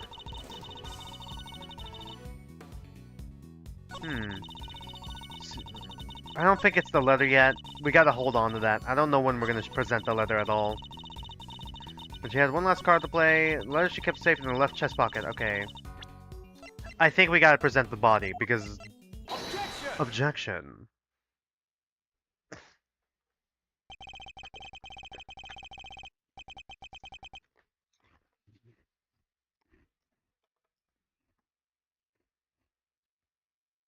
So the victim kept the most vital clue of all. all, closest to her heart. How very touching. The voices of the dead fight to be heard, and even then they don't always reach us. But a voice rang out loud and true, and it told us that Miss Carraday is our killer. I think you may have misheard her, Your Honor, or perhaps an evil spirit was trying to mislead you. Hey, you take that back! Perhaps we should try listening to the words of the coroner's report instead. By all means, if I recall correctly, the victim was stabbed on her left side. No! Yes, I'm afraid so. You claim that the letter was found in the victim's left chest pocket. Right where she was stabbed by the candle holder. Indeed. 3 puncture wounds to the chest, and yet not one to the letter. Miraculous, no? Miraculous, no? Well, Judge Gavel, how do you explain that? Because I can think of one explanation. That the letter was deliberately placed there after the fact that in order to cast suspicion on Kay. Someone went to a lot of trouble to create the crime scene we see before us. And that someone is the real culprit, who almost certainly also forged this letter. No! It's clear that the culprit intended to frame Kay, by all means of that letter. And you fell for it hook, line, and sinker. No, Faraday did it! The letter was in her other pocket, yeah. Seriously? The old left chest pocket thing was a mistake. Whoever reported it must have meant their left... Yeah! Stop your foolish floundering, you foolish fool. God, sorry. I went Virgil there for a second. Stop your foolish floundering, you foolishly foolish fool. Or are you trying that incurably, or are you just that incurably foolish? Why do you keep whipping me? And stop making fun of my deductions. Yeah! There, I saved you the trouble of disciplining him. Yes, even though I had no intention of doing so. The letter is stained with blood, which means it had indeed been placed somewhere on her left side. Therefore, I doubt there was some sort of mistaken report, not unless the report was given by you. Gavel, say something! Were they being manipulated? No objections, good. Then allow me to continue. So we have established the existence of a second suspect. No, we haven't. The murderer had to get in here, remember? Who else could have gotten in apart from Faraday and Ringer? Whoever it was would have needed a keycard. Judge Gavel proposed that the killer entered the room together with the victim. God. But what if there was something questionable about the basis of her theory itself? It was baseless. This piece of evidence points to another suspect other than Kay. Probably the keycard stuff, right? Yeah, because there was another thing on there. The report. Look again at the keycard record provided by Judge Gavel a short while ago. As already noted, the victim's keycard was used at 12:52 a.m. But you will note that somebody else's keycard is also listed. A mystery person who could have entered beforehand and lay in wait for the victim, you mean? This other person entered at 10:15 p.m., so it's certainly not outside the realm of possibility. Except I'm afraid it is. And where's your evidence, huh, Your Honor? My evidence?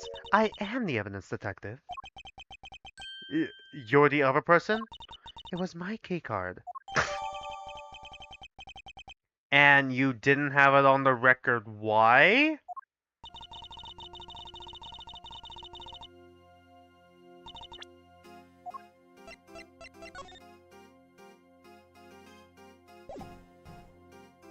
There's nothing suspicious about a committee member entering the chamber as I please, is there?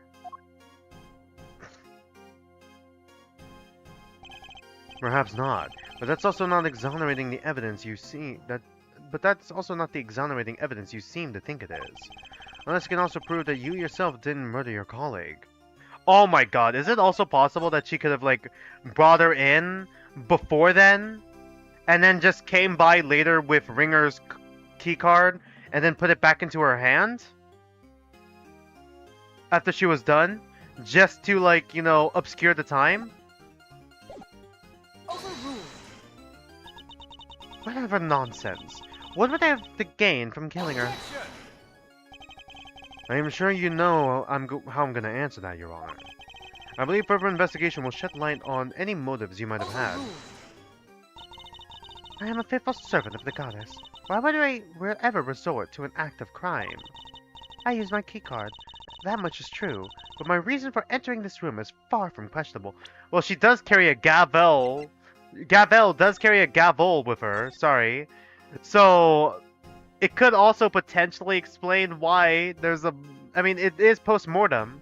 So far, we were told it's post-mortem. It could end up being that it happened before, but... the fact that she has blunt force trauma on her head is also weirdly suspect. It's like a weird coincidence there. I use my keycard. That much is true, but my reason for entering this room is far from questionable. Then perhaps you would care to tell us why. I had business here in the committee chamber. There were certain preparations to make. Preparations? That sounds pretty suspicious to me. I am not at liberty to share what I was preparing for. But I am sure Prosecutor Edgeworth can make an educated guess. My hearing. She must have been gathering the documents they were going to use against me to relieve me of my badge. Alright, children, that's enough. Who is this? It's good to keep our skills and our tongues sharp, especially when we're young, but that'll do for now. That'll do, donkey. That will do. Who are you? New character? Who in the... Who the fuck are you? Okay, well, he did it. Who are you? I got nothing.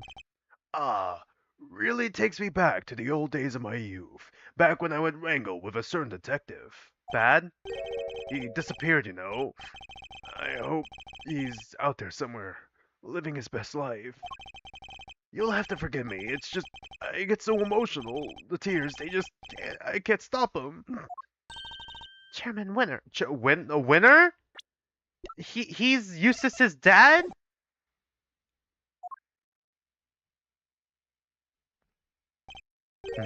Winner. Well, I guess I gotta give him the lisp now. I'm sorry, are his goggles filled with tears? They are. They totally fucking are. Ah, Verity, my girl. Do you ever stop working? Your dedication puts us all to shame. And this young Francisca I see before me. Dear child, when did you get so big? Uncle Winner, it's been far too long. Aw, for fuck's sake, you're also connected to Von Karma somehow? And so formal. I thought we were like family. You used to sit on my knee and shout, Uncle Winner, at the top of your little lungs. But time goes by very fast. One can't help but shed a tear, or a few. Dad, what are you doing here? What am I doing here? A committee member has been murdered, and you're in charge of my case, my boy. What's this? Bring your pops to work day? Silence. Do you have any idea who he is? This man is practically the right hand of the goddess herself, and is probably either this case's killer or the next case's killer. What the fuck do you mean? A former chief prosecutor and the current chairman of the Committee for Prosecutorial Excellence. Now, Verity. There's no need to bring all that up. I'm just a harmless old man, really. Just like the harmless old man in the last game. Allow me to apologize for the detective's rudeness. I am... Miles Edgeworth, correct?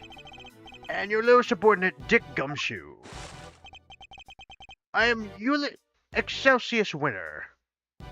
Excel? Alright. Father to this idiot boy, among other things. Wow, okay, you're also a bad dad. My wife and I were so happy when he was born. And then so depressed to realize that he's dumb as a fucking brick. And now she's gone too. Heaven only knows to where. Dad, here, use my handkerchief. Thank you, son. You're a good boy in your own silly way. You're a good, stupid boy. Like father, like son, I suppose. Now it's hard to say who's the bigger fool. Oh my god, you just met the guy! He's not chief prosecutor he wasn't chief prosecutor, and now, kind of like, I guess, compare, like, chief executive or chief whatever. Hold on. Why is your file still not fucking here? Of the committee. Like, calm the fuck down, Edgeworth. Oh, Verity, how goes the investigation? Thank you for asking, sir. You've identified a prime suspect, 1K Faraday. We are currently trying... You don't have nearly enough to make her your prime suspect, and you know it. Or have you forgotten that what we just discovered about the letter? Objection! I told you, that was just a mix-up. It got the wrong pocket. Yeah. Don't test my patience. Alright, that's enough. Let's all just calm down, shall we? I'm sorry I had to see that, sir. My humblest apologies. I think you've all made your cases very clearly.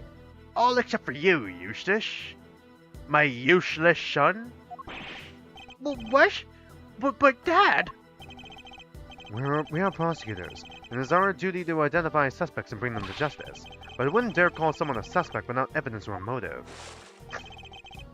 Please, Mr. Edgeworth, I know all about your relationship to the accused.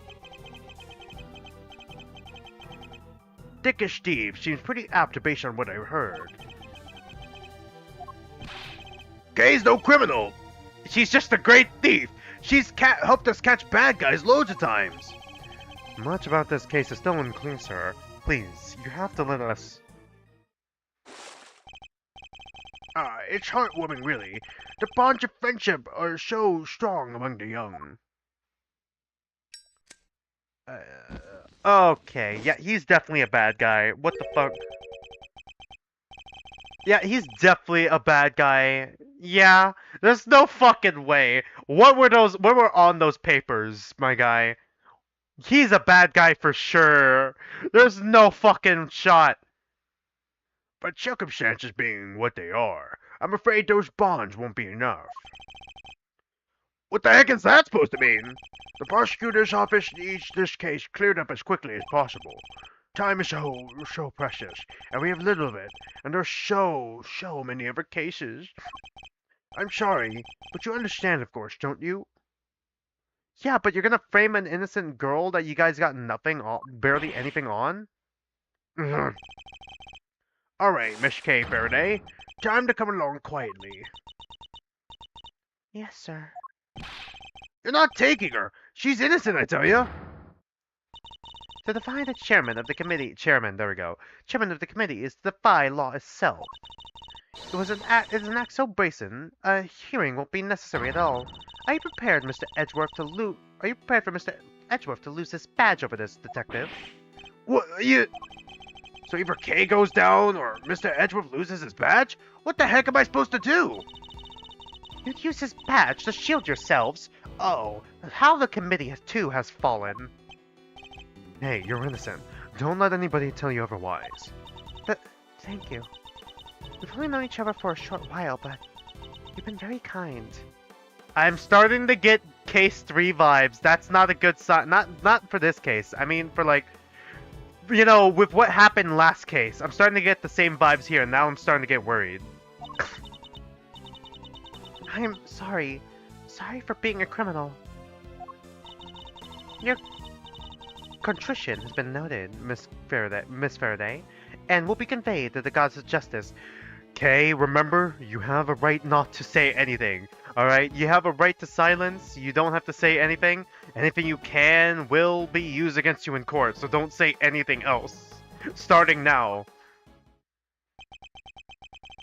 What in the world should I do?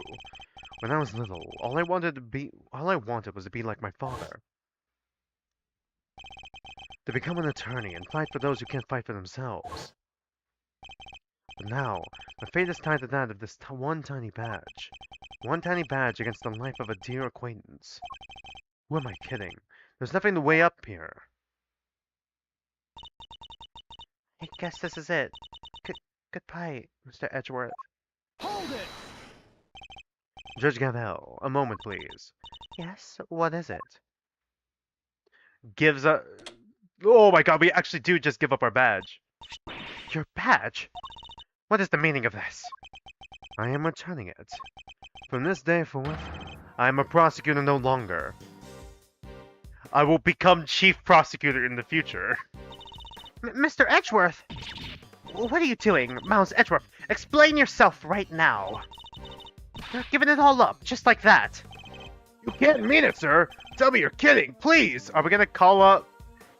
Alright, time to call up the homie. Time to call up Fender. Here we go. If you're not a prosecutor anymore, then what does that make me? You're still a detective, man. What? I have one duty, and one duty alone. To pursue the truth.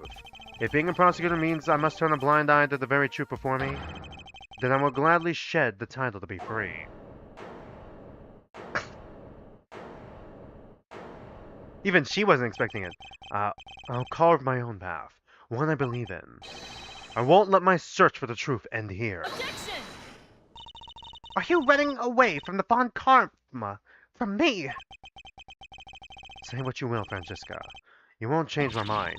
So you're leaving me behind again? I'll never forgive you for this. Never.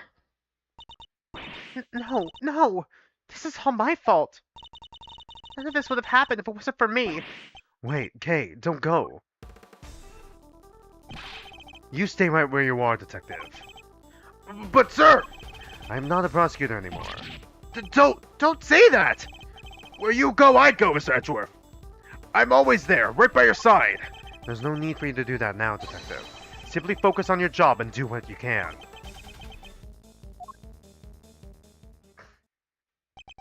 Well now, this is no good, is it? We've let a dangerous criminal run free. I try and try, and yet it's never enough. There's no need to worry, sir. We'll set up a cordon. She won't get far. She better not. I'll be very disappointed in you if she does. Yeah, totally not a villain. Definitely not a villain.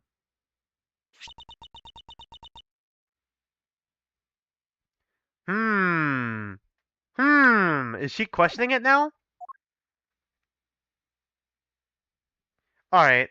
To be continued. Well, this is an interesting fucking story hook. I'm interested to see where this goes. I just have no fucking clue where it's gonna go. Oh, we're in the middle. Alright. Well, I kind of expected as much. We were gonna end the stream here anyways. Okay, cool. Let me save.